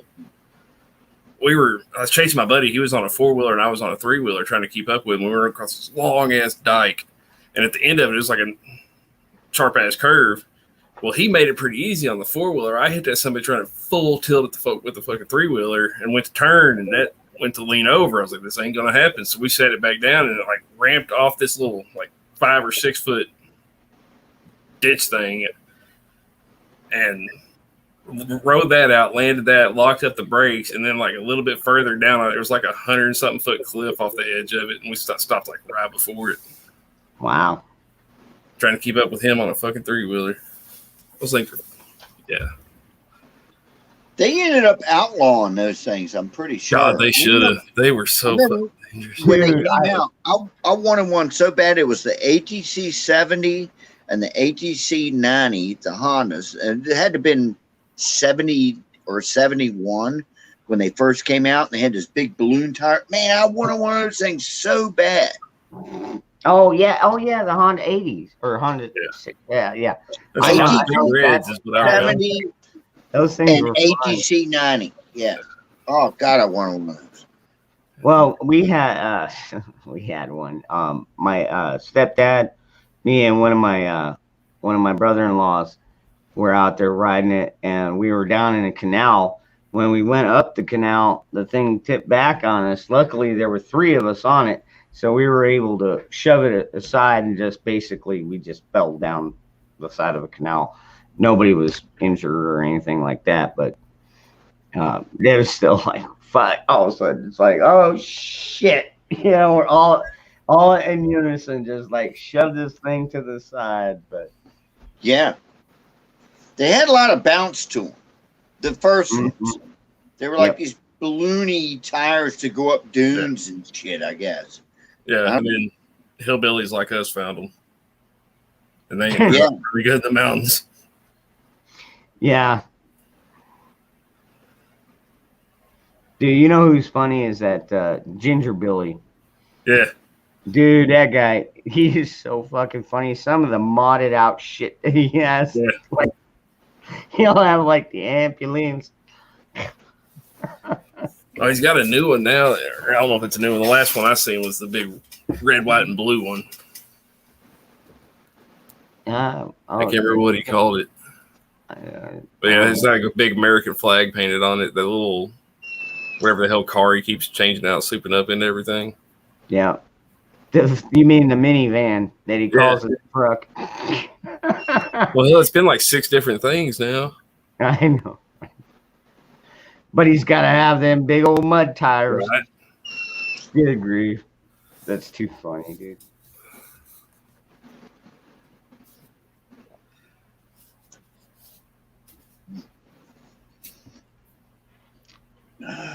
Crawled out the window and holy crap, Grandma. Grandma was a gangster. I guess so. All right. Should I go to bed or tell another funny story? True story. Tell the story. Tell the story. Okay, I got it from both of you guys. Back in 72, I was 12. And that was back when all of your bicycles were Stingray bicycles, you know what I mean? Mm-hmm.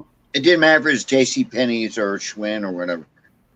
And the movie Evel Knievel came out, and we had a theater that we could, ride our bikes up to and watch. We watched Evel Knievel, and he's jumping over these cars, and he's crashing and everything. But he's like the hero from hell, And I'm like, I want to do that shit. So, I know. But I wasn't good at that shit. So I got grounded. Your parents used to ground you. Do y'all ever have that shit? Like, I'm grounded, I can't leave my yard or anything. I don't even remember what I did to piss them off that it got me grounded. But a buddy of mine came over, this guy named Barry, came over on his bicycle up in my driveway, and I'm standing out there like, I'm grounded. He's like, hey, there was this one chick I was really interested in, like really, really. Her name was Kay. That's all I'm going to say. Was up in this cul-de-sac of in this other neighborhood, and they're riding around going over a ramp, and she's there. And I'm like, man, dude, I'm grounded. He's like, I don't know. And the kid from, this is bad because I'm not a thief, but I guess I was that day.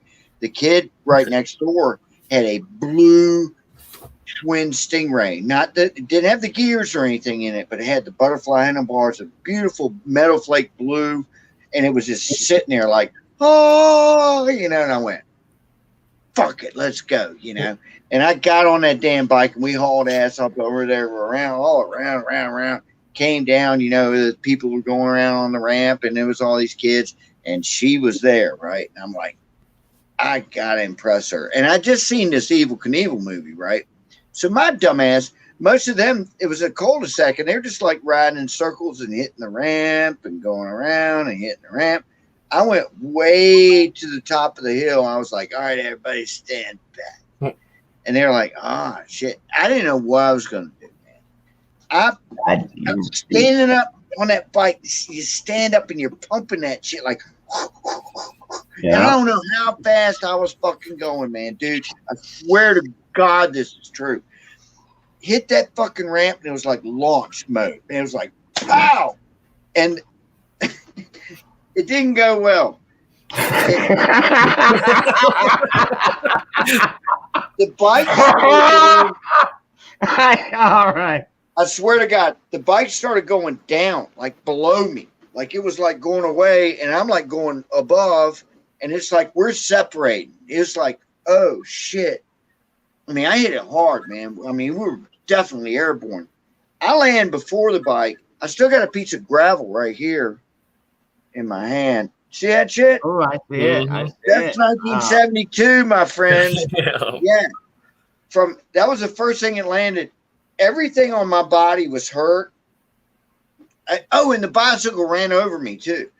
But all my elbows, the only thing I didn't hurt was this left hand. That was the only thing. I had like scars on my head.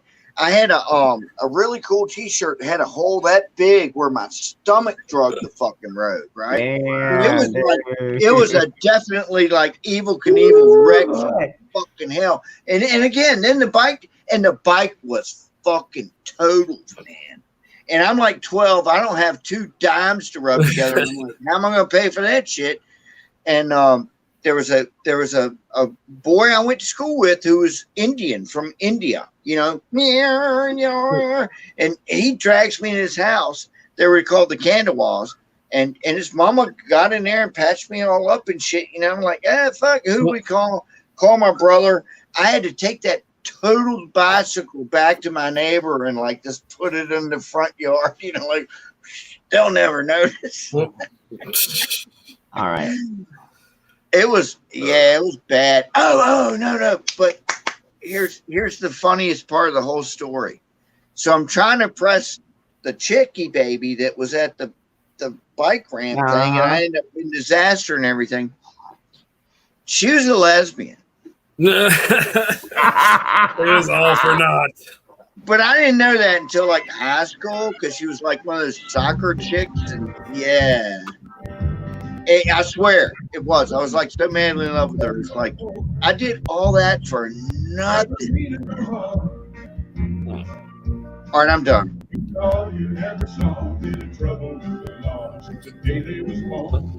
Somebody in the chat kicked me on it. Waylon? Flying in the hills. And my kid won't ever be able to see that. The mountain might get us, but the law never will. Making our way the only way out.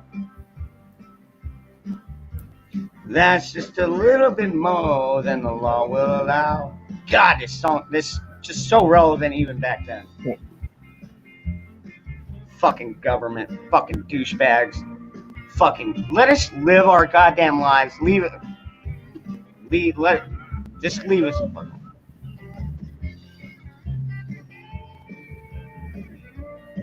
They pulled this shit off there.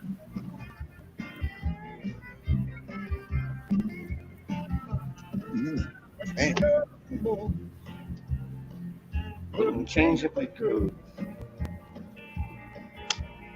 In the system like a true modern day Robin Hood.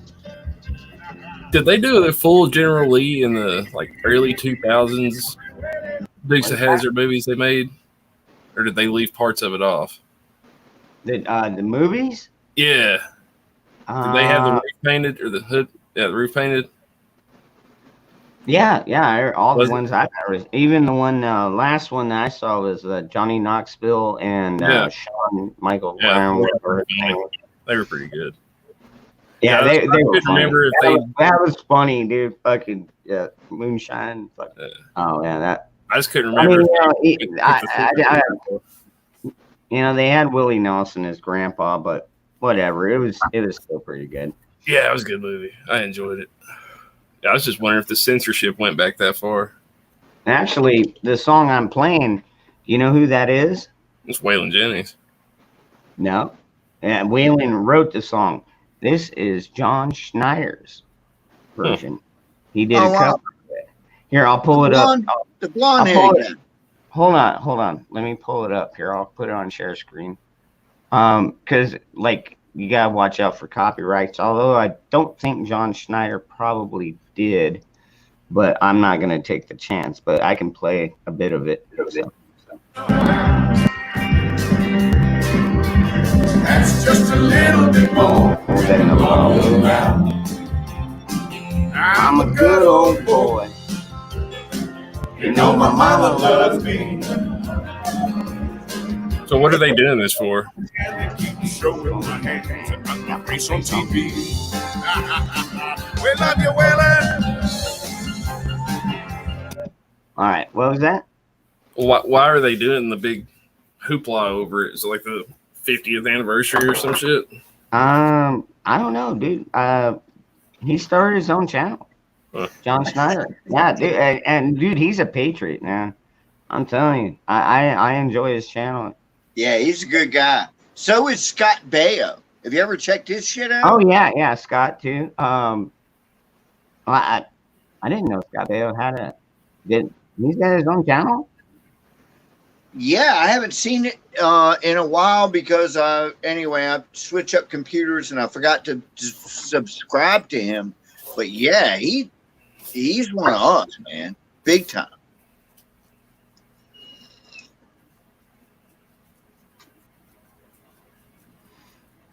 He doesn't give a shit. And actors like that, like Scott Baio and what's the other guy that played Hercules? Kevin Sorbo.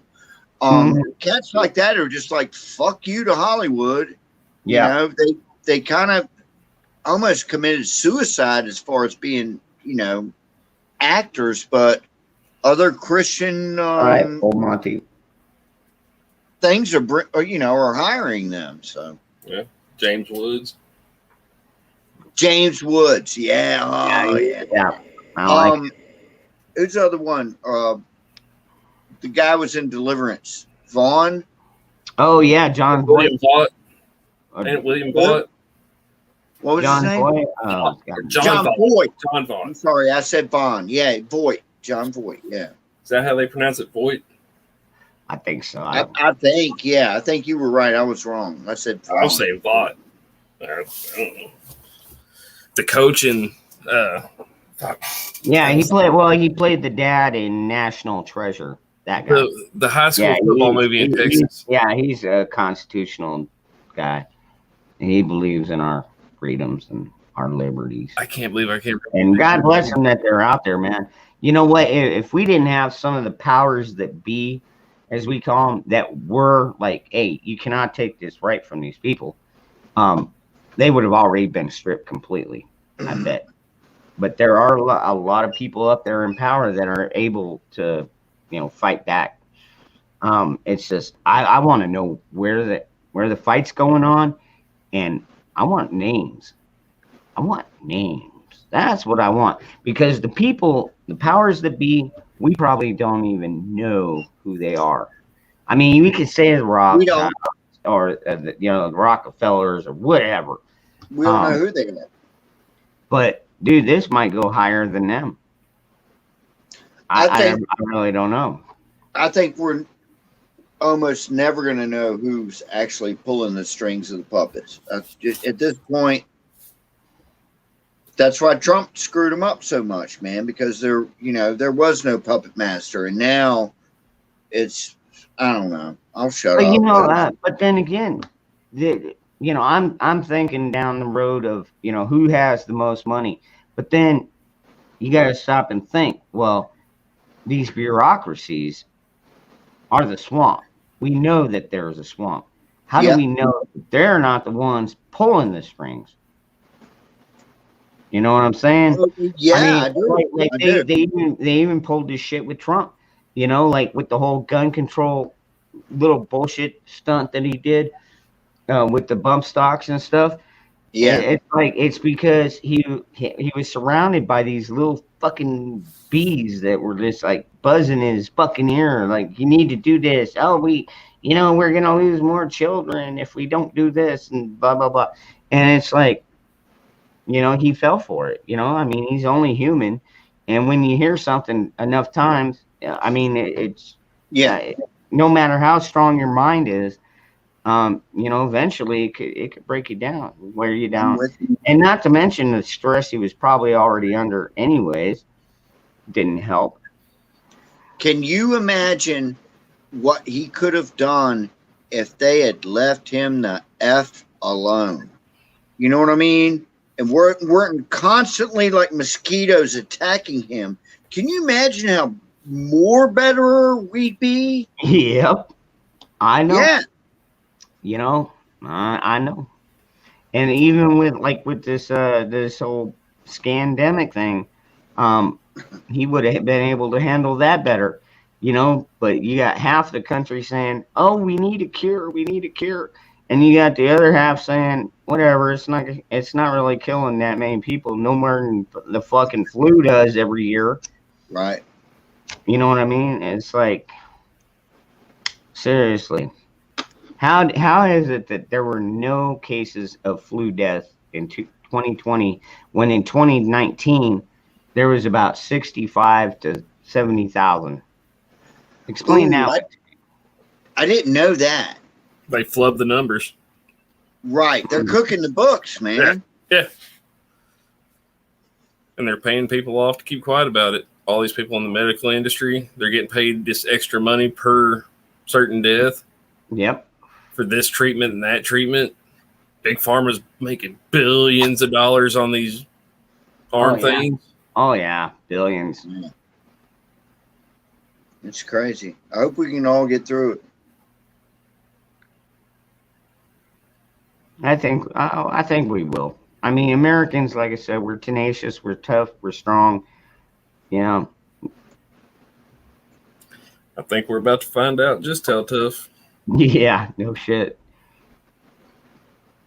My cousin one time was zipping up really You don't want to fast. read that one. Ooh, damn, Tennessee. That reminds me of that Makes something me just about think about it. Oh, something about Mary. Remember that? How in the hell do you get the beans up? oh shit. God, that one, yeah. I just watched The Watch. I don't know if you've already seen that. It's got Vince Vaughn, Ben Stiller, Jonah Hill, and this black guy. It's got Arlie Ermy in it as what do they call that? Yeah, just the character in the movie. But anyways, if you haven't seen it, it's called The Watch. It's pretty damn funny, dude. Check it out. Like fucking, they're all sitting in the car because they're the neighborhood watch, and so they're all in the car, and Ben Stiller's driving, Jonah Hill's in the front seat, and then you got Vince Vaughn and the other guy in the back seat. And so Vince is like, okay, well, we're sitting here, so how about some road beers, you know? So they start handing out beers, and then after about another hour, well, he had to pee, so he used one of the old cans and peed in it. Drop it out the window. And then the cops pull up. He's like, what the fuck is that country come to? You're not even allowed to drink in your car anymore? Right? What the fuck's going on here? Move up to the quick volume. Oh, it's Catzilla. Catzilla. Yeah. I like that shirt. It's kind of cool. Oh, no. They say we got to go, Catzilla. The funny thing is, it looks identical to my cat. His name is Claude. I haven't seen him around for a little while. He's a cat. He comes and goes. But he's big. He's like 18 pounds, and he does tricks. I can get him to sit and give me his paws and all that shit. Yeah. Make him lay down. Just a trained circus cat. That's cool. I have not been able to train my cats. I do have, well, technically I've got two and a half. I've got two that prefer to stay outside, but they come in to, you know, eat and stuff like that. But one of them cries every time. It's like he'll come in like, ow, ow, ow, ow. It's like, what do you want? You know, he's just loudmouth. And then the other one I haven't seen in about probably almost 4 months. I don't know what happened to him. And then my two inside cats, or three inside cats. I got one that barely goes outside. And if they do go outside, they only go out into my shed and just stay in there. And then I got my dog, he's indoor, outdoor.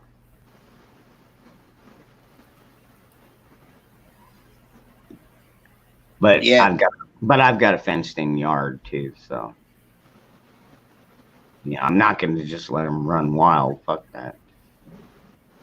Well, Claude, I'm on 2 acres. There's 2 acres over here. There's 2 acres behind me, and everybody's cool and everybody knows he's my cat. But he's been hanging out with somebody. I think he might have made a friend with some old lady around here. Yeah. Because he comes home in the wintertime. He doesn't like going out in the cold, but when it's cold as shit, he'll leave and be gone for a long time, then come back. And he smells like a wood fire. Like he's been laying near somebody's freaking fireplace or something. And then just the other day ago, he came home, and you could tell when you brush a cat, you can tell because he's got those lines going down and he's not shedding or anything. Somebody looked like they brushed him for like an hour, man. You know, I'm like, you dirty bastard. But as long as they're being cool with him, I don't really care. You know, And he's the enough him, to so you don't have to worry about a dozen little ones showing up. Yeah, he's cool. He's screw it. He's diversifying, I guess he is. Mine's more like a tiger stripe, a tabby. That's what Okay. you call it. Yeah, mine's one of those tuxedo cats. He looks like James Bond. Oh, but he's cool. like Yeah, 18 those are cool. pounds. He's a big bastard, man. He's a big old cat. Big old eyes. Yeah. He's cool. Damn, Grandma. Sounds like you got into some trouble back when you were younger.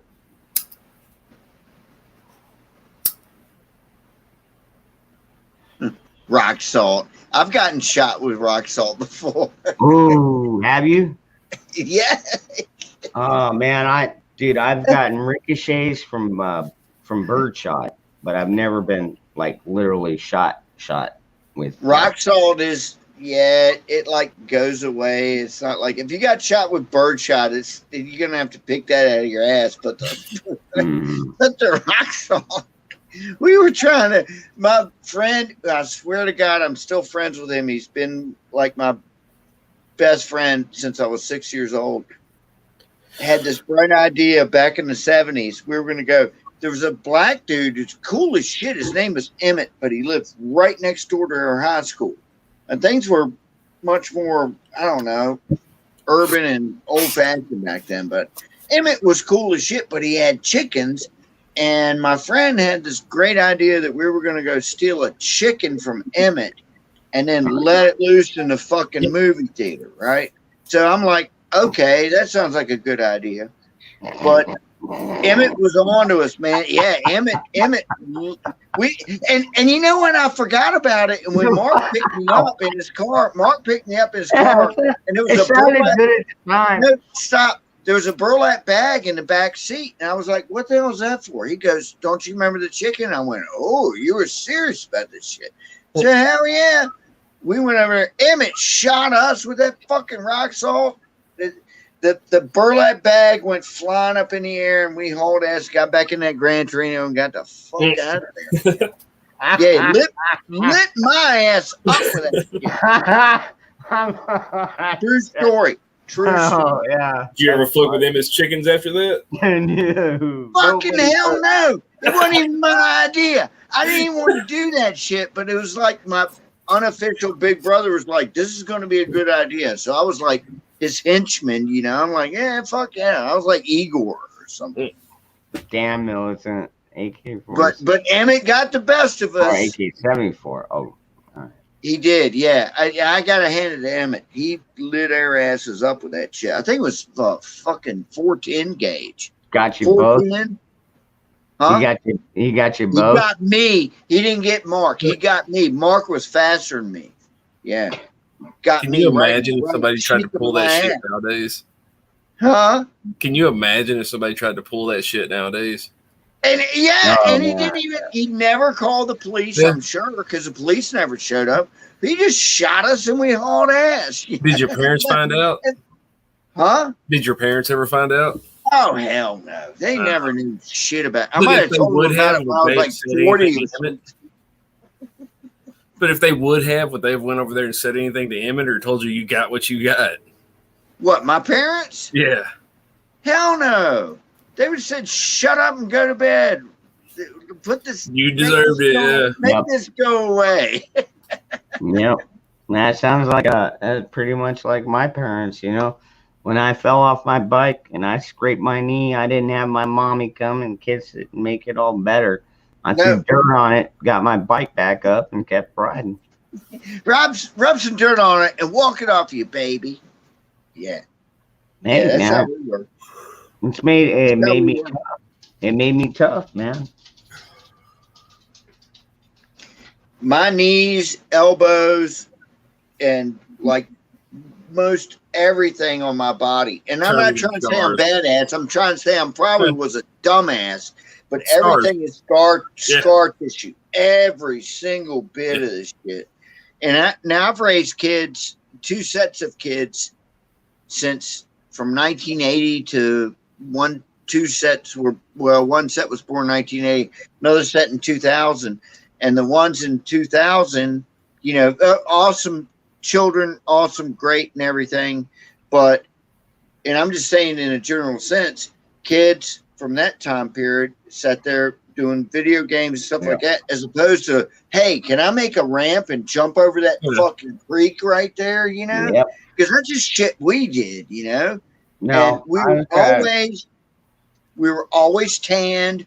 We were always, and I think I did bring this up the other day ago with Dangerous here, that we didn't have fat kids back then. There was no such thing. Nope.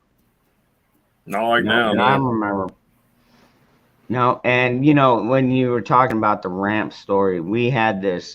It's kind of like a water retention ditch type thing. It was probably about, I don't know, maybe 50 or 60 yards wide and about 8 feet deep.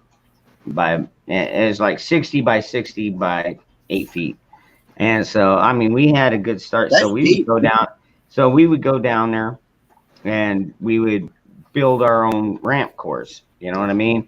Yeah. And so, anyways, our biggest ramp was always the one directly off the curve of the reservoir, and so you could pick up quite a bit of speed in just 8 feet. You know, especially like you said, you're standing on it and you're puffing. Well, I did that one time, hit that ramp, and when I came down, my front tire hit, my back tire was up in the air.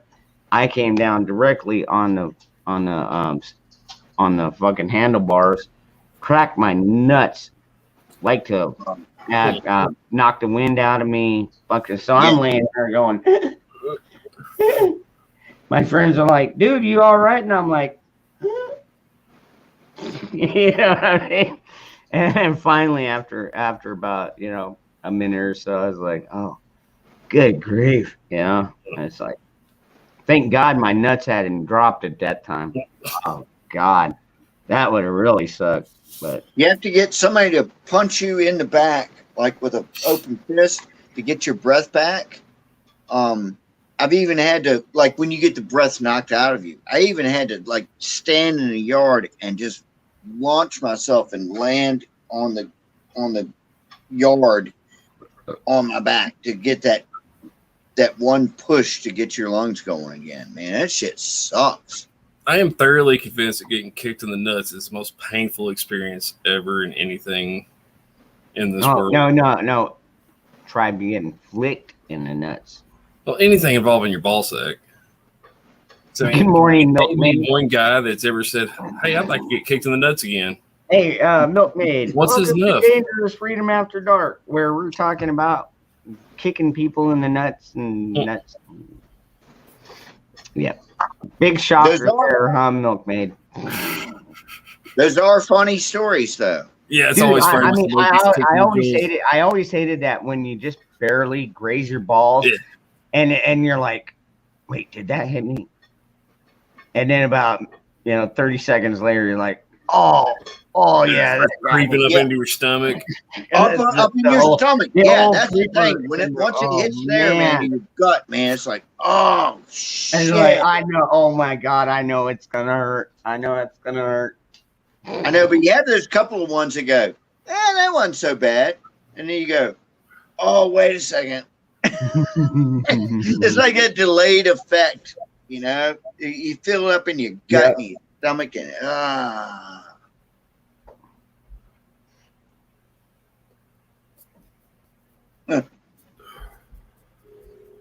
Took a guy down once, and when we come down, he come up knee up, and I came down nuts on knee. It was full body weight straight to a kneecap. It was the most brutal I think I've ever experienced. Oh damn, dude! His kneecap landed on your nuts? I landed on his kneecap with my nuts. Yes, he was down. I landed on top.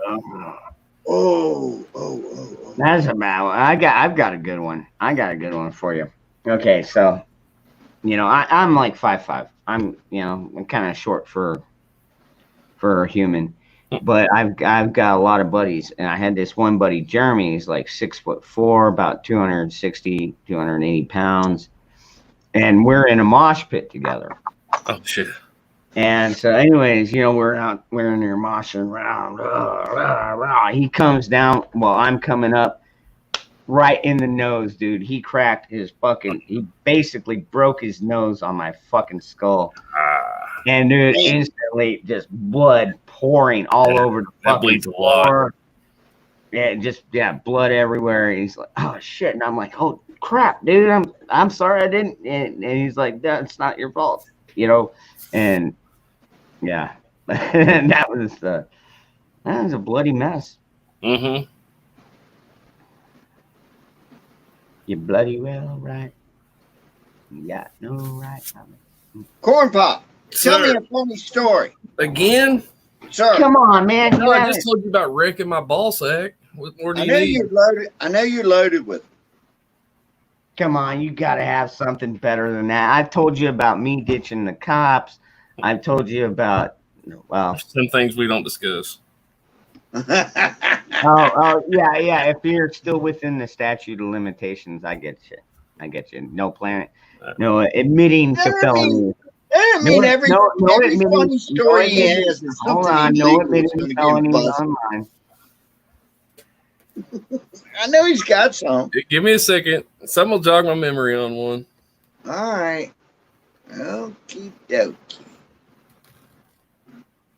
I don't know. I'm happy where I'm at, Mutt. Like I say, so I don't have to be tall to be happy or strong. I actually thought you were tall. I thought you were about like 6'2" or something, man. I swear. Really? Maybe it's my personality. Online. I mean, I do have a pretty big personality usually. Maybe that's what it is.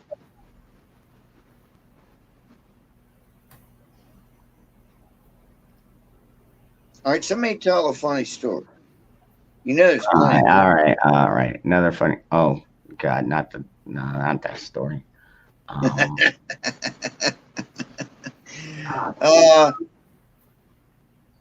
right, I'm gonna tell a joke because y'all were talking about nuts. All right. Okay. So, real quick, you know about pro wrestling, right? So, there was this one wrestler that was the contender. He was going up against a champion. The champion had this one hold called the pretzel hold. Have you heard this joke before? No, this is brand new one to me. Good. All right, so just imagine, I don't know, Ric Flair or somebody who's like the main guy. He's got this hold called the pretzel hold that nobody's ever gotten out of. And so the manager of the boy that was going up to fight him, he said, you can beat this guy, but whatever you do, don't let him get you in the pretzel hole. He was like, I won't, I swear I won't. So they get up there, there's all this fanfare and shit, and bing, bing, fucking bell rings. They go in there, they get the grappling, they're smashing around. Next thing you know, his boy's in the fucking pretzel hole, man. He's upside down, he's in the fucking pretzel hole, right? So his manager just throws a towel up and he turns his back on him, starts walking out to the locker room. And all of a sudden, as he's almost out of the Coliseum, he hears the crowd go crazy. And he turns around and he's looking, and the champion is out cold, and he got his boy's hand up, the winner, bing, bing, bing, bing, bing. He's like, what the fuck? So after, he talked to Howard Cosell and all those other cocksuckers, they get back, and he gets in the locker room and he says, man, how did you do that? He said, nobody's ever gotten out of the pretzel hole before. He said, well, bell rung, got up there, we were grappling around, And the next thing I know, I just lost my equilibrium, and I noticed I was upside down in this pretzel hole, And he said, the only thing I figured to do, because there was a big set of nuts right in front of my face. The only thing I figured to do was, I'm just going to bite them, man. And his manager said, you bit him on the nuts? He said, no, they were mine.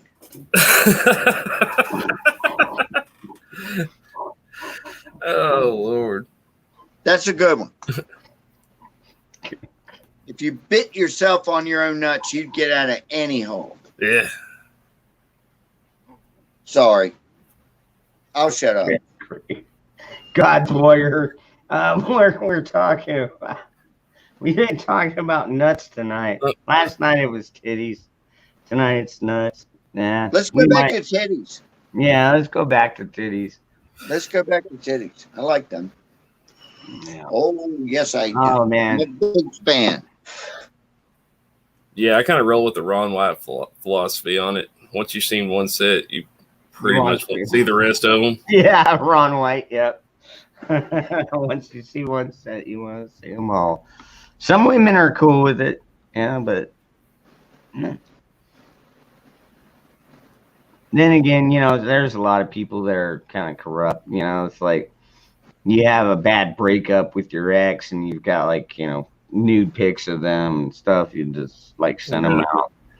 I never got down with that, you know, but I'm not against making porno with my girlfriend. I mean, I don't.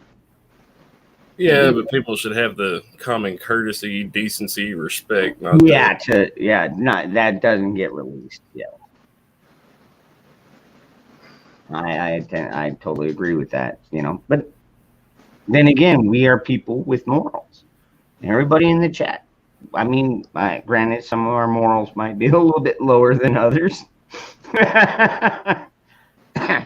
But yeah, no, the majority of us is like, hey, you know, you can show me your tits and, you know, go ahead and text them to me. I'll send you a break. I'll tell you right now, I'll make all the women a deal.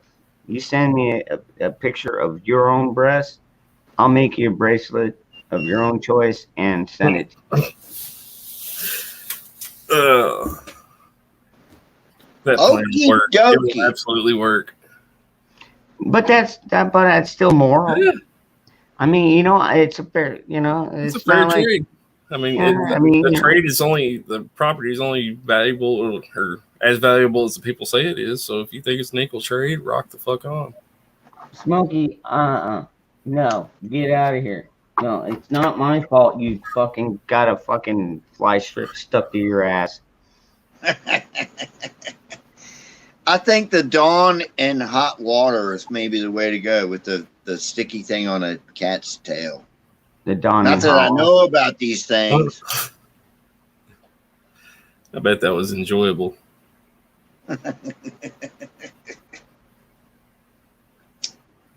We had this saying back home was, I'd rather fight a pissed off bobcat in a phone booth than deal with that. And that scenario just makes me think of a pissed off bobcat in a phone booth. Hey.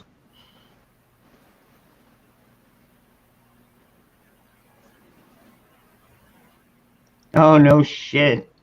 Arguing with the guy at work about her immunity. Finally told him to fuck off and start worrying about the lack of herd intelligence. That's a good one. Who said that? God's warrior. Oh, yeah. That was brilliant.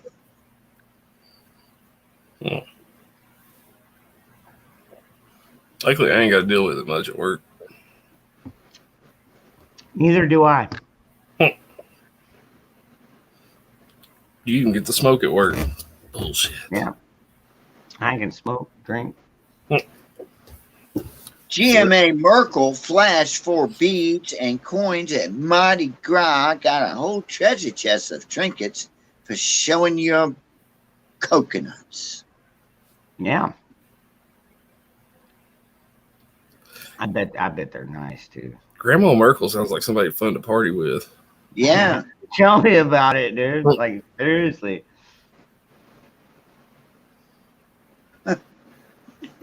You know, but, you know, it's like she calls herself Grandma Merkel, but she might only be 42. Yeah. You know what I mean? Yeah, I know what I had a friend, Cola, on last night, and she was first time grandma, and she's only just barely over 40. Yeah. I'm old as dirt. Whatever. No, dude, my mom. I'm good. I'm good. My mom and good, dad are 70. My mom and dad are 78 years old. So, yeah. 61 ain't shit, dude. You got me by what, 11, 12 years, something like that. Whatever it is. I mean, I still feel pretty spry. I do too. When I get on here with you folks, you know, well, that's the reason I come on here, man. You guys kind of help me feel young, help me feel like I'm not alone in the universe, that thing. Yeah, Granted, I've got 2 kids, but like Corn Pop was saying, it's like at that point they're like, you know, they're more technology. They'd rather be online with their girlfriend. Yeah, I'm empty nest, man. I'm super loner, but I'm okay with it, man. I like happily single. You know, do whatever the hell what I want to do. Yeah.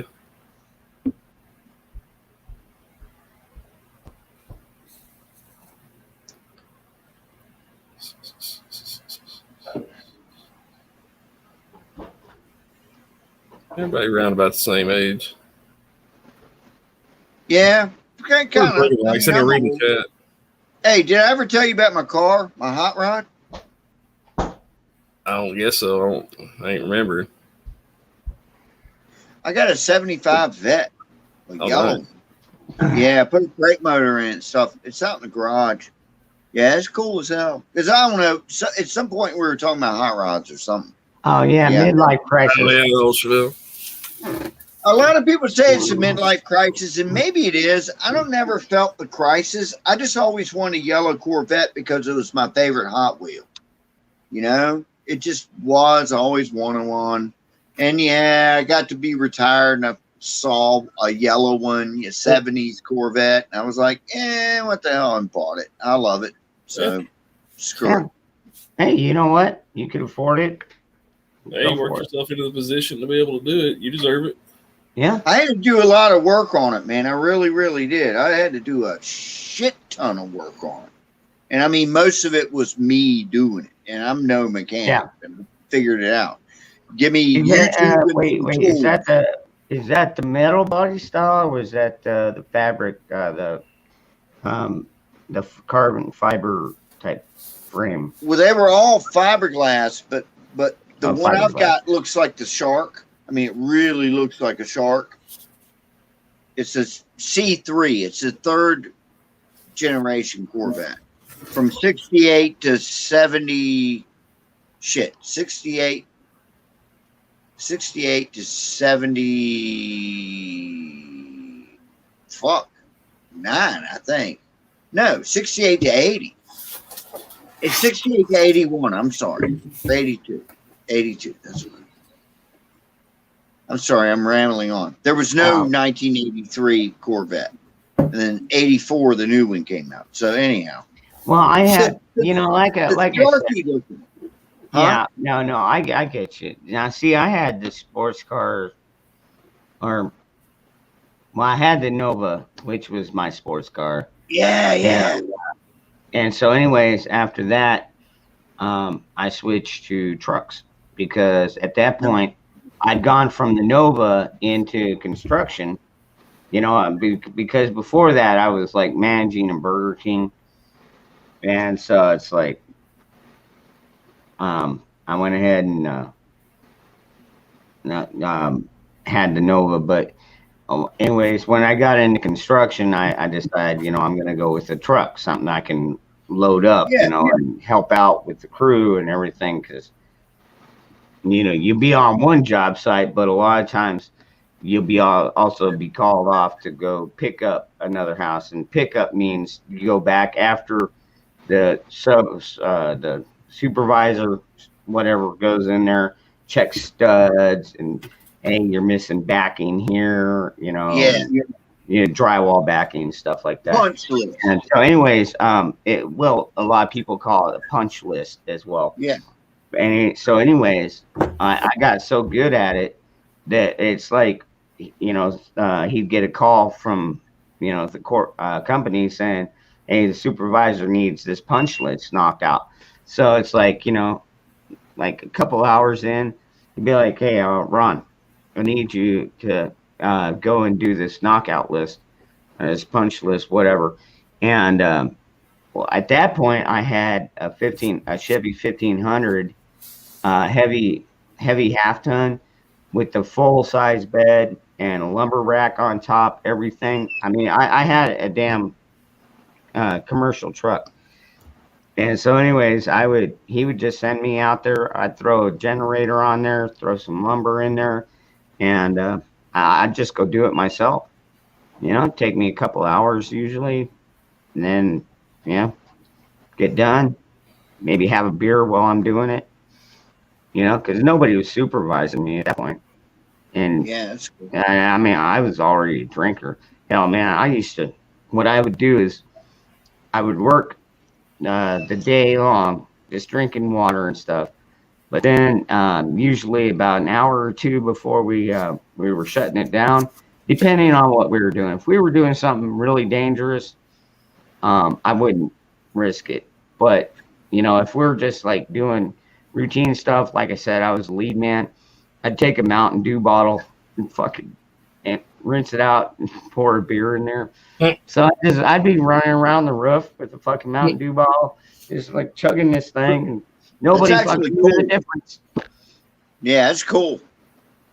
But that's back in the day, like back when I was on one crew where the crew boss comes up, he's like, "Here's your drug test," and he fucking passes around a back bowl to see who smokes. And of course, everybody did. Everybody took a toke.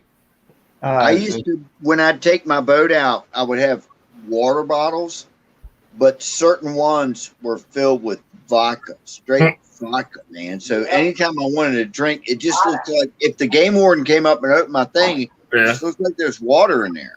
And every now and then I go to get a water and I get the wrong one and go, take a big ass vodka and be like, woo, yeah. But that worked like a bitch, man. I mean, it's like, yeah, I could get drunk. Fuck it. Back when you could still smoke on a plane, or in a hospital. I don't know if I can remember smoking in a plane. You can't get away with that shit now, man. It's like they had a smoking light. The smoking light is off. Yeah, the smoking light is on. Yeah. Yep. I think they'd done away with that by the time I flew for the first time. Yeah, probably you are a bit younger. I mean, I barely remember it because my dad started flying me out to Virginia when I was 8 years old, maybe. So that would have been like. What part of Virginia? I'm in Virginia. Norfolk. Oh, really? Wow. Mm-hmm. Yeah, he had his own yacht out there. Oh, that's cool. He lived on his yacht. Really? And he was right next to the Naval Academy out there, and so that's what he did. I mean, he was non-commissioned, and mainly what he did was he taught nautics to the cadets. And he was non-commissioned. He was not like a Navy officer or anything like that. But like seriously, we would be out in the middle, like when we were on our way to Bermuda that one time. And he would check the Greenwich Mean Time. You always went by Greenwich. You always go by Greenwich Mean Time. What did y'all do? Take a sailboat from there to Bermuda? Yes. No shit. Oh man, I'd love to do that, man. That's dude, yeah. Well, you'd love to do it until like fucking midnight, and then the fucking waves are taller than the mast. As scary as balls, right? Dude, you and me both. Man, yeah. I slept all day just so I keep constant watch at night. I was always at that helm. I don't care if it was fucking raining or anything. I'd be out there in my rubbers, and we always had two-man shift, always, because there were four of us on there. But me and my dad usually would be the ones doing the night shifts type thing. And it's just, it was like Gilligan's Island at some points, dude. Was it, I don't mean to interrupt you, but was it a catamaran or like a monohull? No, it was a 30-foot, just straight sailboat. Okay, yeah. So it's leaning like a bitch, yeah. And, No, we kept it straight with the waves. Okay. That was the main thing. Is that's the one thing that my dad ingrained into me on those fucking Gilligan's Island nights. Right. Was if we get sideways, we're all gonna die. Yeah. And I was like, okay, well, let's keep this. Let's keep this So bitch straight. he's on one side of the fucking on the one side of the helm. I'm Yeah. on the other side, and we're just holding this thing. We're holding on tight too, man. Holy shit, dude! There's like tornado type shit going on out there, man. Fucking crazy. I've Super never been on a scary. little boat out there like that. I've been on a big boat, and my thing was if I can see land, I can swim to land. But if I can't see land, I'm fucked. Well, That's what I was after gonna about ask. 2 hours or hour and a half of sailing out of the dock, we couldn't see land. Yeah. You know what did happen though is because the waters were fairly calm and we shut off our engines. The dolphins came out. Huh. What crazy shit, man! I'm up here on the bowsprit, which is that thing that Yep. spits out the front of the boat for Right. people that might not know. But I'm laying down on that, and I like seriously, I'm like almost touching them. Wow. But they're close enough. They're spraying their snot on me. Yeah, That's it was actually- cool. And they are, dude. Dolphins are super friendly, dude. Like, That'd be serious. cool. And they are smart fucking creatures, man. But That's cool as shit, man. I mean, I know as hairy as it was, you have to look back on it fondly. oh, absolutely, man. And not to mention when we got to Bermuda, I was 17. Okay, I was 17 at this time, and Perfect age. we could walk into a bar and all of us get drinks, and Mhm. nobody fucking ask for ID. Yeah.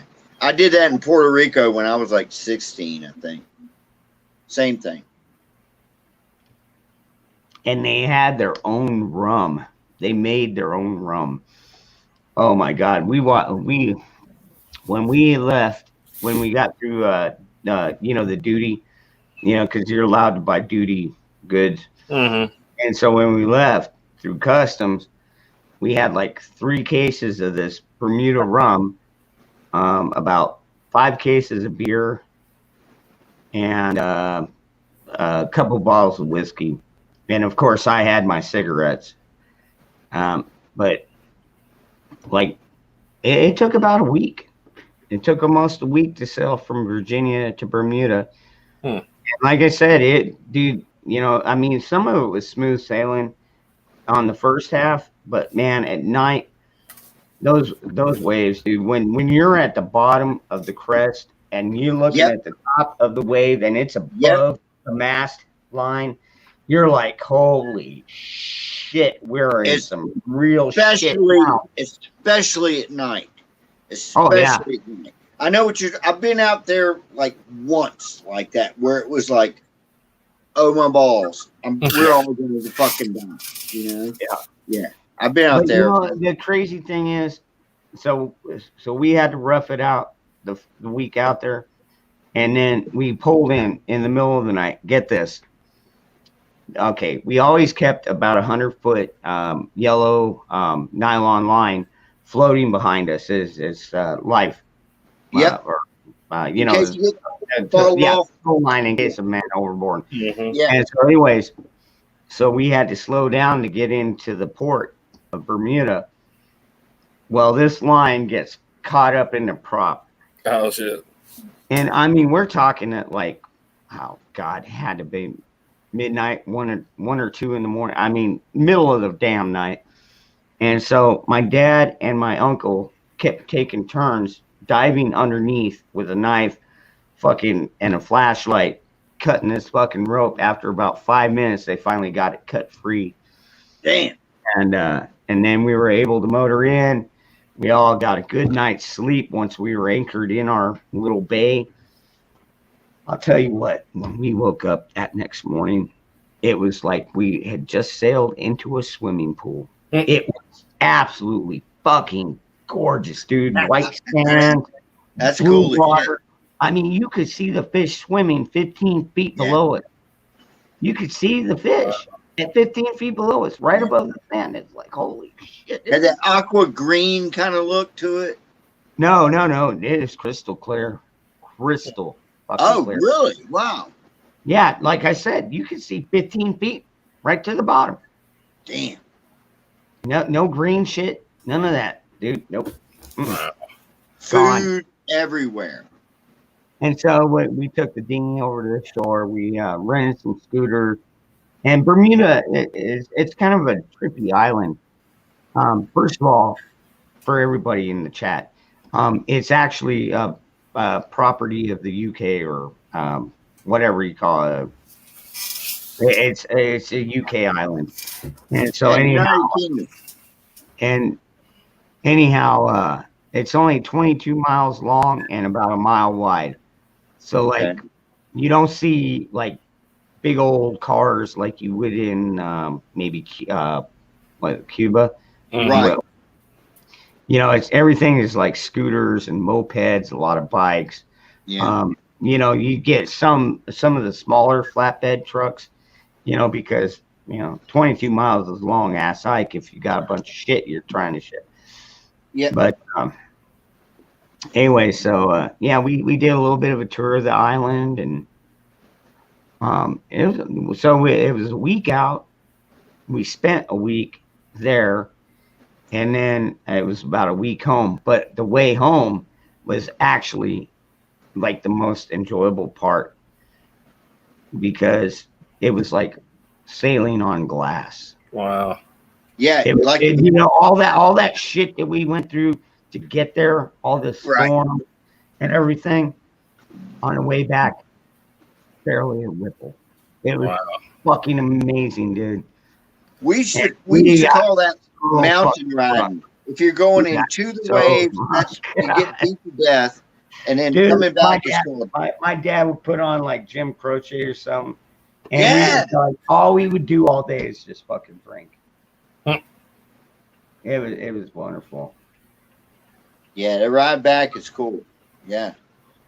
But and then when we get back, my dad's like, well, okay, you can either stay on the yacht or you can go to my girlfriend's house. And I was like, let's go. And actually, he ended up marrying her, and they're still together today. But anyways, we went ahead and stayed at her house. I stayed at her house, and she comes up to me and she's like, hey, I left you a little present in the bathroom, you know, behind the bathroom mirror. You know what I mean? And I was like, yep. All right. So I go up there. You know, him and my dad and her doing their own thing. I go up there and I'm looking through. I see toothpaste, toothbrush, blah, blah, blah. And I see this roll of toilet paper there. I'm like, okay, well, that's kind of odd. Why do you got a roll of toilet paper inside the you know, the little mirror cabinet? And I start unrolling it. A joint pops out. Keep unrolling it. Another joint pops out. She left like 13 fucking joints for me. 13? Yep. I was like, damn. Hells yeah. Yep. I come up in the mountains. I never really messed with the sea very much like it.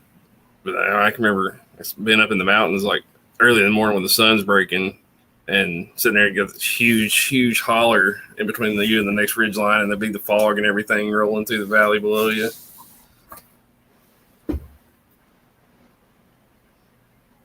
How far could you see with that fog? It depends. I mean, it was. If you can get up high enough, you can get up over it, and then you can see forever and just see, you know, miles and miles long as far as the train will let you. See, I've been in a little bit of fog, but not ever. Yeah, I mean, you go like down in the fog. I've been in fog so thick you can't see your hand out in front of your face. Yeah. Most of the time it's not that bad. Here right now. I swear, it's foggy here right now. I'm looking out the window. It's foggy as a bitch. I don't know why. Hadn't been in a while.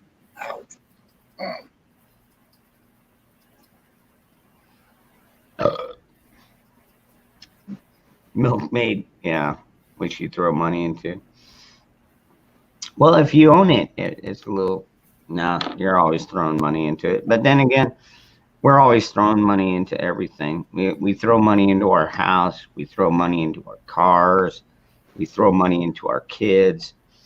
Pretty much anything that, if you want to maintain it, you got to throw money into it. You know, it's just, do you prefer to have a boat, or do you prefer to have a house, or, you know, whatever. I mean, that yacht was like his house boat. You know what I mean? So, yeah. It's the same thing. Yeah, that'd be cool to live on a boat. I just don't know about that whole open ocean thing in a little boat. Well, 30-footer, the 33, I guess, probably is more like it. I mean, it's not a tiny boat, but yeah, but I mean, still, you're saying the waves make you feel tiny. Oh yeah, a bigger boat like I mean, oh, dude, would I have preferred to be in an aircraft carrier at that point? Yeah. Are you kidding me? That thing would have just plowed through. But have you ever been up close to an aircraft carrier? Yeah, they're fucking huge. Dude, floating city. That's all I gotta say about that. Fucking huge. Floating fucking city, dude. Those things are so amazing. Man, just something else, man. It's like you could fall off the top deck and hit the water and probably die because it's so hot. I mean, they're just ginormous, dude. It's amazing. Man, those people that navigate with those, and all the pilots, like during World War II, you know, over the Pacific and Atlantic, you know, especially the Pacific Fleet, they had to deal with most of the aircraft crap, fucking bonsais and shit. Goddamn crazy fucking Japs. But anyways, yeah, they're those things, you know, they always look small on the camera, but when you're standing directly in front of one, like even 50 feet away, I got to see the naval fleet. I got to see a nuclear sub. I got to see a destroyer up close. You know, it's just like, it's just mind-boggling how big these fucking ships are. I've been on the New Jersey. The battleship? Yeah, battleship. And had a little bit of time kind of like on my own just to kind of peruse around. One of the things that blew my mind was a battleship is a skinny freaking boat, man. You know, I mean, I really didn't know that until I got on it. And going up to the very, what did you call it a little while ago, Dangerous? Yeah. The very the floating city. No. You were talking about that was an aircraft carrier. This is a battleship. When you were talking about the part on the very front of the bow that kind of goes out a little bit further. Yeah. The bowsprit, yeah. Bowsprit.